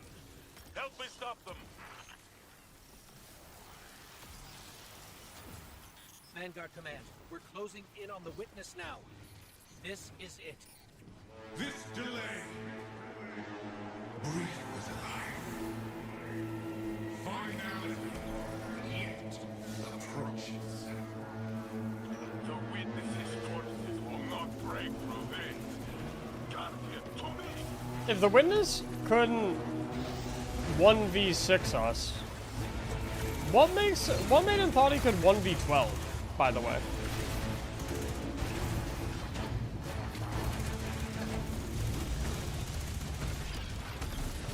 Like, is he stupid?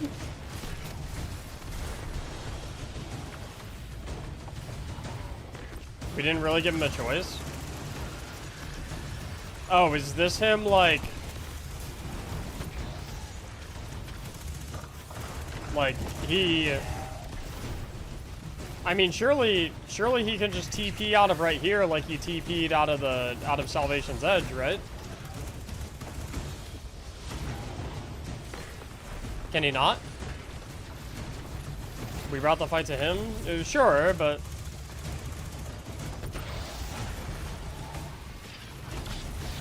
Motherfucker can't just TP away like he did in SE?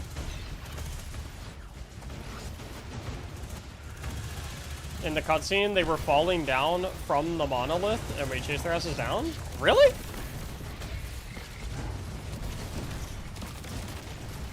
When did that cutscene happen? I don't remember that shit at all.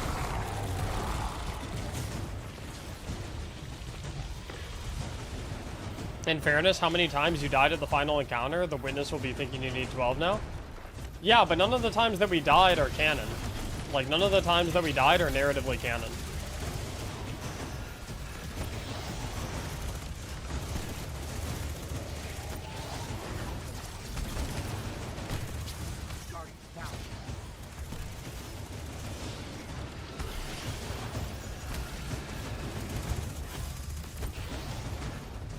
Probably work on the other.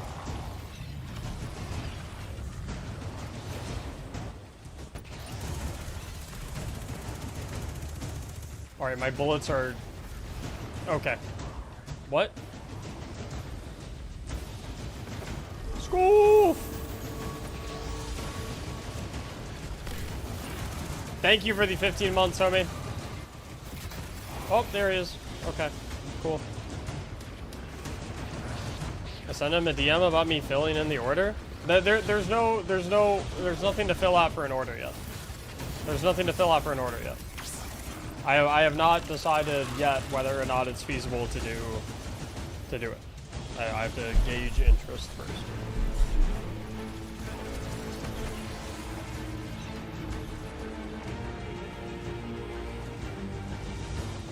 When and if there is to fill it out? No. I'll handle it. Possible cards resurrection? Depending on how much interest there is.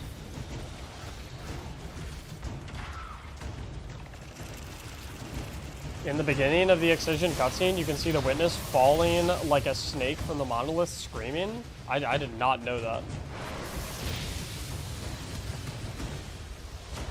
I'm gonna have to look that shit up on YouTube after we finish this run.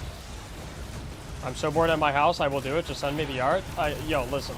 Hollow Point, I appreciate your desire and willingness to help, but like, for something like especially considering it involves money, especially considering it involves something that people are paying for, I'm gonna make sure that I handle it completely myself, just to make sure that it's 100,000. Not to say that you wouldn't do a good job, but just to make sure that I 100,000% do it to my standards and do it perfectly. If you want something done right, you do it yourself. Not to say that you wouldn't do it right, but if I'm the one doing it, I can guarantee that I'm doing it right. But again, I appreciate the willingness to help, but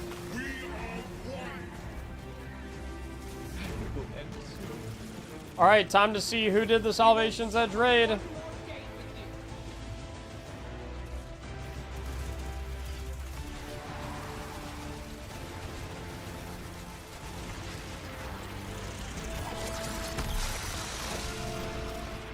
Over under 3.5 deaths? Oh, way over.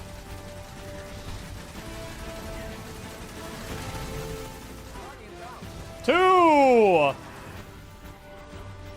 my god, they're scrubs! They're scrubs! 100 gifted subs says I don't die in this DPS phase.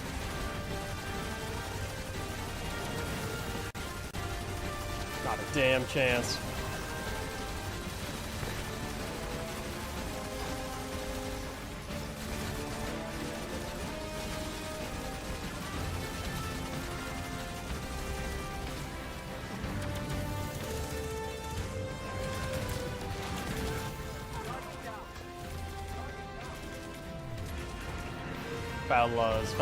Fellas, what are we doing?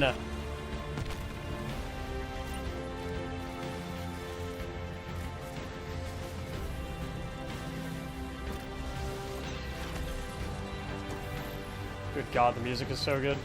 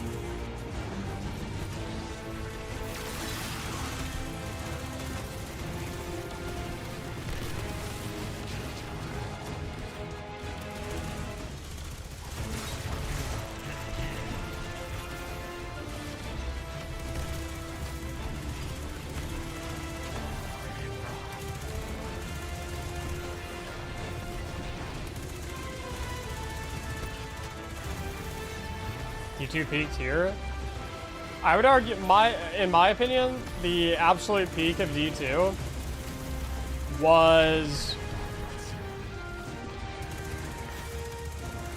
the final cutscene in, what was the name of the season? The season right before Lightfall.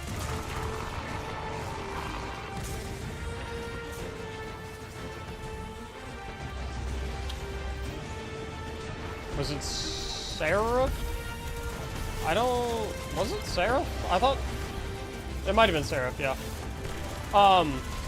In my opinion, peak narrative in Destiny was when Aramis is in the Deepstone Crypt and she's about to turn all of like the Warmind satellites to blow up the Traveler. And the Traveler flies up into the sky. And Anna Bray unplugs Rasputin. And Aramis says, why doesn't it flee? And the Witness is coming in, literally right there with his pyramid ships. And he says it flees because it has nowhere left to run. That right there was the peak.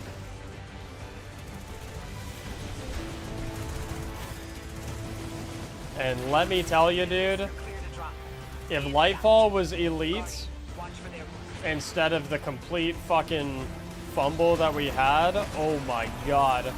Like, the story right there, the potential, the possibilities. Like, I mean, that was the moment we had been fucking building up to for literally 9 years. the Witness and the Pyramid ships finally arrive. They finally make it to the Traveler. What's gonna happen next? What the fuck is gonna happen next? And you know what happened next? Lightfall. Yee. Unlucky. That's why Lightfall fell so... Yeah, that's why Lightfall feels so... that's why there's such visceral feelings towards Lightfall about, like, how much of a fumble it is.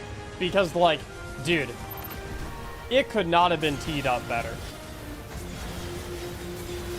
It could not have been teed up better. I mean, it was fucking... Holy shit. It was peak setup. It was the most peak setup I have ever fucking seen.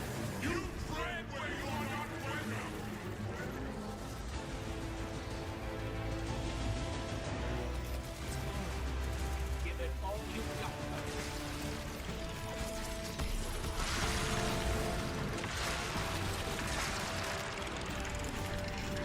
If you die, you have 5 gifted subs. Fuck. Nah, I got trolled. I got trolled, by the way. Still didn't die, by the way. But I got trolled. There was no line there. Still didn't die, though. Still didn't die.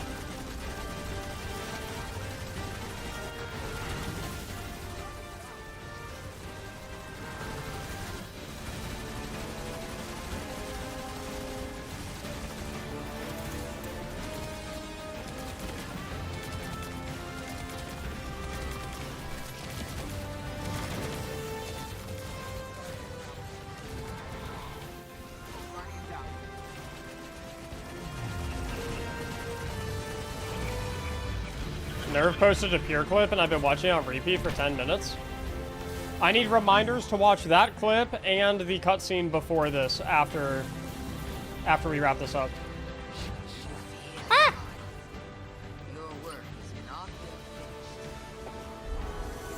Matt Pepler, thanks for the brand new Prime. TJ, thanks for the Prime for 10 months, by the way. Sorry, I've been missing some subs. I don't need it. I don't mean to. Bad streamer. Did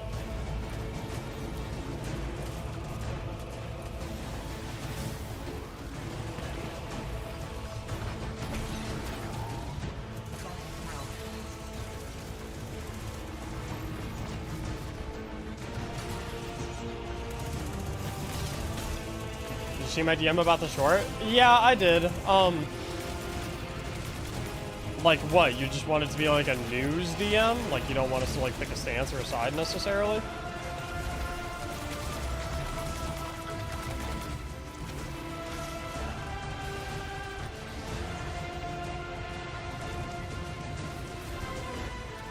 Will they still have the Shadow and Order update aside from Pantheon with new PvE activity and quests? It doesn't seem like it.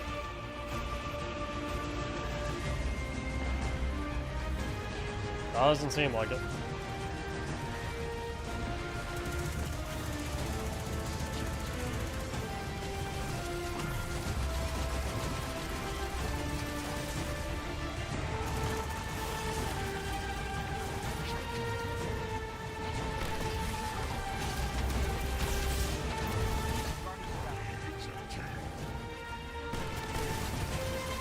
What is Pantheon? Raid Gauntlet. Is it D? What the fuck? Is it D2 after last update? I think I know what you're asking, but I don't really know what you're asking. At the same time. I'm gonna need you to give me a 10 number 2 on that bad boy. I'm sorry.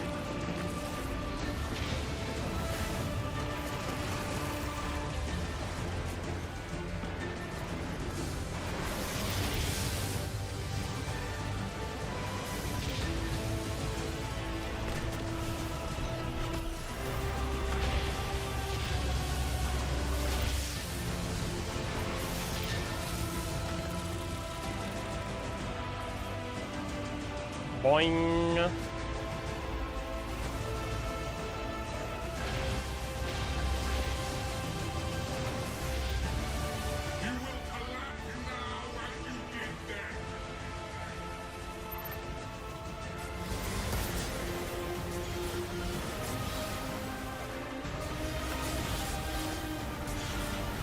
Golly. Finally let me pick up the fucking sword.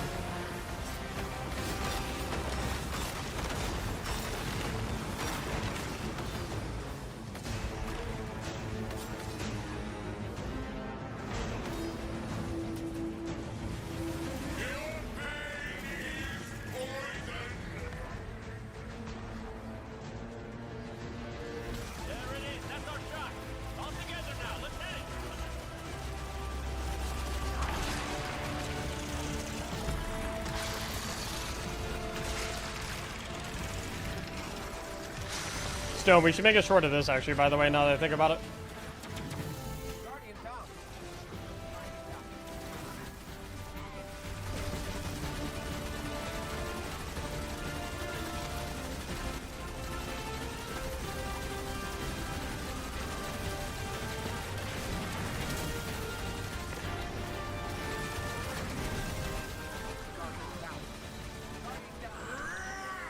Oh, yeah, baby.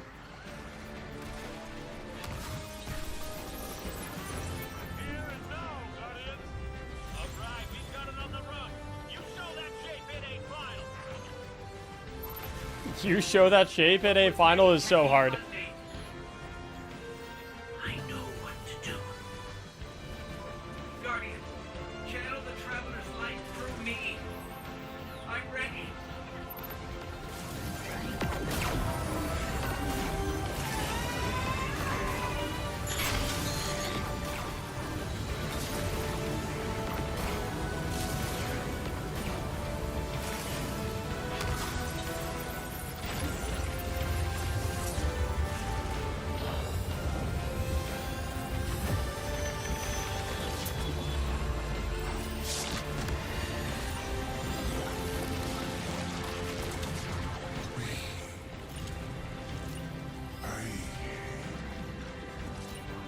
I don't understand. That's it. We did it. We did it.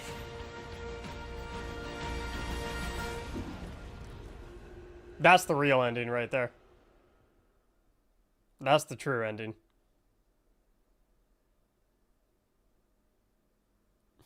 Everything that's happened since then, that's just a dream.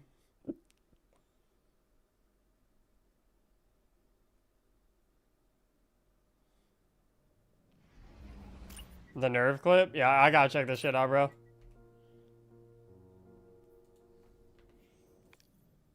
My favorite pure chill moment. One of you hit this lever on the left. Don't hit the one on the right.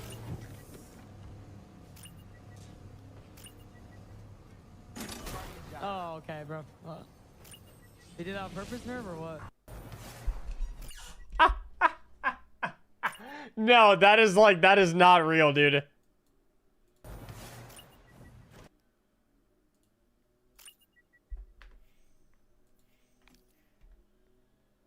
There's no way, bro. There's no way. One of you hit this lever on the left. Don't hit the one on the right.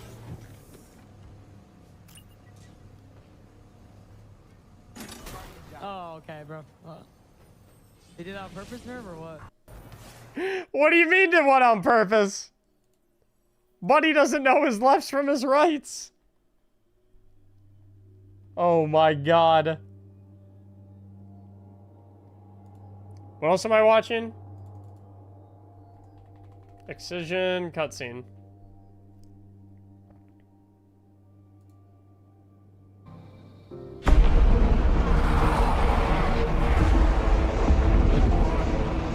Defenders of Soul!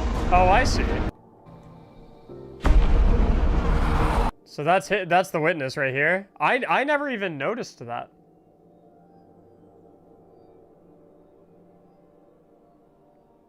I never even noticed that. So we just finished in the raid, and this is the witness going from like the top of the monolith, and he's flying down. So Excision takes place at the base of the monolith. Literally immediately after.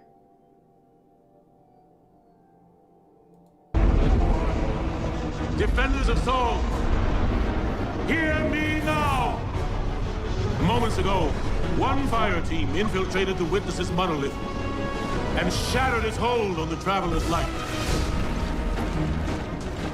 Their courage brought us one.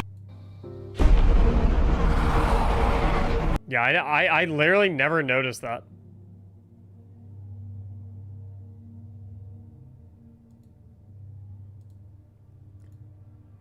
Attention to detail.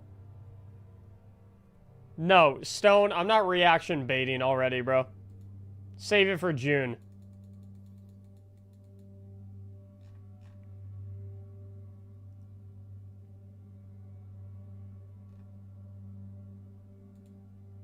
You suck? Yeah, you swallow, so.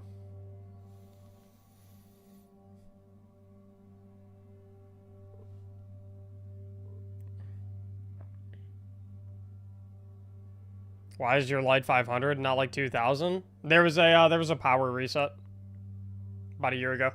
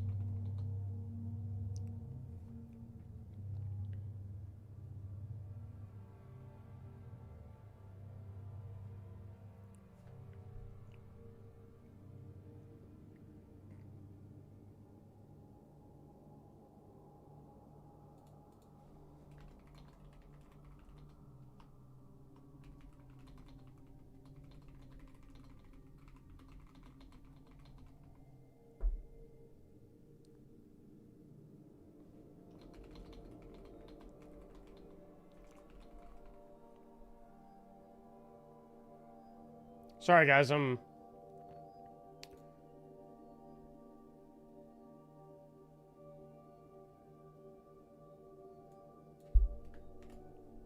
looking at something.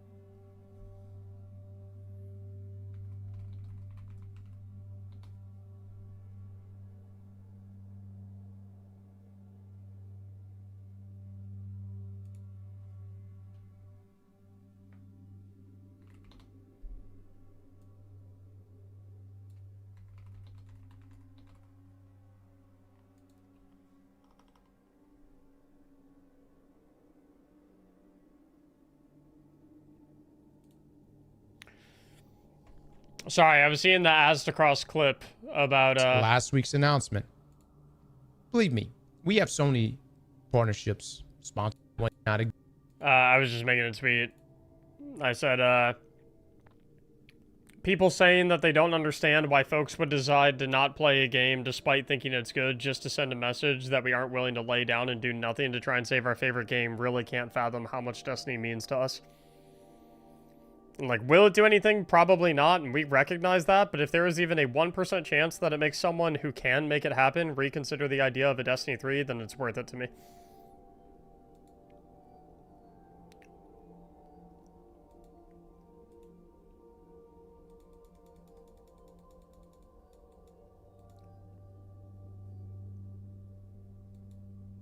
And it is. It fucking is.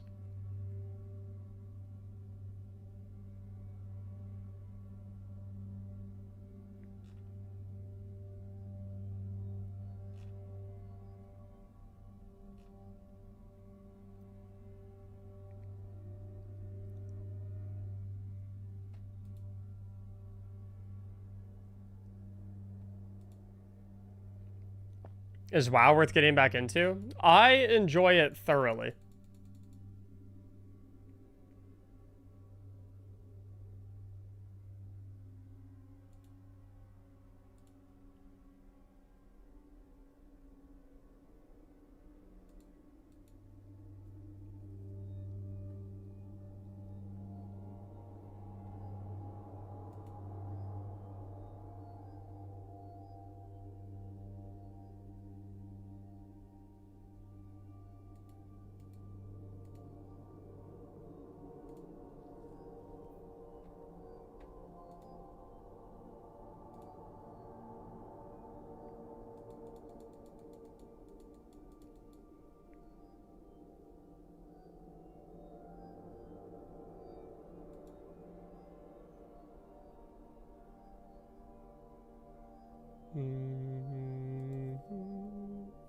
Later.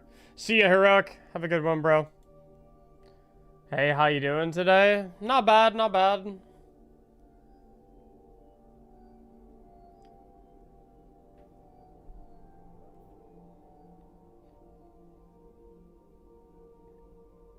Just playing a little Destiny. I've got about 2 hours until it's raid progression time.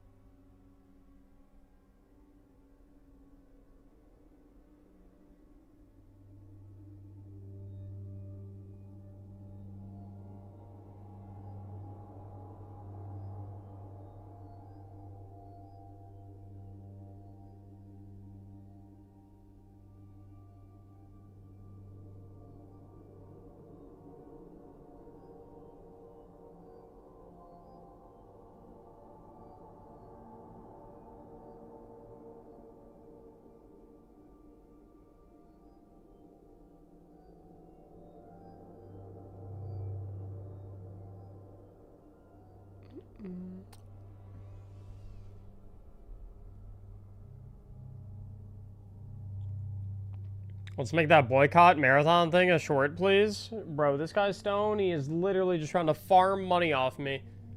Mac, do a short about this. Mac, do a short about that. You know what Stone is really saying? Mac, give me 15 bucks. Mac, give me another 15 bucks. Give me 15 bucks again. How about another 15 bucks? Like, Stone, you motherfucker. Do I look like I'm a fucking raid boss? Yeah, I probably do, actually, low-key. I mean, you know, I just might.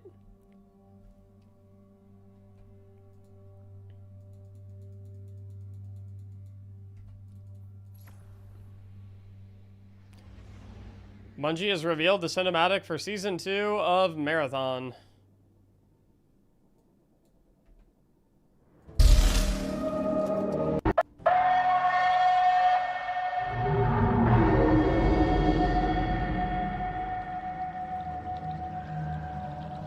It was sunny.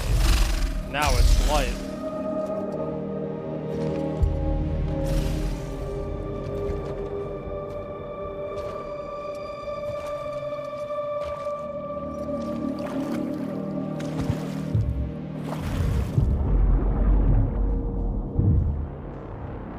I see dead people.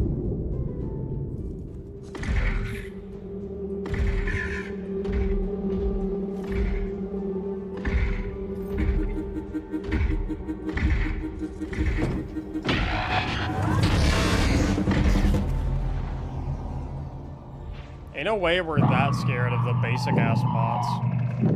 Check the comments, Mac.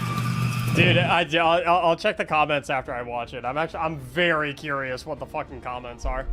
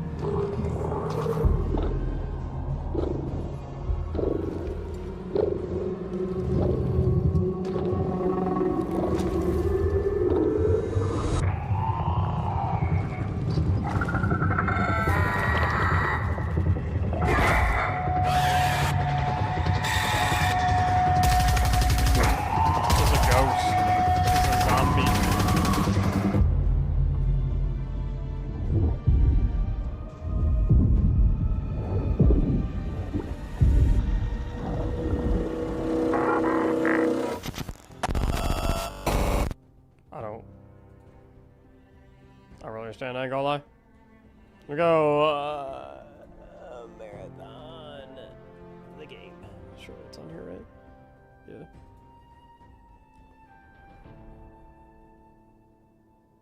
Lose it, you never win. Well, because you lose it, you never win. Oh, boy! That stuff is... Yes! Well, I guess Sir D is pumped about it. I hope this game dies a slow death for what you and Sony did to Destiny. The votes. Adam said, yeah, that was the first one.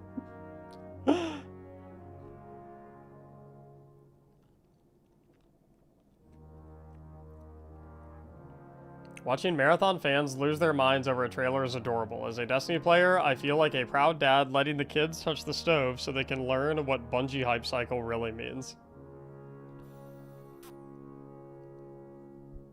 I mean, let's not act like us as Destiny players didn't get tricked by the Bungie hype cycle as well.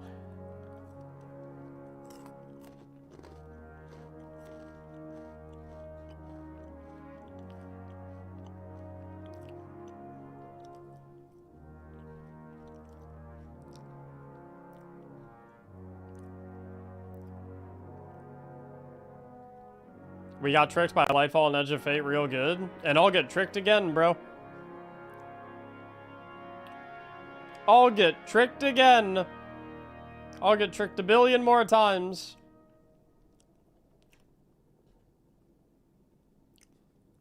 Okay, I'm sorry. Some of this shit's kind of funny. Like, listen, I'm all aboard the, like, give me Destiny 2 back or give me Destiny 3, but, like, this shit's, it's a little... At Bungie, here is the deal, you losers. It's, okay, it's a bit much, dude. Come on now. Listen, I want D3 as well, but, like, you losers, come on now. If you announce to continue with Destiny 2 or at least start to work on Destiny 3, I will buy and play your trash game marathon.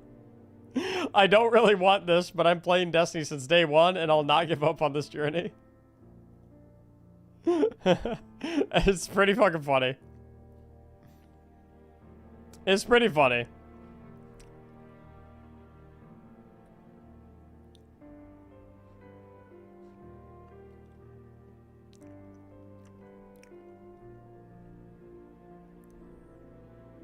This looks so much better than D2. D2 was just degenerate gay slop. We don't want it. Let it die and forget about D3.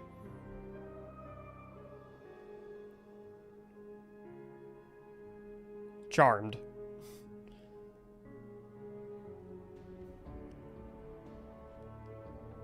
Charmed, Marathon community. Charmed.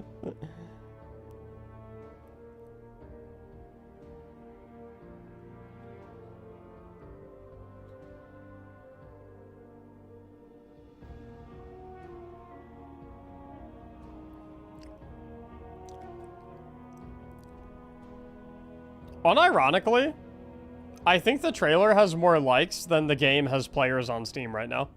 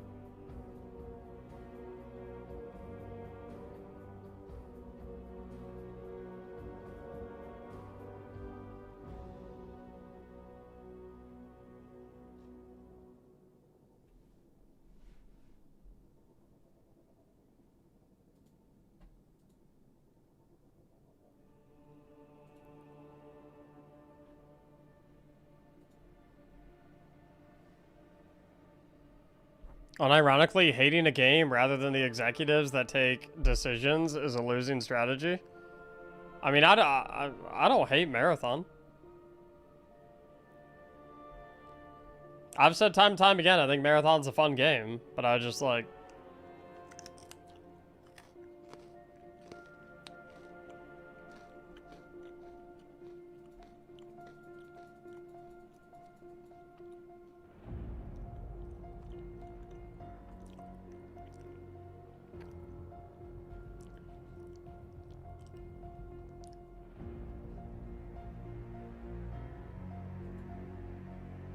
DMG posted?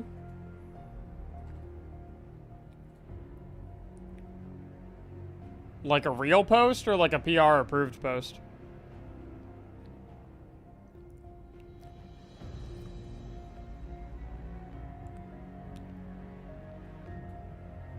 Thank you to everyone who has reached out. Thank you to everyone who's been sharing what Destiny means to them. Passing these along to the team as they roll in. Photos, videos, art pieces, everything.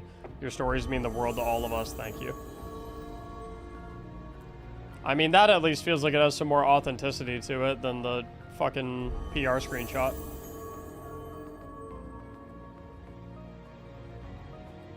Chicken, thanks for the brand new Prime. I'm tired of the ads. Well, since you are now subbed to the stream, you will never get ads ever again. Or, well, you will never get ads until your sub expires, and if you choose to not renew the sub.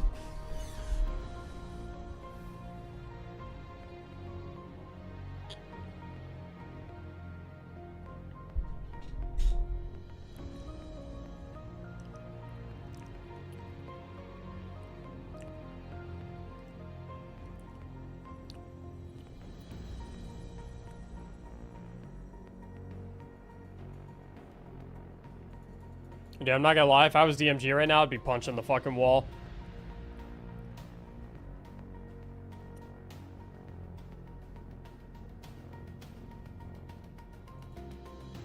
I'd be fucking fuming. I think he is pissed. Maybe, I don't know. That's genuinely got to be like... That's gotta be like such a soul-draining job. That's gotta be fucking brutal.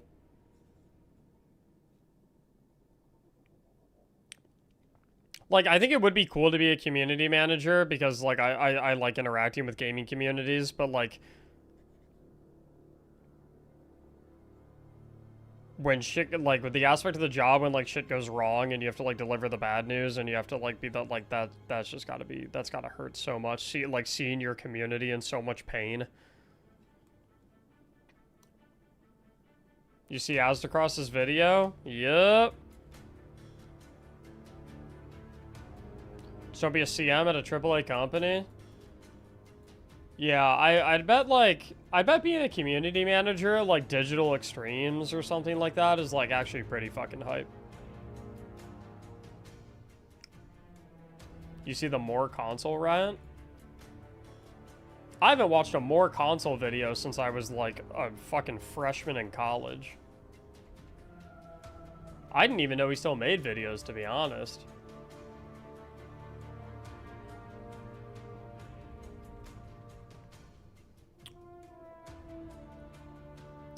Destiny is dead, my angry response. Oh, he actually unironically hasn't made a video in a year.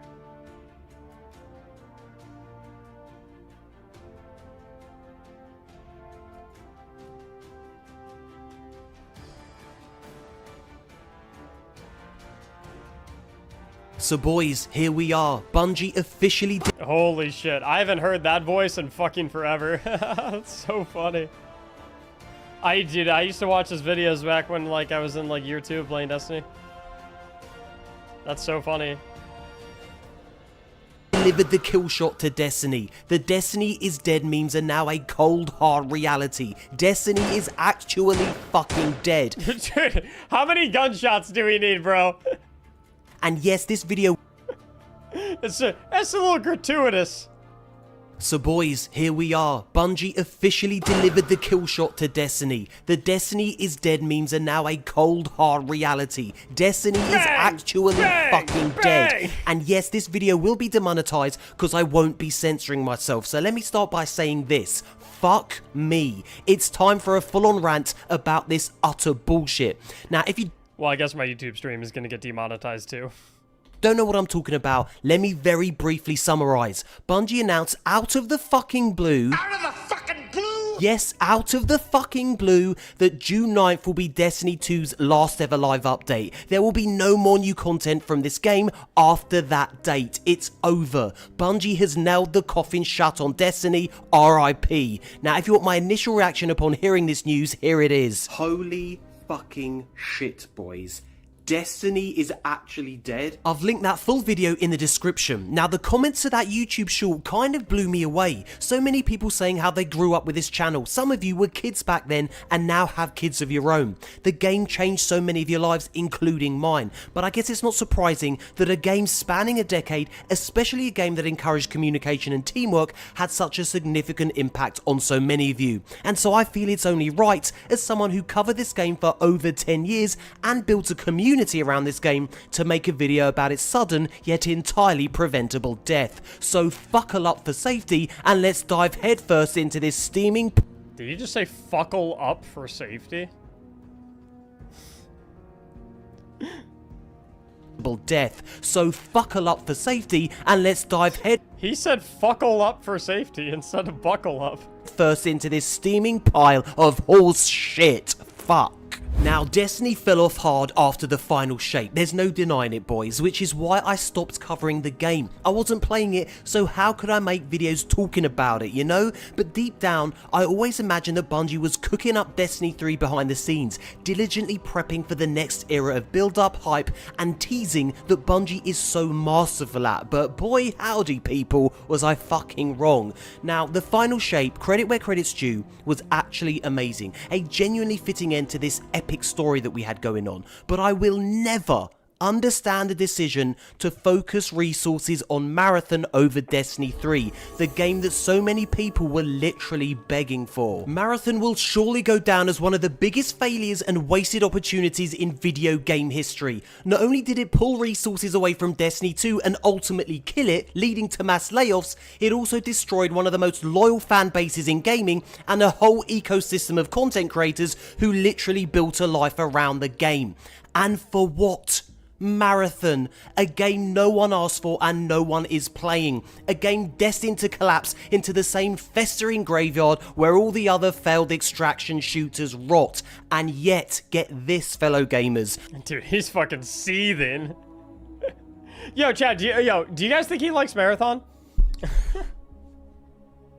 I don't know. I'm getting, I don't know what kind of vibe I'm getting. Is this video sponsored? This might be a Marathon sponsored video. I don't know. I can't say. Dude, it's so fucking funny. Toxicity, thanks for the brand new tier 1. I'm wanting to make a massive Destiny edit that includes clips and videos from around the entire community. Do I have your permission to use clip? Yeah. Use whatever you want.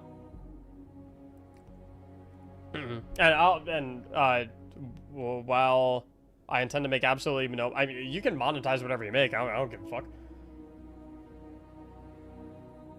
If you make an edit and you make money off of it, that's fine. Marathon is the game Bungie and Sony will continue to support. Let me just repeat that. Marathon, not Destiny, is the game they will continue to support. They killed off Destiny to prolong the slow and painful death of Marathon. I think this guy likes Marathon. I don't know. I'm just getting a vibe. I got a feeling. Think about that. Given the choice between Destiny and Marathon, they chose Marathon. Fucking hell. Bungie traded years of goodwill, a legacy of world building, and the trust of an entire community for fucking Marathon. I just don't get it. I like how he calls it Marathon. Not Marathon. Fucking Marathon. It's a tragedy, and it's a farce, and it's all rolled into one big shit. It's a farce. Sandwich, and so many people have now been forced to take a bite. And those of you sucking down...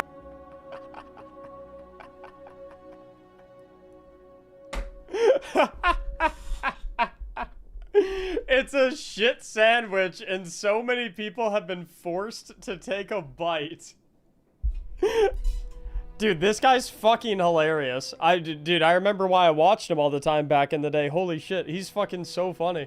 Down the hopium pipe for a legacy of world building and the trust of an entire community for fucking Marathon. I just don't get it.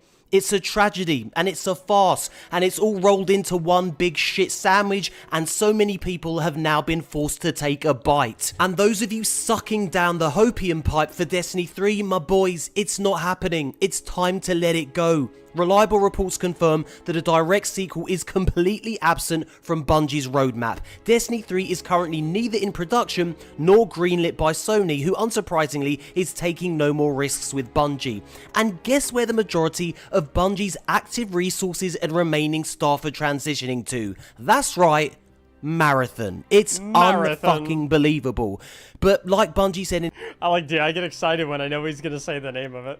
I'm like, oh... Marathon. In its depressing announcement, every end is a new beginning. So now that Destiny 2 is officially dead and the production of Destiny 3 is about as likely as Pete Parsons ordering an Uber, I'm rebranding this. Oh, dude. Oh my god. He's so funny. Oh my god. He might be the funniest YouTuber on the planet. The likelihood of Destiny 3 is about the same as Pete Parsons ordering an Uber. Oh my god. That actually might be the funniest thing I've heard all year. That's actually... Holy... That is objectively hilarious. Oh my god. Channel. Instead of Destiny news, I'm gonna Parsons ordering an Uber. I'm rebranding of Destiny 3 is about as likely as Pete Parsons.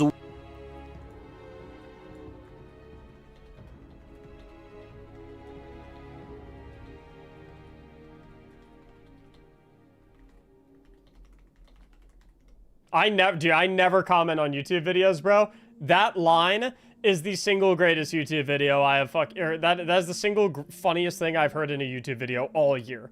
And I don't think anything else even comes anywhere near close.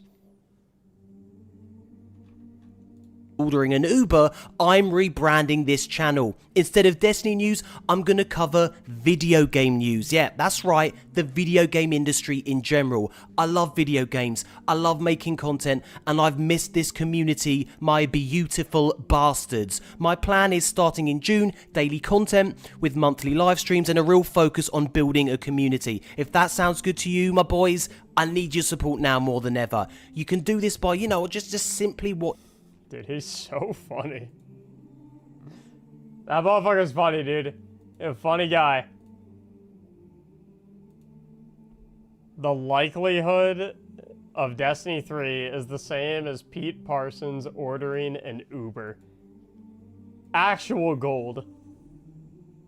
I didn't know Shakespeare was still alive.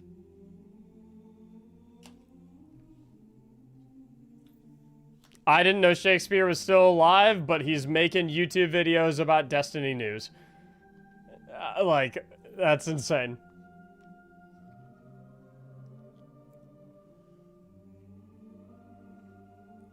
When British people are angry, they drop bangers. Dude, British people are insane at two things. Roasting people when they are pissed about something, and creating the most diabolical food combinations and insisting that they taste good.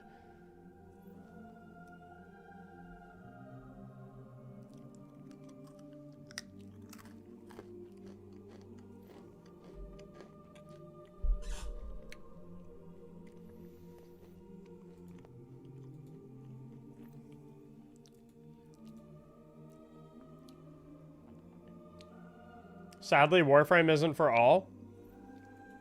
Warframe's just so different than Destiny. Like, I can understand why people compare them a lot, but they're really such unbelievably different games.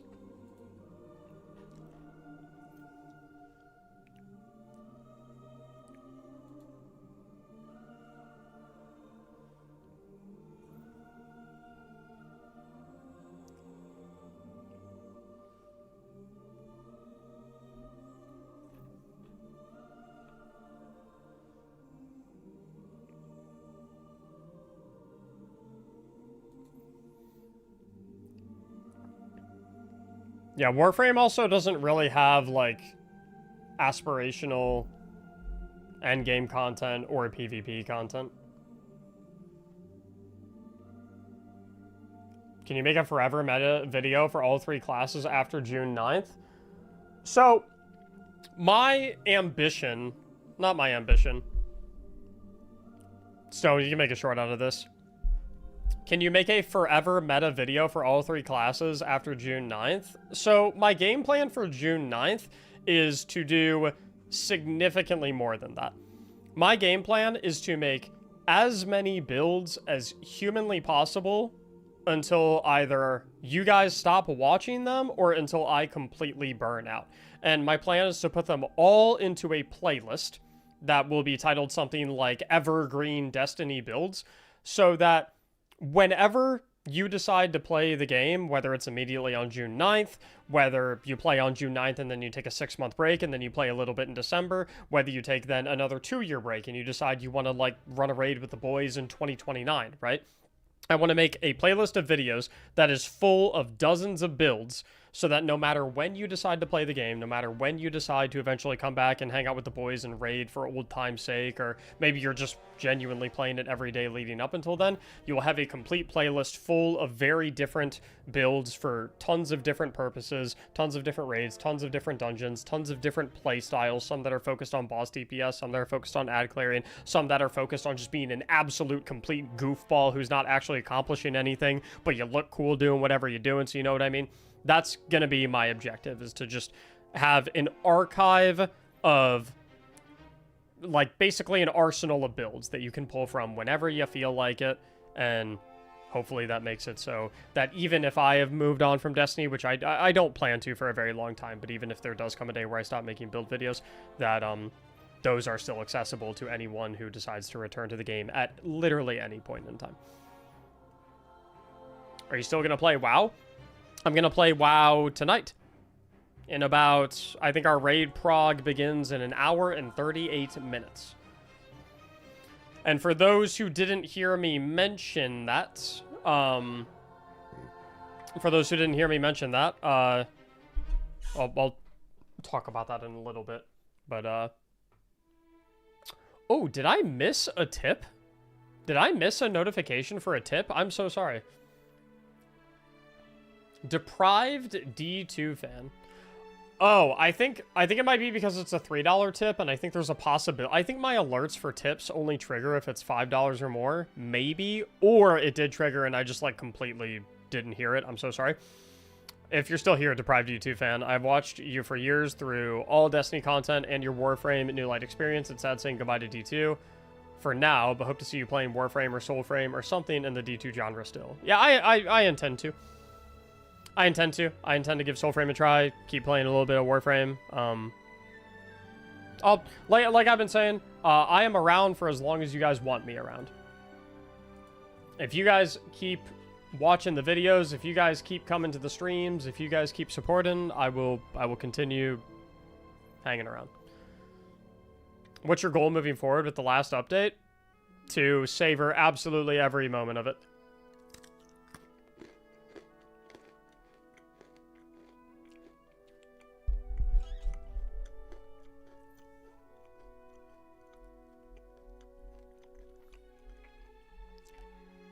Yeah, I might also make a couple of build videos leading up to June 9th. That way you guys can, like, prep a couple of builds so that, like, you can hit the ground running in June 9th.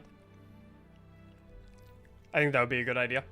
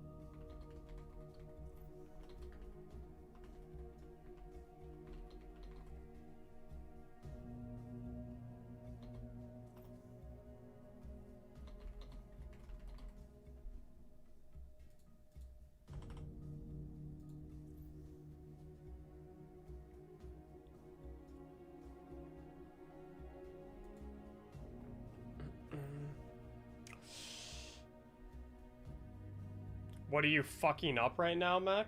What am I? What? There's always the first descendant if you're a gooner. I don't fall under that category, to be honest. Do you think it's feasible for the player count to stay healthy post June 9th?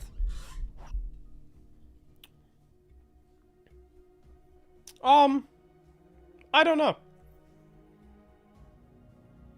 I know we had about 180,000 daily, at the very lowest, we had about 180,000 daily active players, at the lowest point, with 4 months of absolutely zero brand new content whatsoever ever in any capacity. The big question is, like, what percentage of those players were only continuing to play because they were just waiting for hope that we would be getting, like, a big update coming soon, and now that, like, those hopes are gone, there's, like, no... Like, I don't know. I don't really know. What I do know is that, like, throughout the years, like, Destiny 1 has maintained, like, a relatively active community. Like, big enough that you could find people to do a raid with, or big enough that you could find people to run some content with. So, like, I don't really see why Destiny 2 can't do the same thing.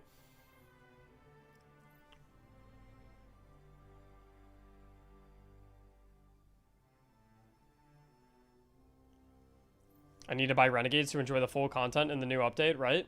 No. I actually don't think you need to do that at all.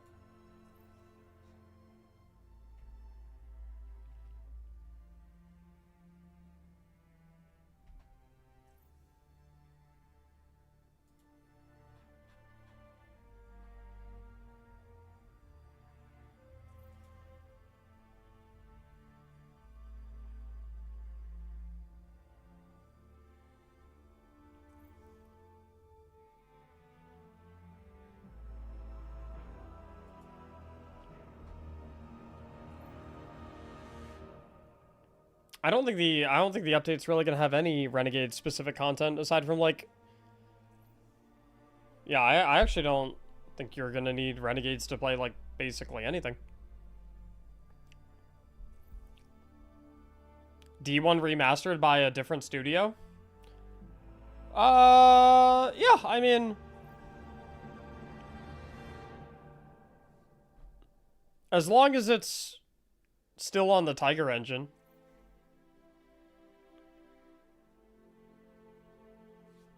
Like, I don't think it can be, I don't think it can be overstated, like, how important the Tiger engine is to making Destiny feel like Destiny.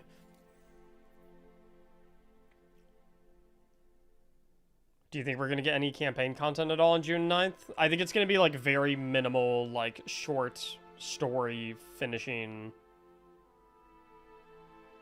like, side dialogue. Like, very brief and very abrupt endings for some of the characters, like, probably, like, Zavala and Ikora, and... Tiger engine has so many limitations, though. Every engine has limitations. That's, like, it's kind of a nothing statement. It's like a nothing burger of a statement. It's like me being like, well, McDonald's has so many limitations. Yeah, it doesn't mean they don't make some mean fucking fries.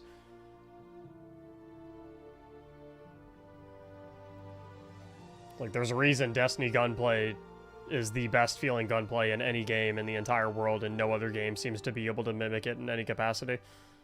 It's because of the Tiger engine. Being realistic, how many layoffs are we expecting? I couldn't give you a guess. I have no idea. Not my area of expertise. I couldn't even give you a ballpark idea. The tech debt of 10 years is more significant than the engine? Correct. As an example, Marathon runs on the Tiger engine. And they have absolutely no problem whatsoever getting very, very fucking quick updates and very quick fixes and very quick tweaks and changes out to Marathon. Like, Marathon also runs on the, you may be able to, like, make the argument that, like, a lot of, like, Bungie higher-ups are seemingly stupid. The Bungie developers are not stupid. Like, the Bungie engineers are not stupid. Like, they would not be building a game on an engine that would, like, be strapping ankle weights to themselves.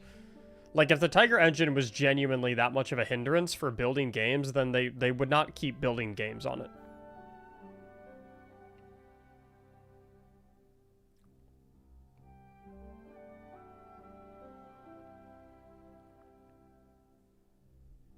Like, they're not like a bunch of fucking morons who are like, oh no, I guess let's just build it on the Tiger engine. Yeah, oh, whoops. Oh, no, we forgot that the Tiger engine is fucking terrible and we can't do anything on the Tiger engine. How do we keep doing this? It's like they're not a bunch of fucking dummies. It's much more about, like, the tech debt. Like, tech debt of a 10-year-old game versus tech debt of a 3-month-old game. Very fucking different. I was reading a tweet the other day from an ex-Bungie dev talking about how he missed how lens flare works in Tiger. That's interesting. I'm assuming as in he's a dev at another game development company now that doesn't use Tiger. Obviously, if he's at another game dev company, he doesn't use Tiger because that's a Bungie only thing. Yeah. Interesting.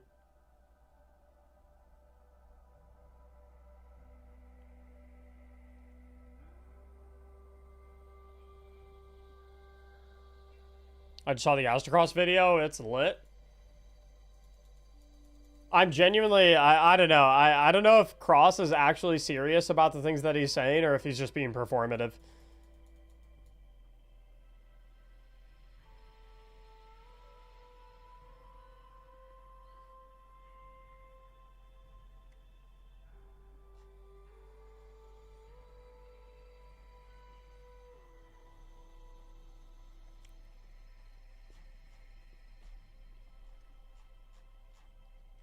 What's up, BK?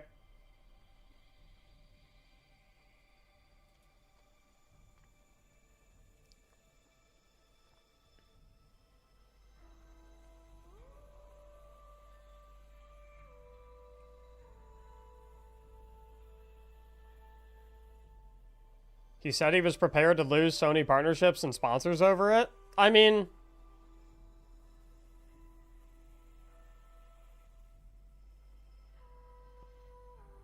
mad respect to him if he stands on that business.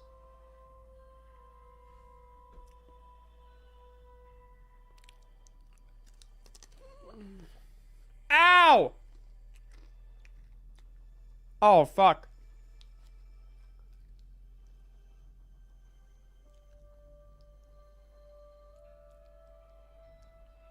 Oh, that's gonna swell. Oh, I just bit the fuck out of my tongue.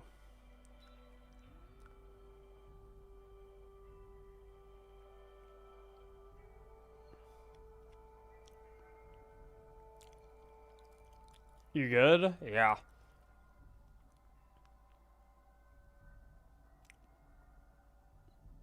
Oh, I just bit my tongue so hard.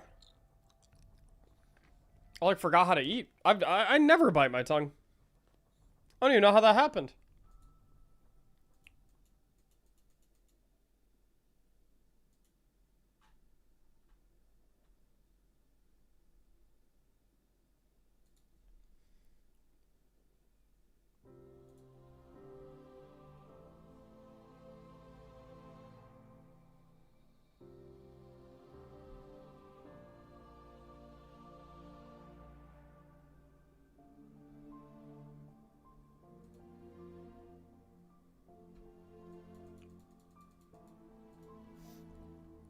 Is Warframe gonna be your main game when D2 starts feeling dry? I don't really know. I don't...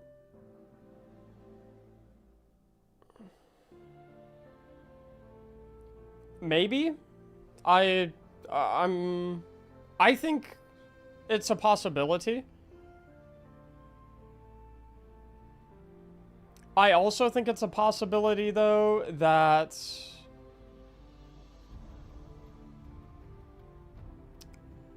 for a while, I don't really have a main game.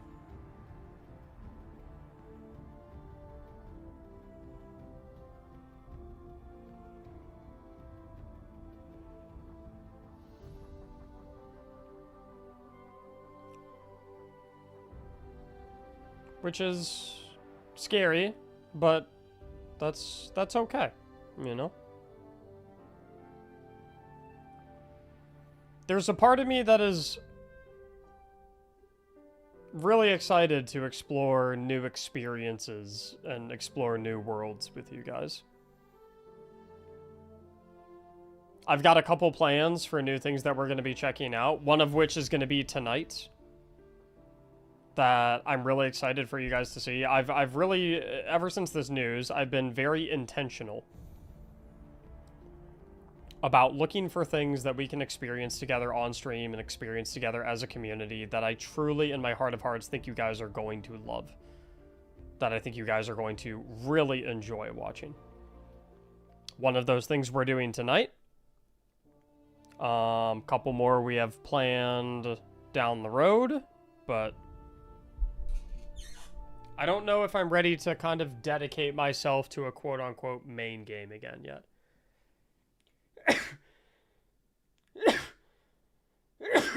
Excuse me. Have you played The Division 2? I have never tried The Division 2. I wouldn't be averse to dabbling. I would not be averse to dabbling. That is one of the things that I've been looking at. I think Division 2 could be very, very fun.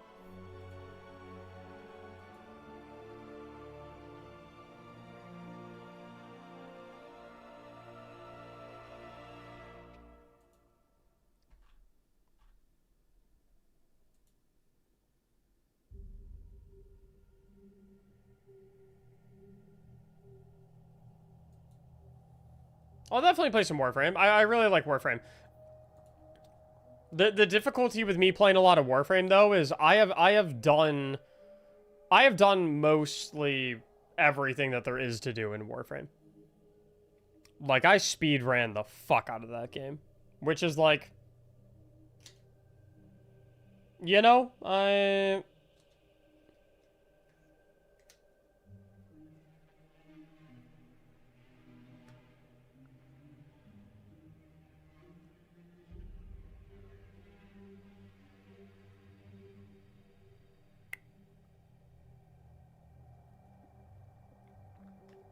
I felt your emotions when we found out. I feel you, brother. Yeah. I have shed tears every single day since the news. If I make it through the next 4.5 hours, this will be my first tear-free day since the news.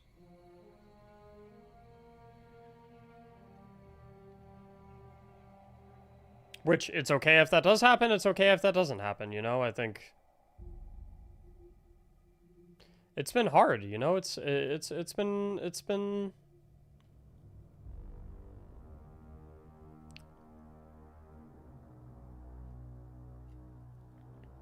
I mean, how many of us have you know, played this shit for over a decade, right? It's like that it's tough. It's really hard.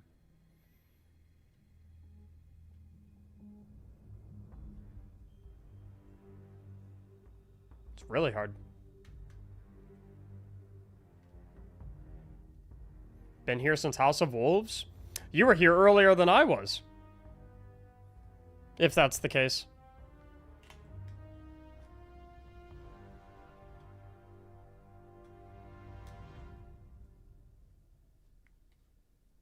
I've only been playing for 10 years and 2 months.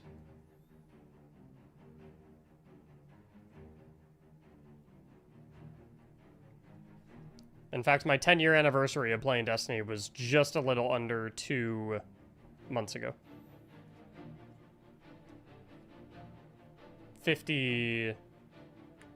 probably 53 days ago to be exact. 53, 54.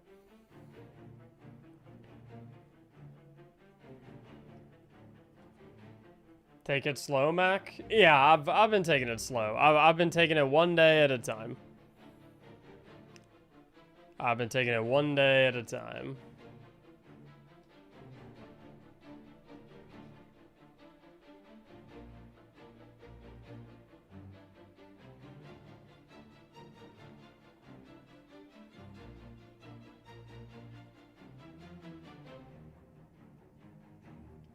Someone said they will announce a D1 remaster or something because a gameplay trailer came out on June 9th, 2014, and the next update will be June 9th. Yeah, that's,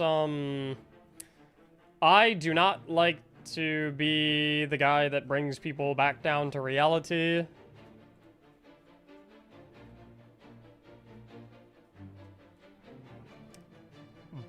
But...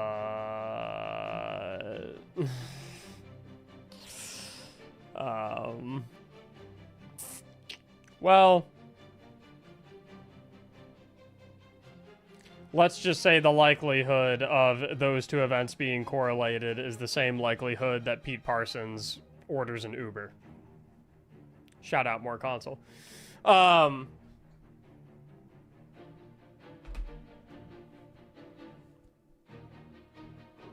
Joke Stealer? I literally gave him a shout out, bro. I literally gave him a shout out immediately after I said it. What the fuck more can I do? Am I not allowed to use it at all, even if I credit? Great, sorry.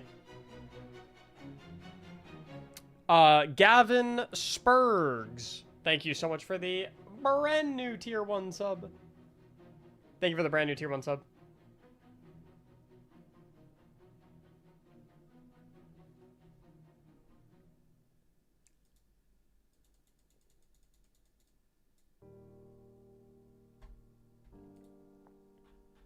I don't think Bungie or most people fully grasp what just happened and what's coming. This wasn't just mismanagement or a breach of consumer trust. Those are symptoms. The deeper issue is that Bungie killed something that whether they wanted it to or not had good... Dude, I thought that was going to turn into a fucking stepped into the war with a cabal. Oh, for sure. The deeper issue is that Bungie killed something that whether they wanted it to or not had grown far bigger than the company itself. Some are saying just move on, but certain mistakes don't fade quietly. The only reason the consequence didn't hit sooner is because they sold Halo to Microsoft instead of letting it die. Now we're about to find out what happens when you try to kill a cultural phenomenon you no longer control.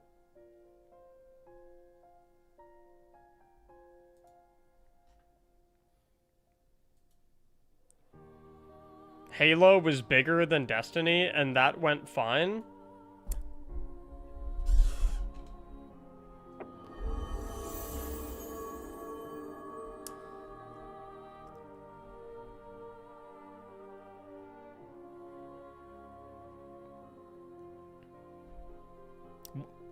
Halo is bigger than Destiny, don't even try to pretend.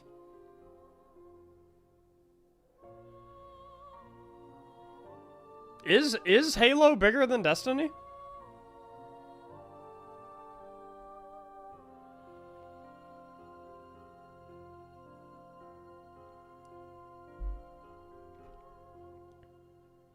I feel like it has to depend like what generation you're in, right?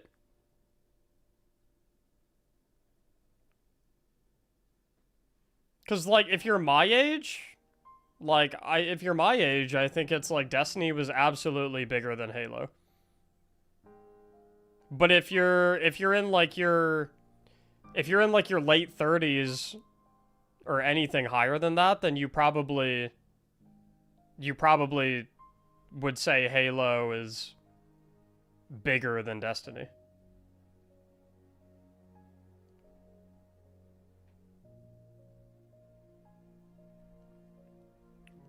$24-hour peak for Halo Infinite is 2.8K on Steam charts. I think he's more so referring to like he's more referring to like the peak of Halo versus the peak of Destiny.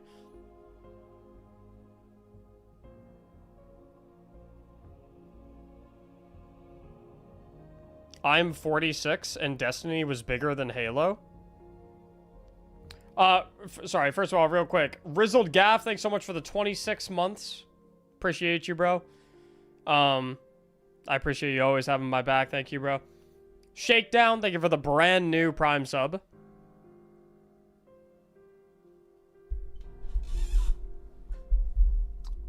I am kind of curious if everyone in the chat would be comfortable doing so.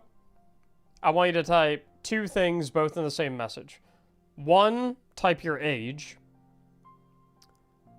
And 2, type which you think was bigger, Halo or Destiny. And try to remove your personal bias from the equation.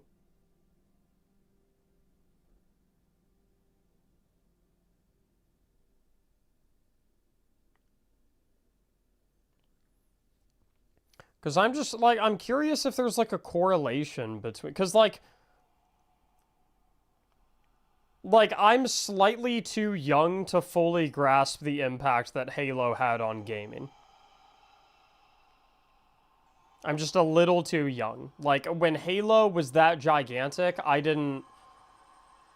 Like, I wasn't on, like, the fucking internet. I didn't see the marketing. I didn't really, like, know...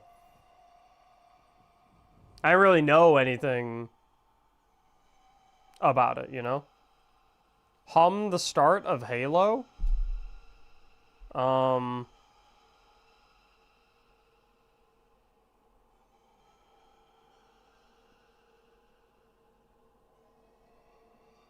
blanking on it. I don't know. I can hum the start of Destiny.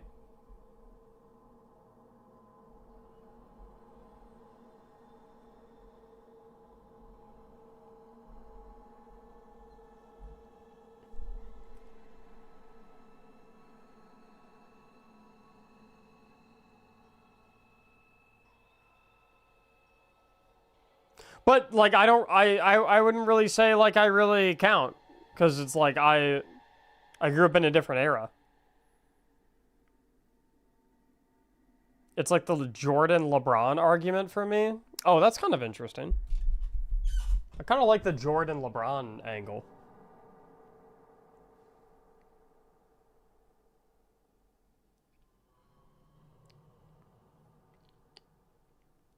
Without Halo, there is no Destiny? I mean, sure, I guess, but, like, you could also say that, like,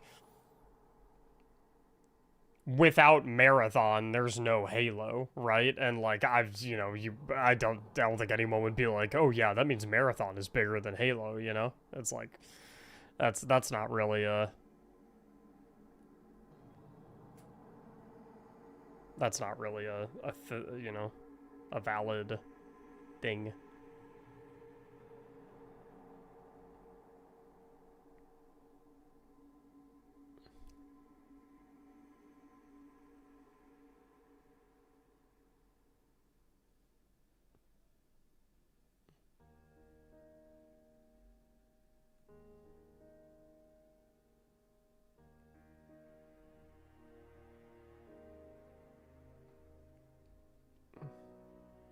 Yo, Stone, we get it. You're sponsored by Halo, bro. We get it, man.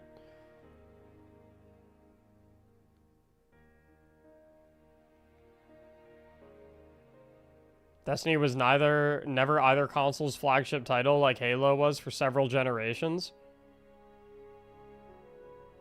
That's kind of interesting to me. The concept of a console having a flagship title. That's not like it's not really like a thing anymore. I think D2 has the biggest, the potential to be the biggest IP of all time. No, I couldn't agree more. Dude, if they released Destiny 3 and it had a Forge mode, it's the biggest IP in the entire world. If they released a Destiny with a Forge mode, imagine the Destiny community being able to make their own raids, make their own strikes, make their own PvP maps, make their own fucking goofball-ass modes, make their own activities. You honestly believe Destiny with Forge mode would be bigger than Fortnite? Yes, and it wouldn't even be fucking close. It wouldn't... I don't even think it would be close. Yes.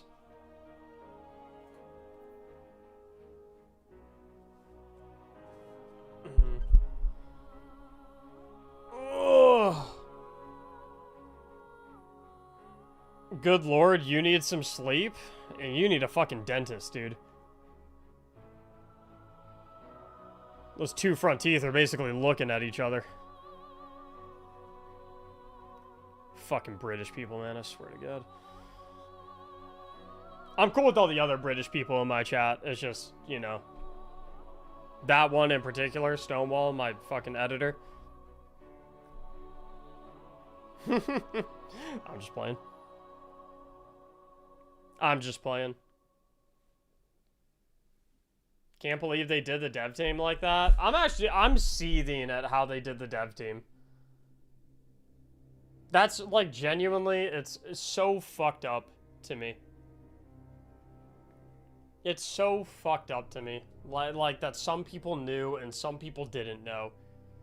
And the people that knew had to sit there and watch the people who didn't know work on stuff that they knew was never going to be added to the game, and they couldn't fucking say anything about it. Like, that's insane.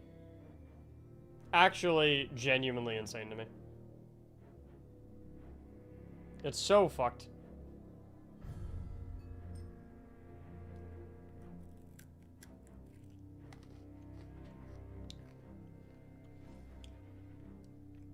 I ate that pretzel without biting my tongue this time.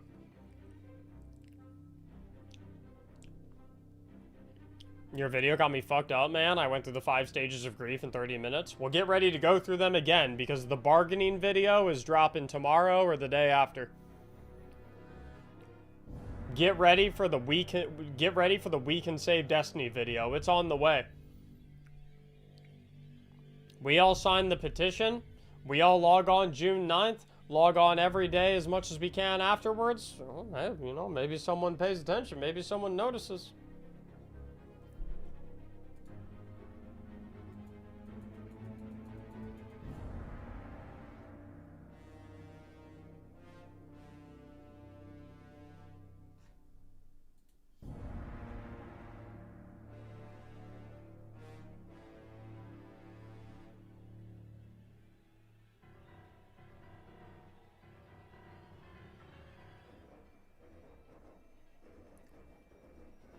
There's a difference between you should play Marathon and you shouldn't want Marathon to fail when I talk about this. Again, I think it's a bad outcome for everyone if it does, but I know I'm never going to truly embrace the game unless that PvE hits hard.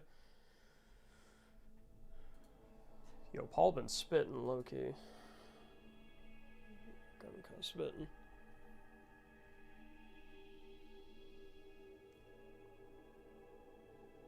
Good night, B-Gear. Have a good one, bro. Dado and Bife's videos made me sad. Yours just made me angry. Yo, my fault. I mean, the video did open with, I'm not gonna lie, guys, I'm fucking pissed. I'm pissed. And in the video, I talked about all the reasons I was pissed. I mean, you know, it was a video about being pissed. New Rick Kakis short? Bungie's leaders had talked about ways to retool Destiny 2 to make it more approachable for new players, but earlier this year, they instead decided to end development of the game, partially to shift resources to Marathon.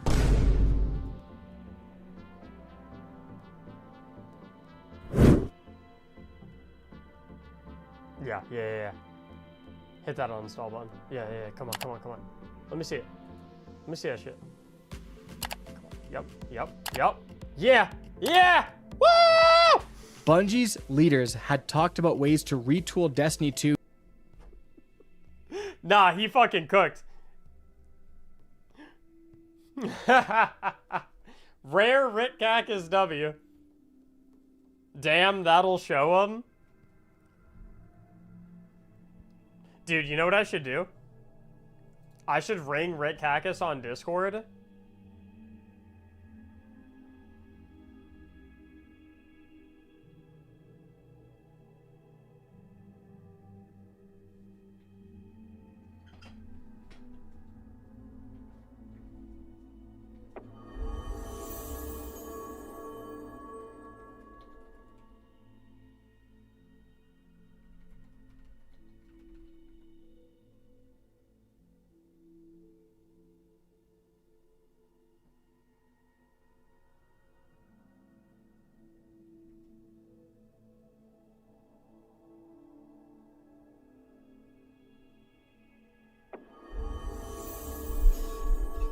Dusty and Choppy Mark, thank you for the brand new subs.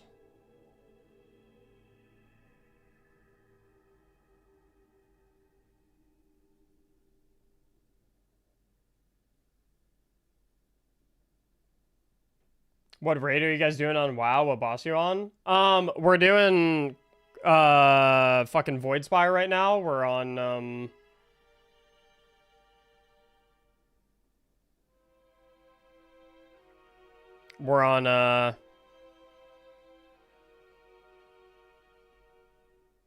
the final boss of Void Spire.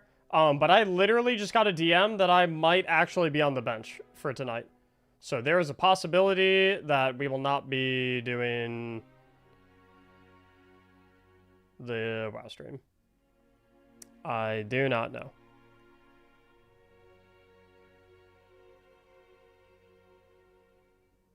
We shall see. What difficulty? Mythic.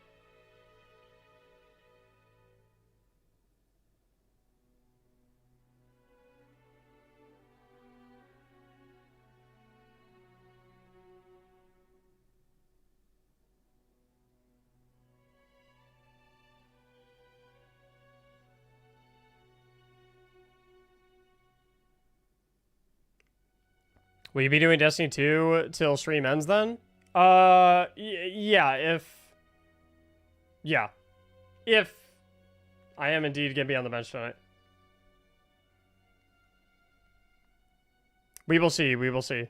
Have you tried Marathon? Oh, I mean, you know.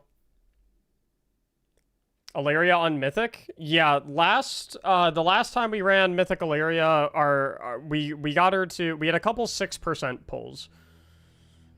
So I think we are definitely 100% killing her tonight. In fact, if we don't kill her tonight, I would bet a lot that we kill her tonight. But I just don't know if I'm gonna be a part of tonight's polls. We will see.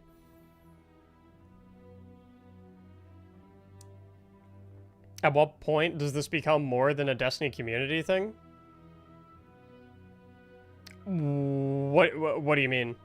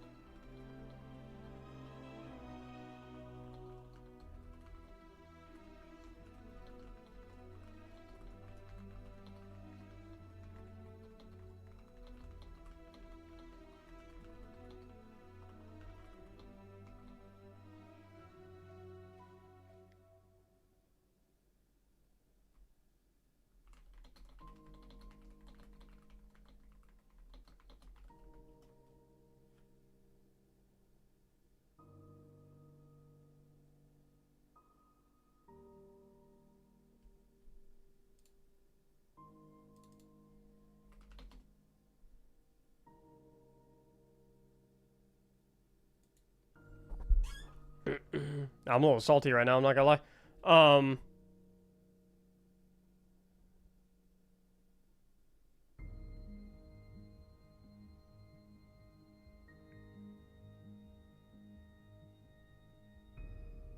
Like more, oh sorry, Havoc, thanks for the brand new Prime sub, dude. Choppy Mark, thanks for the brand new Prime. Dusty, thanks for the sub. Shakedown, thank you.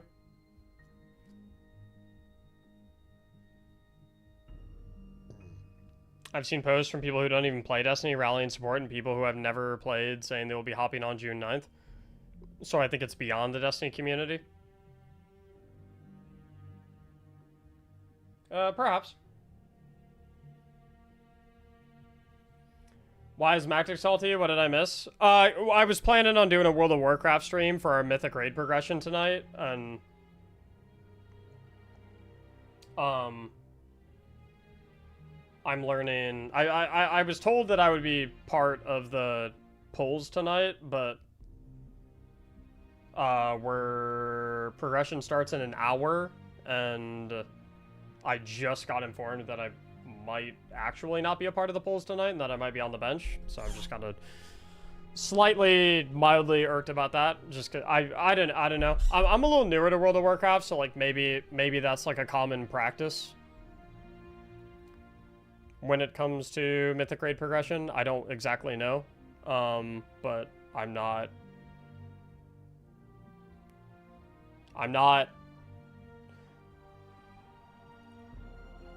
not super warm. Like I'm slightly irked at the idea of like I was promised a spot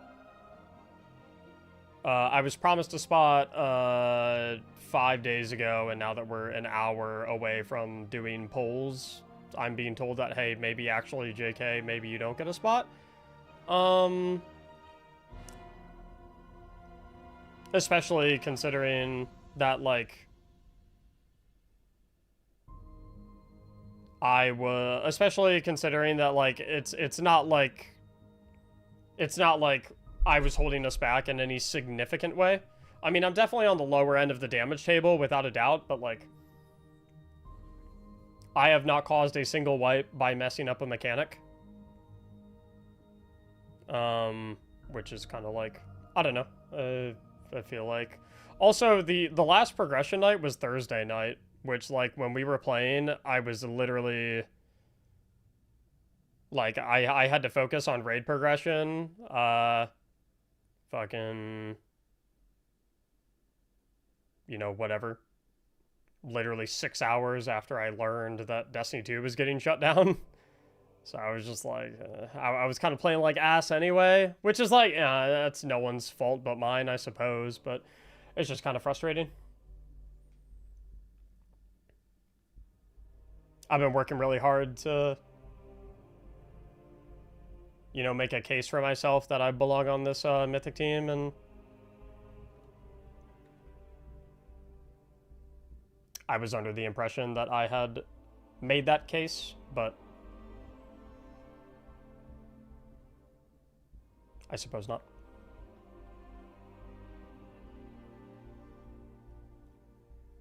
Is the WoW raid potentially off? Potentially, yeah.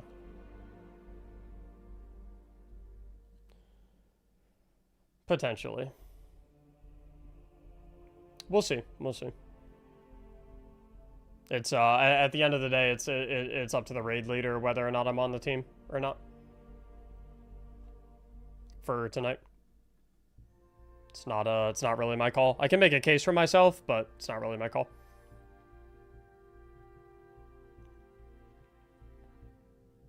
That's pretty rude. I mean, I think in Mythic World of Warcraft raiding, like, being rude or being not rude is not really a concern. I can respect that it's the responsibility of the raid leader to put together a team that has the statistical best possible chance of clearing a boss. Like, I get that. That makes sense to me. But it's, you know, it just kind of sucks.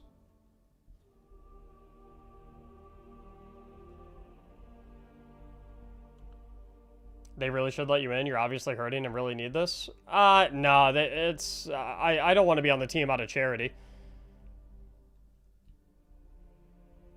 I want to be on the team because I'm seen as an asset on the team, which I personally think that I am.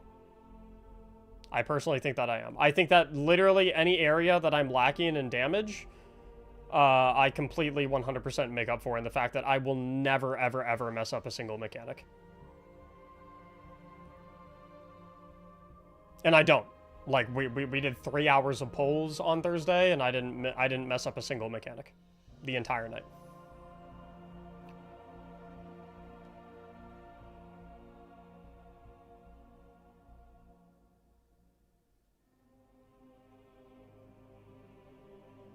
But, you know. Why promise shit if you can't hold your word?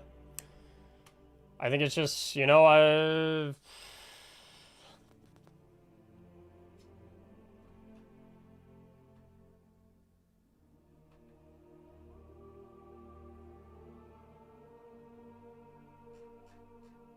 don't know.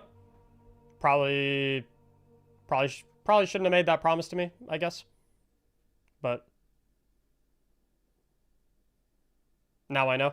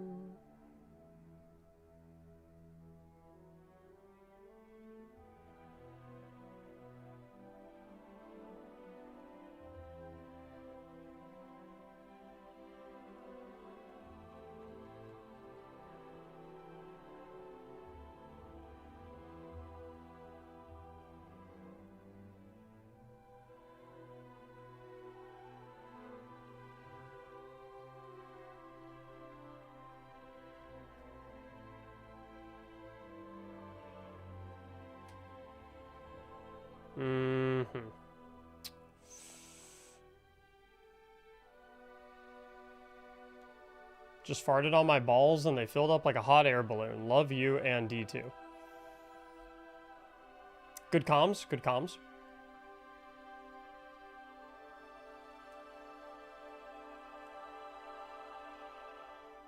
Good comms, brother. Thanks for the info.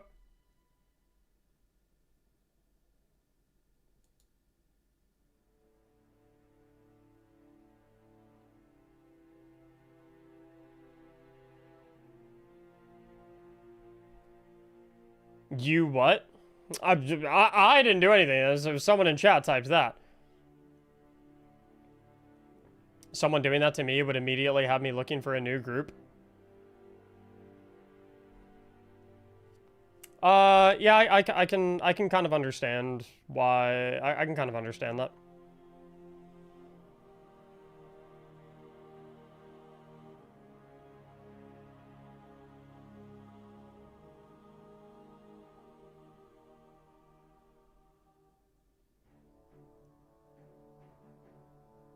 You hearing anything that might be good news on the grapevine, Mac? It's looking bleak, man. I'm not gonna lie. I wish. I really do. But, it's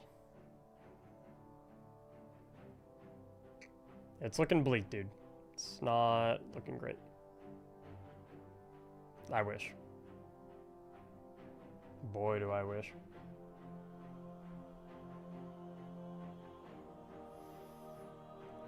I would love just a glimmer of hope for Destiny anything, right? Destiny anything. And I still do have hope. I still do have hope. But no, I have not heard anything.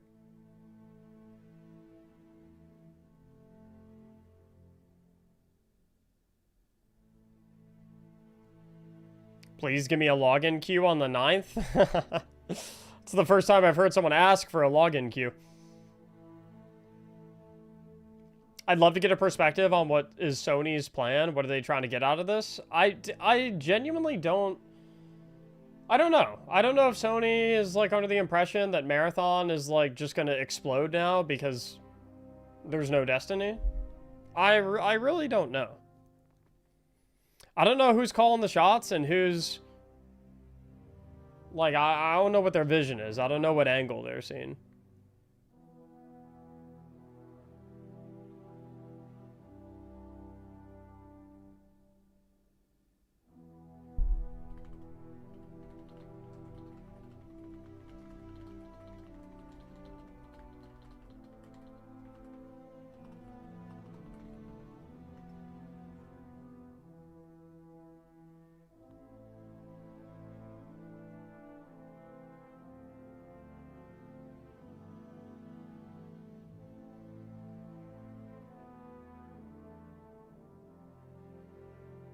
DMG tweeted, have you seen it? Yeah, I saw.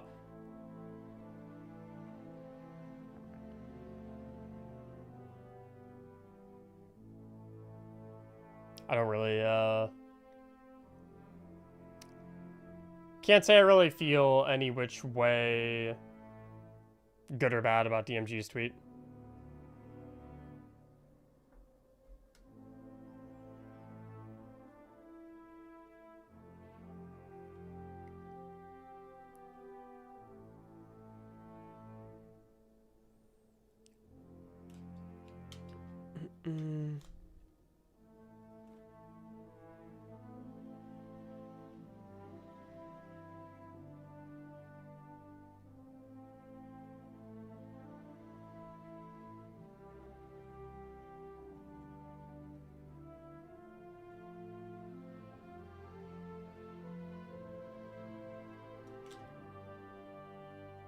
This feels like a fever dream still.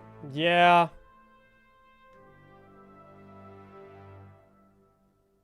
Yeah.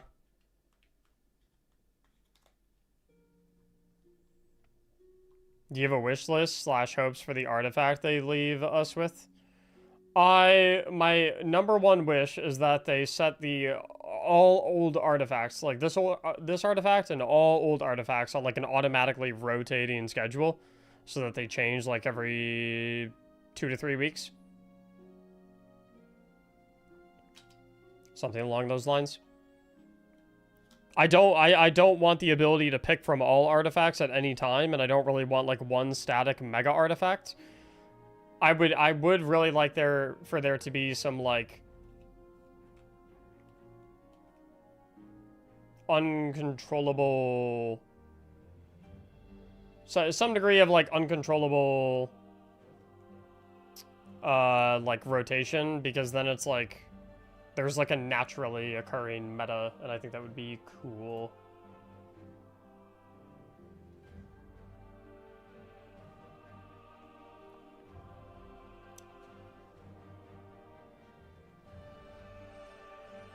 Can you delete user comments on your uploaded YouTube videos? Yeah.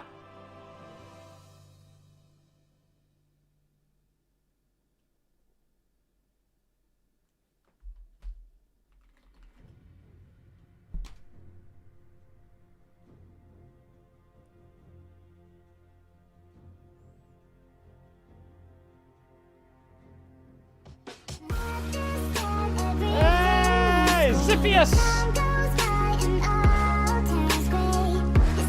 Zivius, thank you so much for the 5 gifted subs.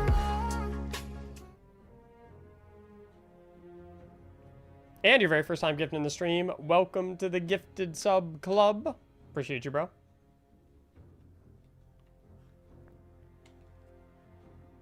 Yo, Chad, I can't lie, I'm getting put through the fucking ringer this week, huh?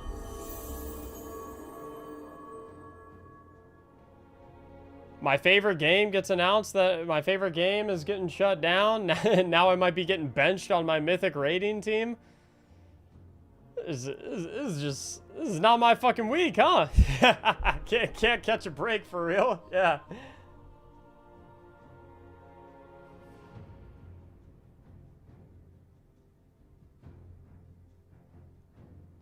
Cannot catch a break, dude. I'm getting beat up over here.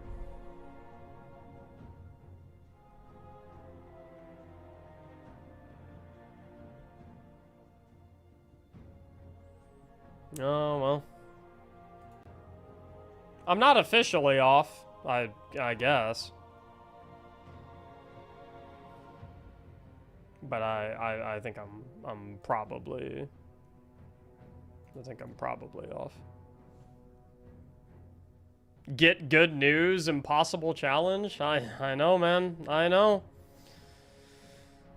Rough week.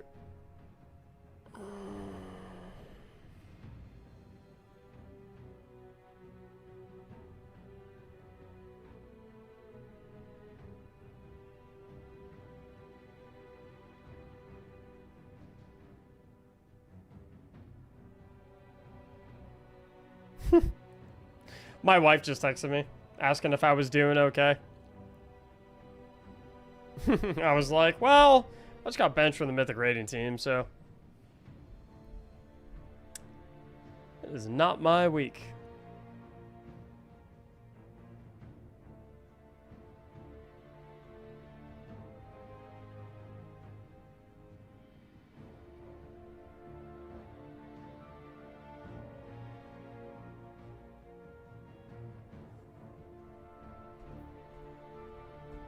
Pantheon 2.0? No, I'm hyped for Pantheon 2.0. Let me get it. Let me get it.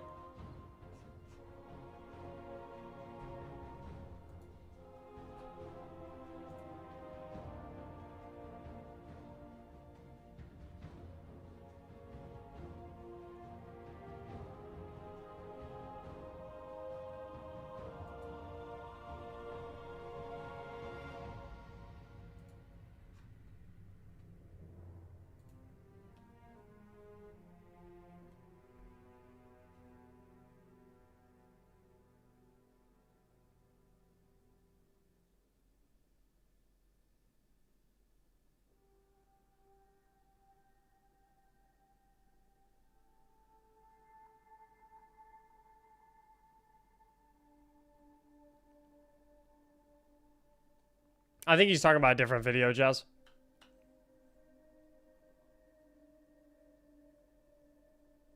I saw your post on the deck of cards. They look sick. We'll definitely be getting one if you do them again. Yeah, join my Discord server. Join my Discord server. I will do an announcement.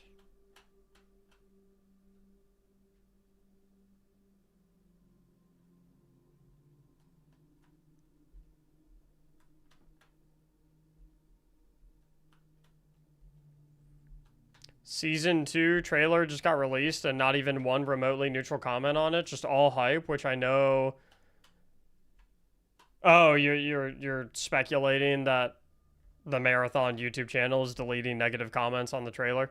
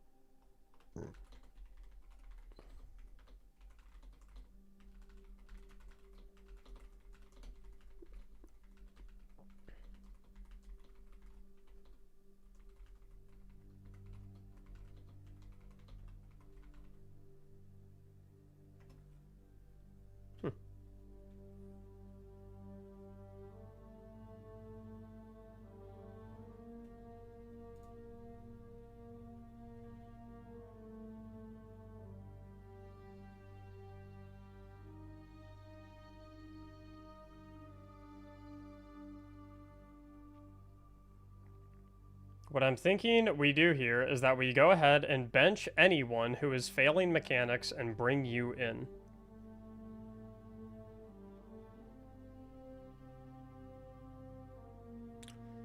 I'm confused.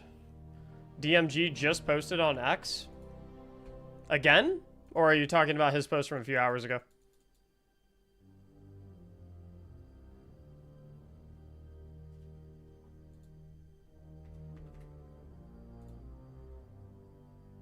Yeah, he posted an hour ago. Yeah. Number 1 bench warmer. Let's go. Yeah, my butt's pretty warm, dude, so I keep the bench nice and toasty.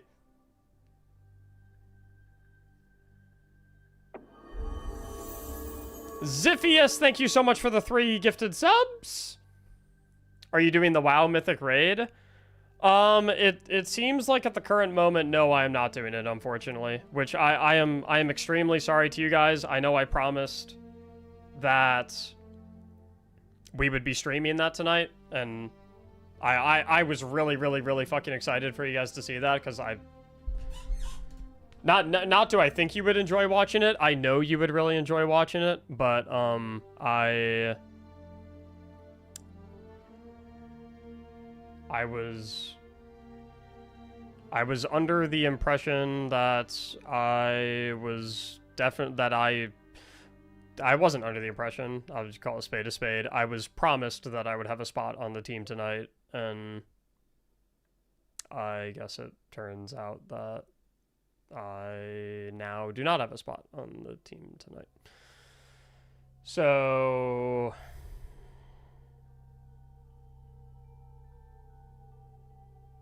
I don't know.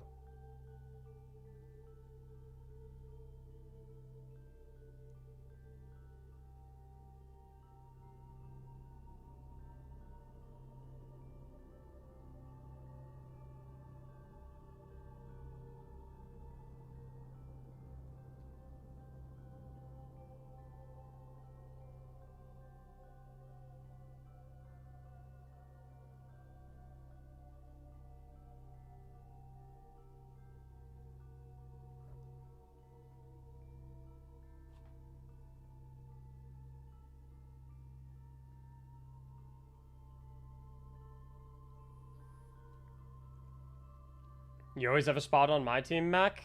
You have a Mythic World of Warcraft raiding team?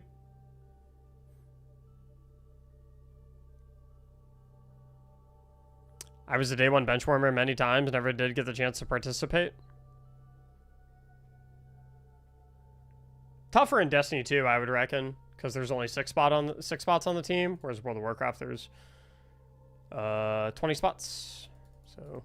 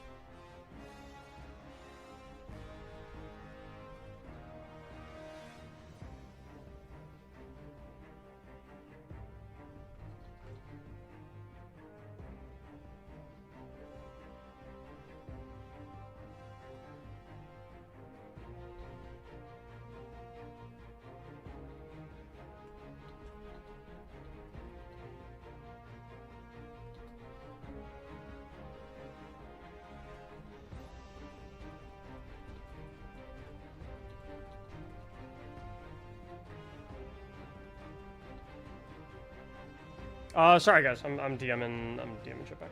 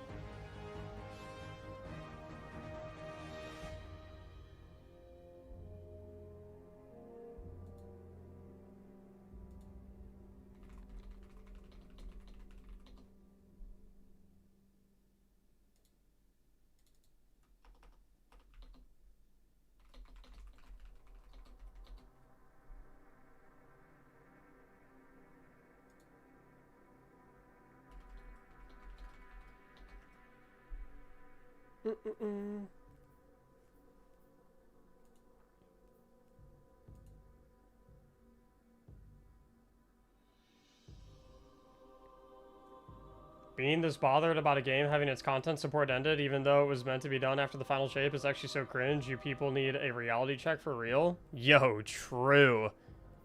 Honestly, it's almost as cringe as going into like live stream chats and shit talking people who you don't even know, who never did anything mean to you or never did anything bad to you. But just like shit talking them because they lost something that's important to them. Yeah. You look so upset, Mac. It's killing me, man. I'm okay. I'm alright, bro. I'm pretty fucking good about bouncing back. I'll tell you what, listen, I'm you know, there's no other way to slice it. I'm getting knocked, my ass is getting knocked on the ground over and over and over the past couple days. I cannot seem to catch a fucking break. But I'm gonna keep getting back up. I'll figure it out.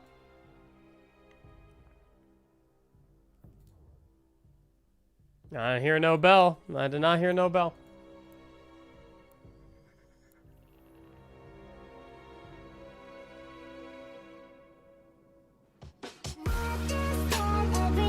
Danny Moles! Thank you so much for the 5 gifts of subs, homie!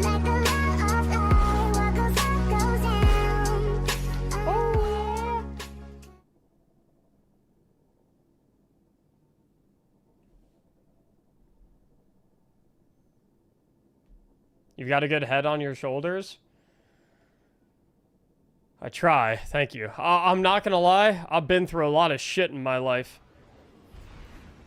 I've been through a lot of shit. I live a good life. I've had a great life. I'm very appreciative for my life. I'm very like I've had it pretty fucking good. I truly have. But I've also, dude, I have been put through the fucking ringer, man. I've lived a good life. I have. There are much harder lives to live than the one I have lived. But I have...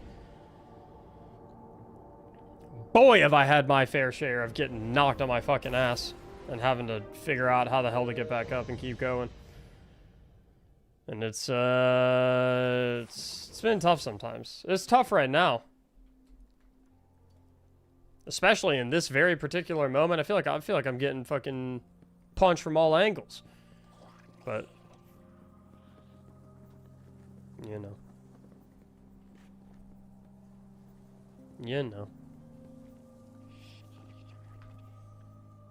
But, you know, I appreciate you guys being here for me. Appreciate all of us being here together. Don't know where my uncle fights. It's a good time. It's a good time we have together. It's a good time we have together. It makes everything easier. Do you think you'll be able to keep this career? I don't know. I do not truly know.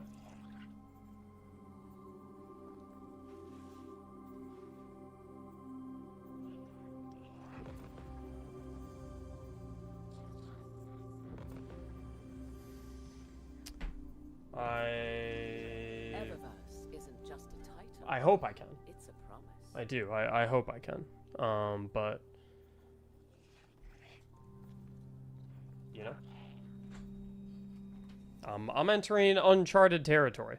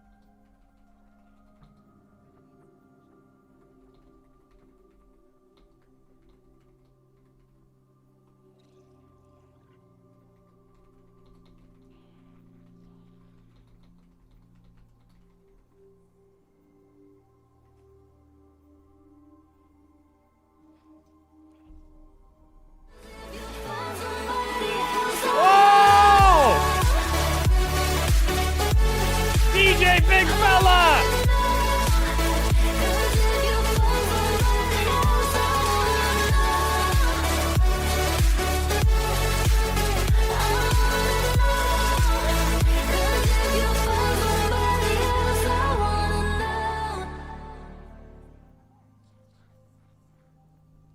DJ Big Fella, thank you so much for the 50 gifted subs, bro. What the fish? What the fish? 255 subs today. 55 french fries, 55 hot dogs, 55 burgers, 55 shakes, 55 colas, 55 waters, 255 fries, 255 taters, 255 nuggets. Wait, hold up.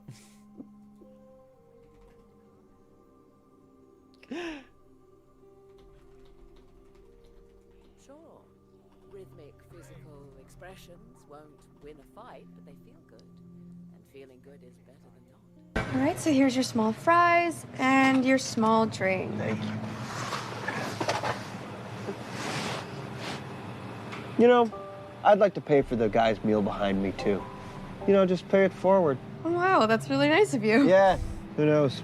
Maybe it'll catch on. All right, well, you have a great day, sir.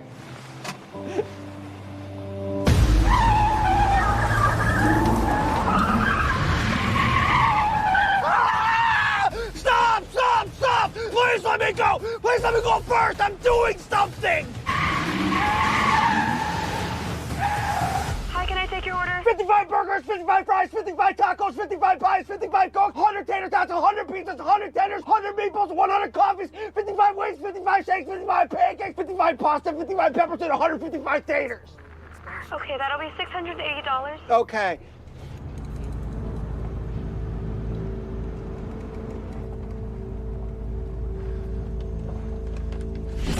Shit, shit, shit, shit, shit, shit, shit, shit, shit. Shit, shit, shit, shit, shit, shit, shit, shit, shit, shit, shit, shit. Hey! Hey, come on, what the hell's going on up there? Not paying it. You have to! The guy did it for you! You're the guy! Oh, just do it, you're rich! What? Hey, what the hell's going on up there? This guy's trying to start a pay-it-forward chain. 55 burgers. Ah, shit! Look what you did, you rich little fuck! Come on! Oh no! Oh no! Thought you could just pull that shit on me? Fine. You win. That's fine. I just wanted to do something good this morning before alcohol class. Wait, I never even see that part. Wait, what the fuck? Before what? I just wanted to do something good this morning before alcohol class. What's alcohol class? Wait, what's alcohol class? Is he referring to Alcoholics Anonymous? I've never heard of alcohol class in my life. I never heard anyone refer to AA as alcohol class. That's a new one. Alcohol class.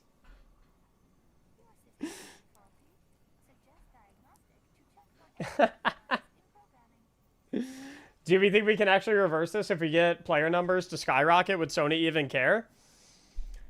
It's just one of those things where it's like, probably not, but at the same time, you never know if you don't try.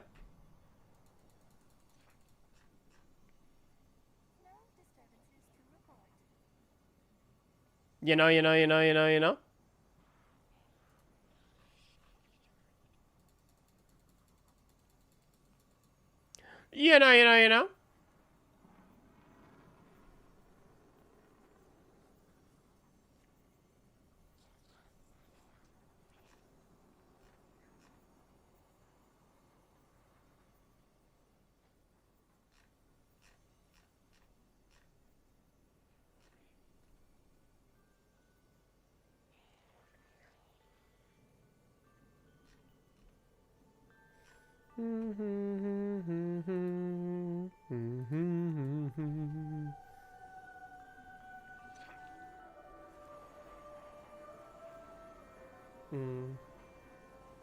Ran into you a couple of years ago during the after party in line for the Velocicoaster. Holy shit.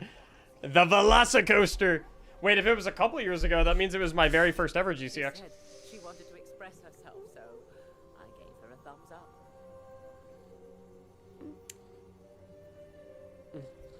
The Velocicoaster, bro. Yeah,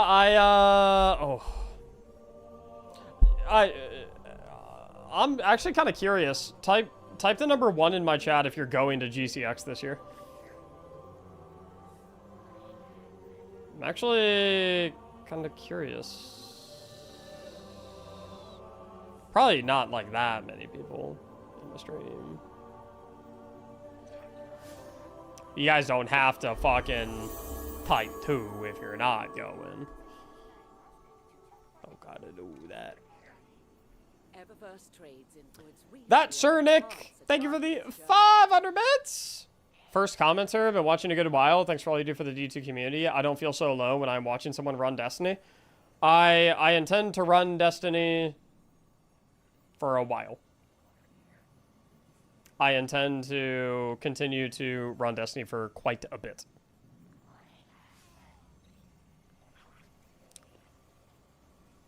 Yeah, I think sometimes y'all forget. I'm just like the rest of y'all for real. I'm in the same.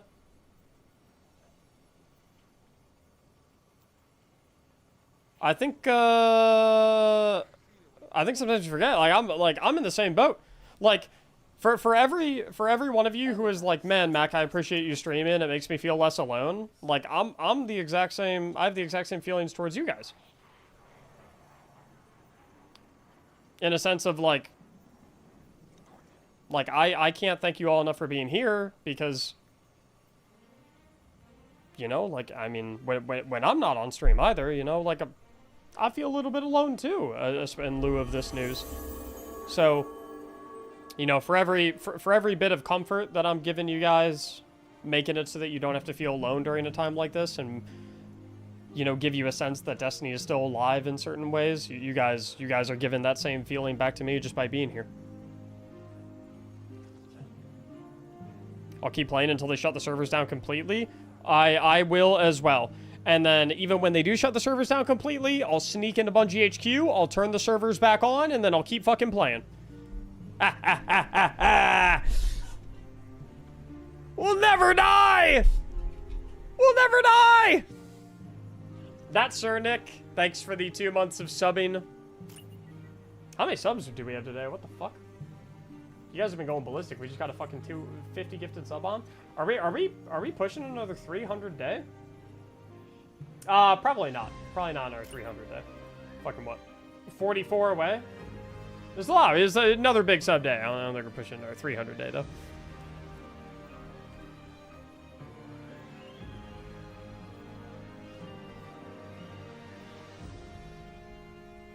"256 zip code gang."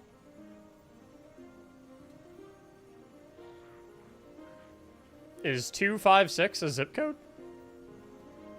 Or are you talking about an area code? I think zip codes are 5 digits. What if this is all a publicity stunt? As stupid as that sounds, what if?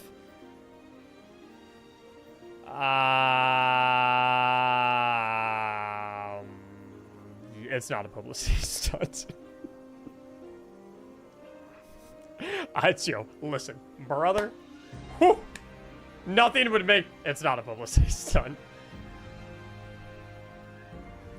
If they came out tomorrow and they were like, hey, yo, that shit was a late April Fool's joke, I'd be like, you listen here. That is fucked up. That is not fucking funny. But I forgive you, okay? I forgive you, okay? You know? Okay, fine. Yeah. It's not funny. It's fucked up. It's not funny, but like, okay, you know? I'll give you... you know, I'll let it go this one time. That's right, like, but nah.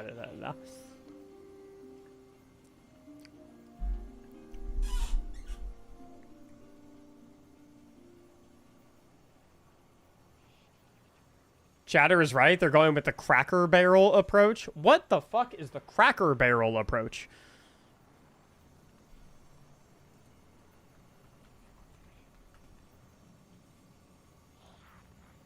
Oh, the logo change. Okay, bro. What in the wide world of sports?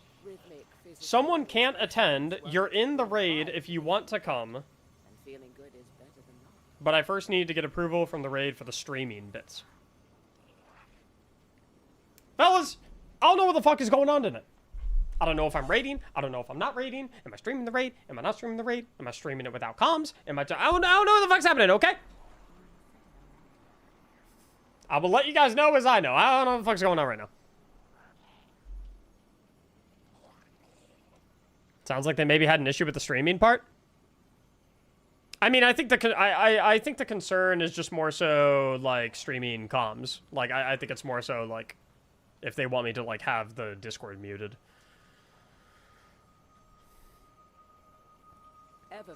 Did they know who you were?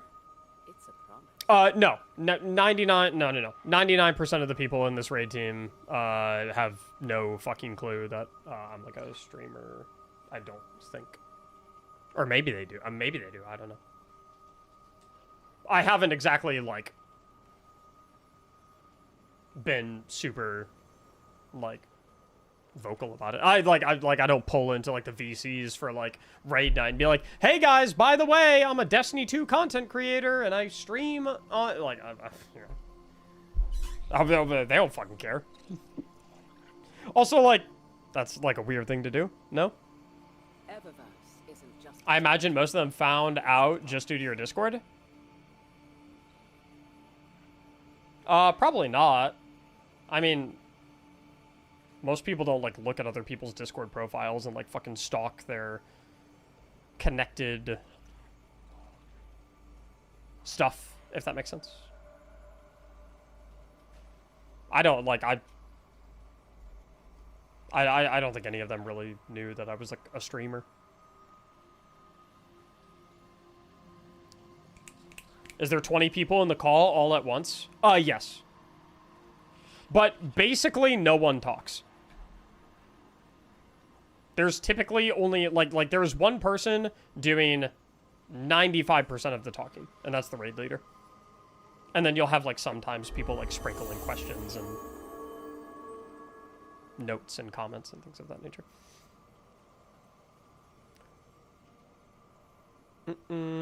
Perspeculate! Thank you for the brand new Prime sub! More dots. More dots. More dots. Okay, stop dots. Whelps! Left side! Even side! Many whelps! Handle it! Do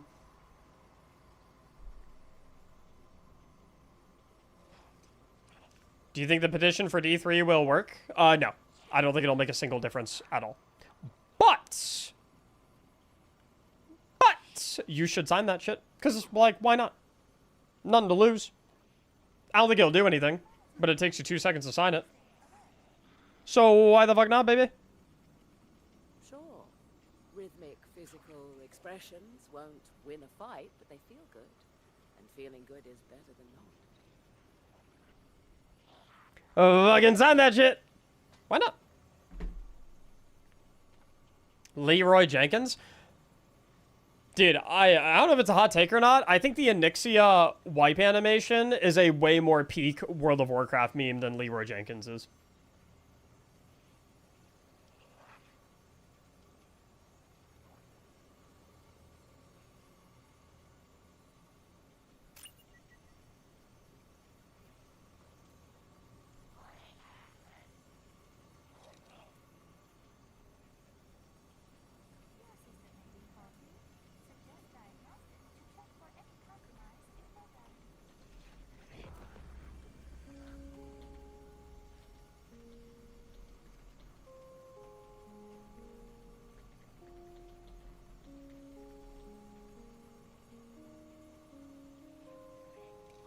Leroy Jenkins was scripted, if I recall correctly. Honestly, I don't really care. That doesn't really make it any less funny to me. I mean, like, back in the day, a lot of, like, funny gaming memes, like, literally just came from scripts. Or not scripts, sorry, skits. Like, some of the funniest, like, moments in, like, OG gaming, like, were just, like... It was, like, red versus blue stuff, and, like, machinima stuff, and like, Arby and the Chief. Yo, did anyone else watch a ton of Arby and the Chief as a kid?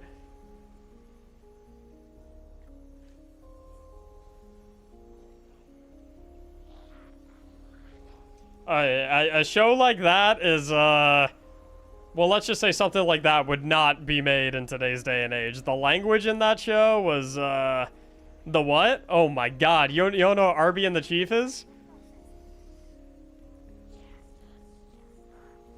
Arby and the Chief was basically this guy, and he did skits. It was basically like these, like, little episodes where there was this guy, and his name was John, and he had an apartment, and he loved Halo. And whenever he would leave the apartment to go to work, he had these Master Chief action figure and a Arbiter action figure, and the whole skits were that, like, the figures would come to life while he was at work. And so the skits were, like, Master Chief and the Arbiter, like, talk. So, like, the original way it started.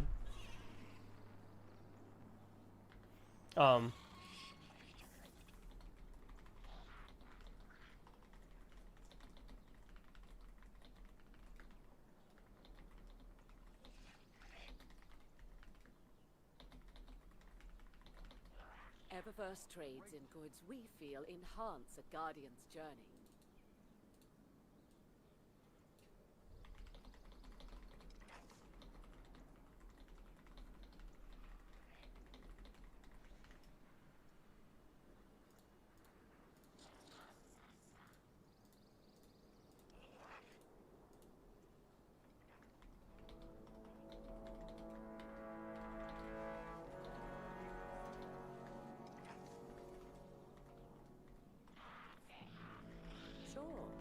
Rhythmic physical expressions won't win a fight, but they feel good.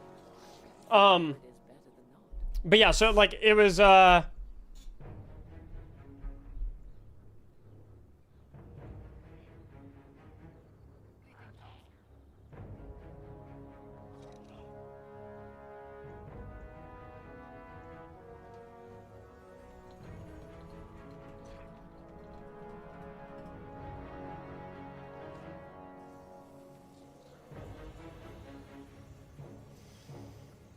Bam, bam, bam, bam, bam, bam, bam, bam.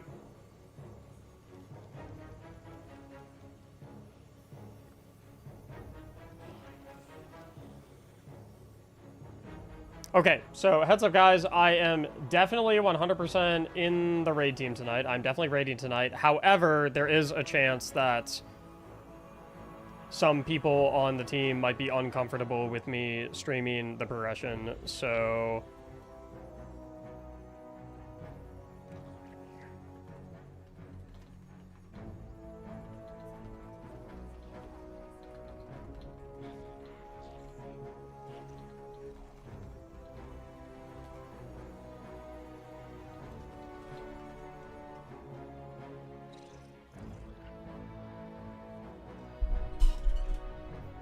I think we usually have someone streaming, to be honest. I don't know, okay, I'm just doing...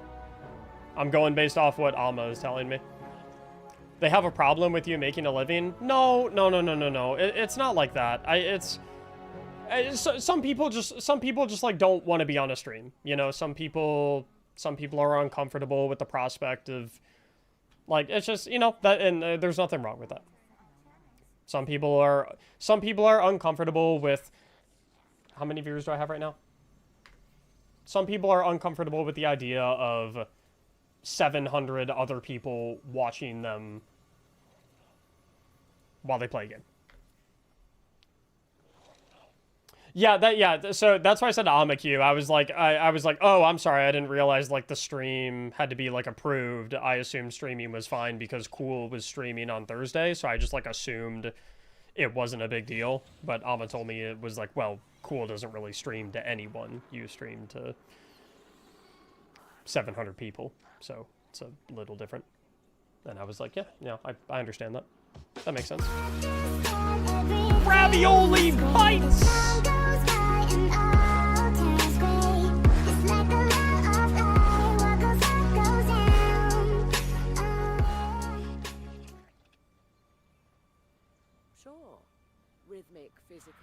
expressions won't win a fight, but they feel good.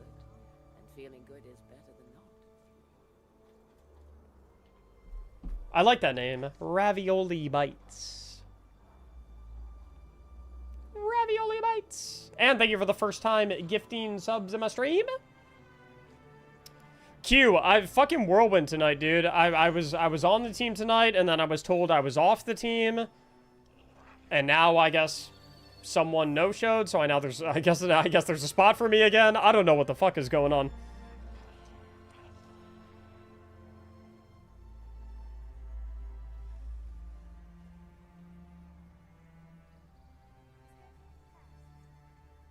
Fenchurch does the exploring. I make the deal. The raid is on now, sweet. I don't know. We'll see.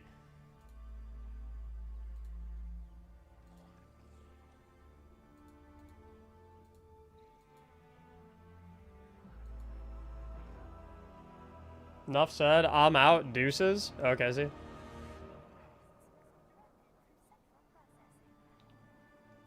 Bum, bum, bum, bum, bum, bum. Well, here's what I'm going to do, okay? Because either way, I am raiding tonight. Whether or not I'm going to be allowed to stream it, I don't know. But I am in the raid team tonight, which means I do have to get on World of Warcraft. Now, here's the thing. Here's the thing. Every single person, I know we've been doing a lot of Destiny over the past couple days. I know people typically don't like to watch games that they don't normally play.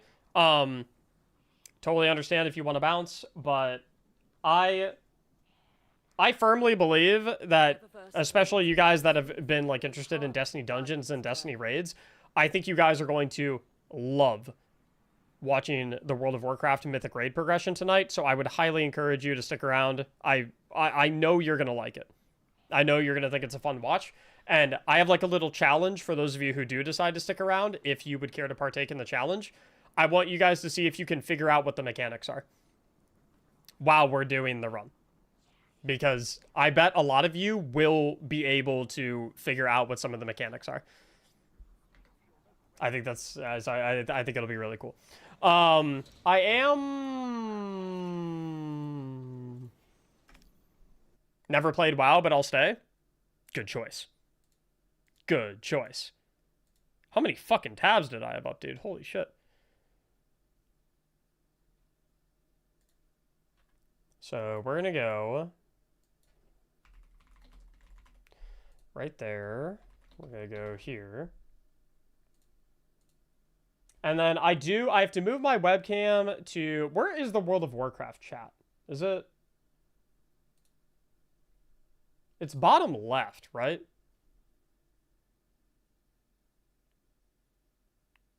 Because they ask, Alma asked that I cover up World of Warcraft chat, which I like. The most sensible way to do that seems to be to cover it up with my webcam. But I feel like it would, I feel like my webcam on the bottom left of my screen and flipped would just feel so wrong. Am I tripping? Or would that feel fucking wrong? I feel like that would feel wrong.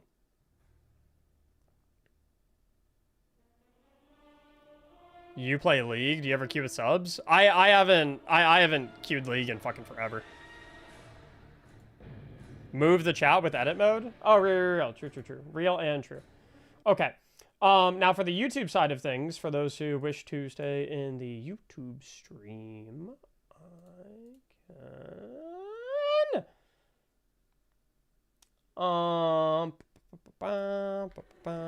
Alright, so I just do... So I go... Also Q, what are we thinking of the Great Vault? Thinking we do bonus roll. Okay. Fuck the Great Vault. Yo, honestly, real. That guy's real for that. Fuck the Great Vault. Never gives me what I want.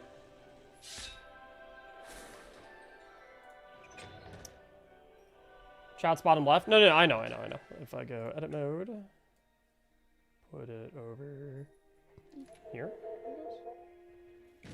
It's behind my webcam. Save.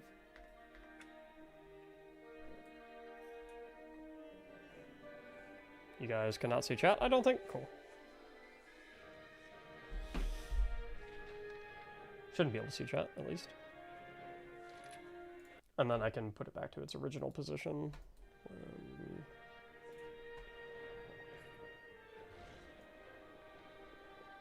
Is there a way I can just, like... I wish there was, like, a button that I could hit to, like, fully hide chat. Is there? Like, because I don't want this window here. I don't like this window here.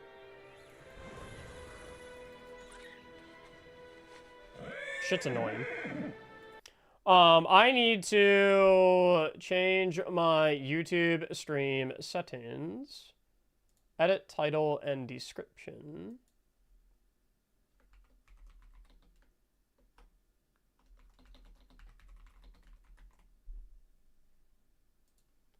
Save. Can I not change the thumbnail of a YouTube live stream while I'm streaming? You know what? Here's what we're gonna do.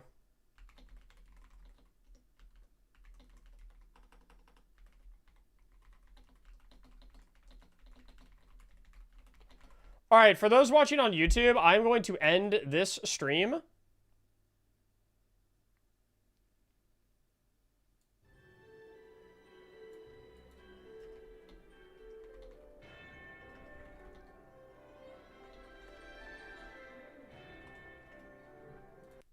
I'm going to end the stream on YouTube, and then I'm going to boot up a new stream as the World of Warcraft stream. So if you're in the YouTube chat and you want to watch World of Warcraft stream, just like go to my YouTube channel. You'll see a stream for the Mythic Prog boot up shortly.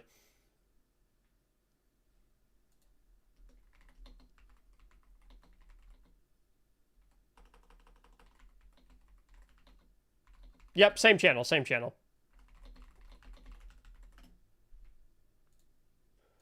Okay, so we'll end that.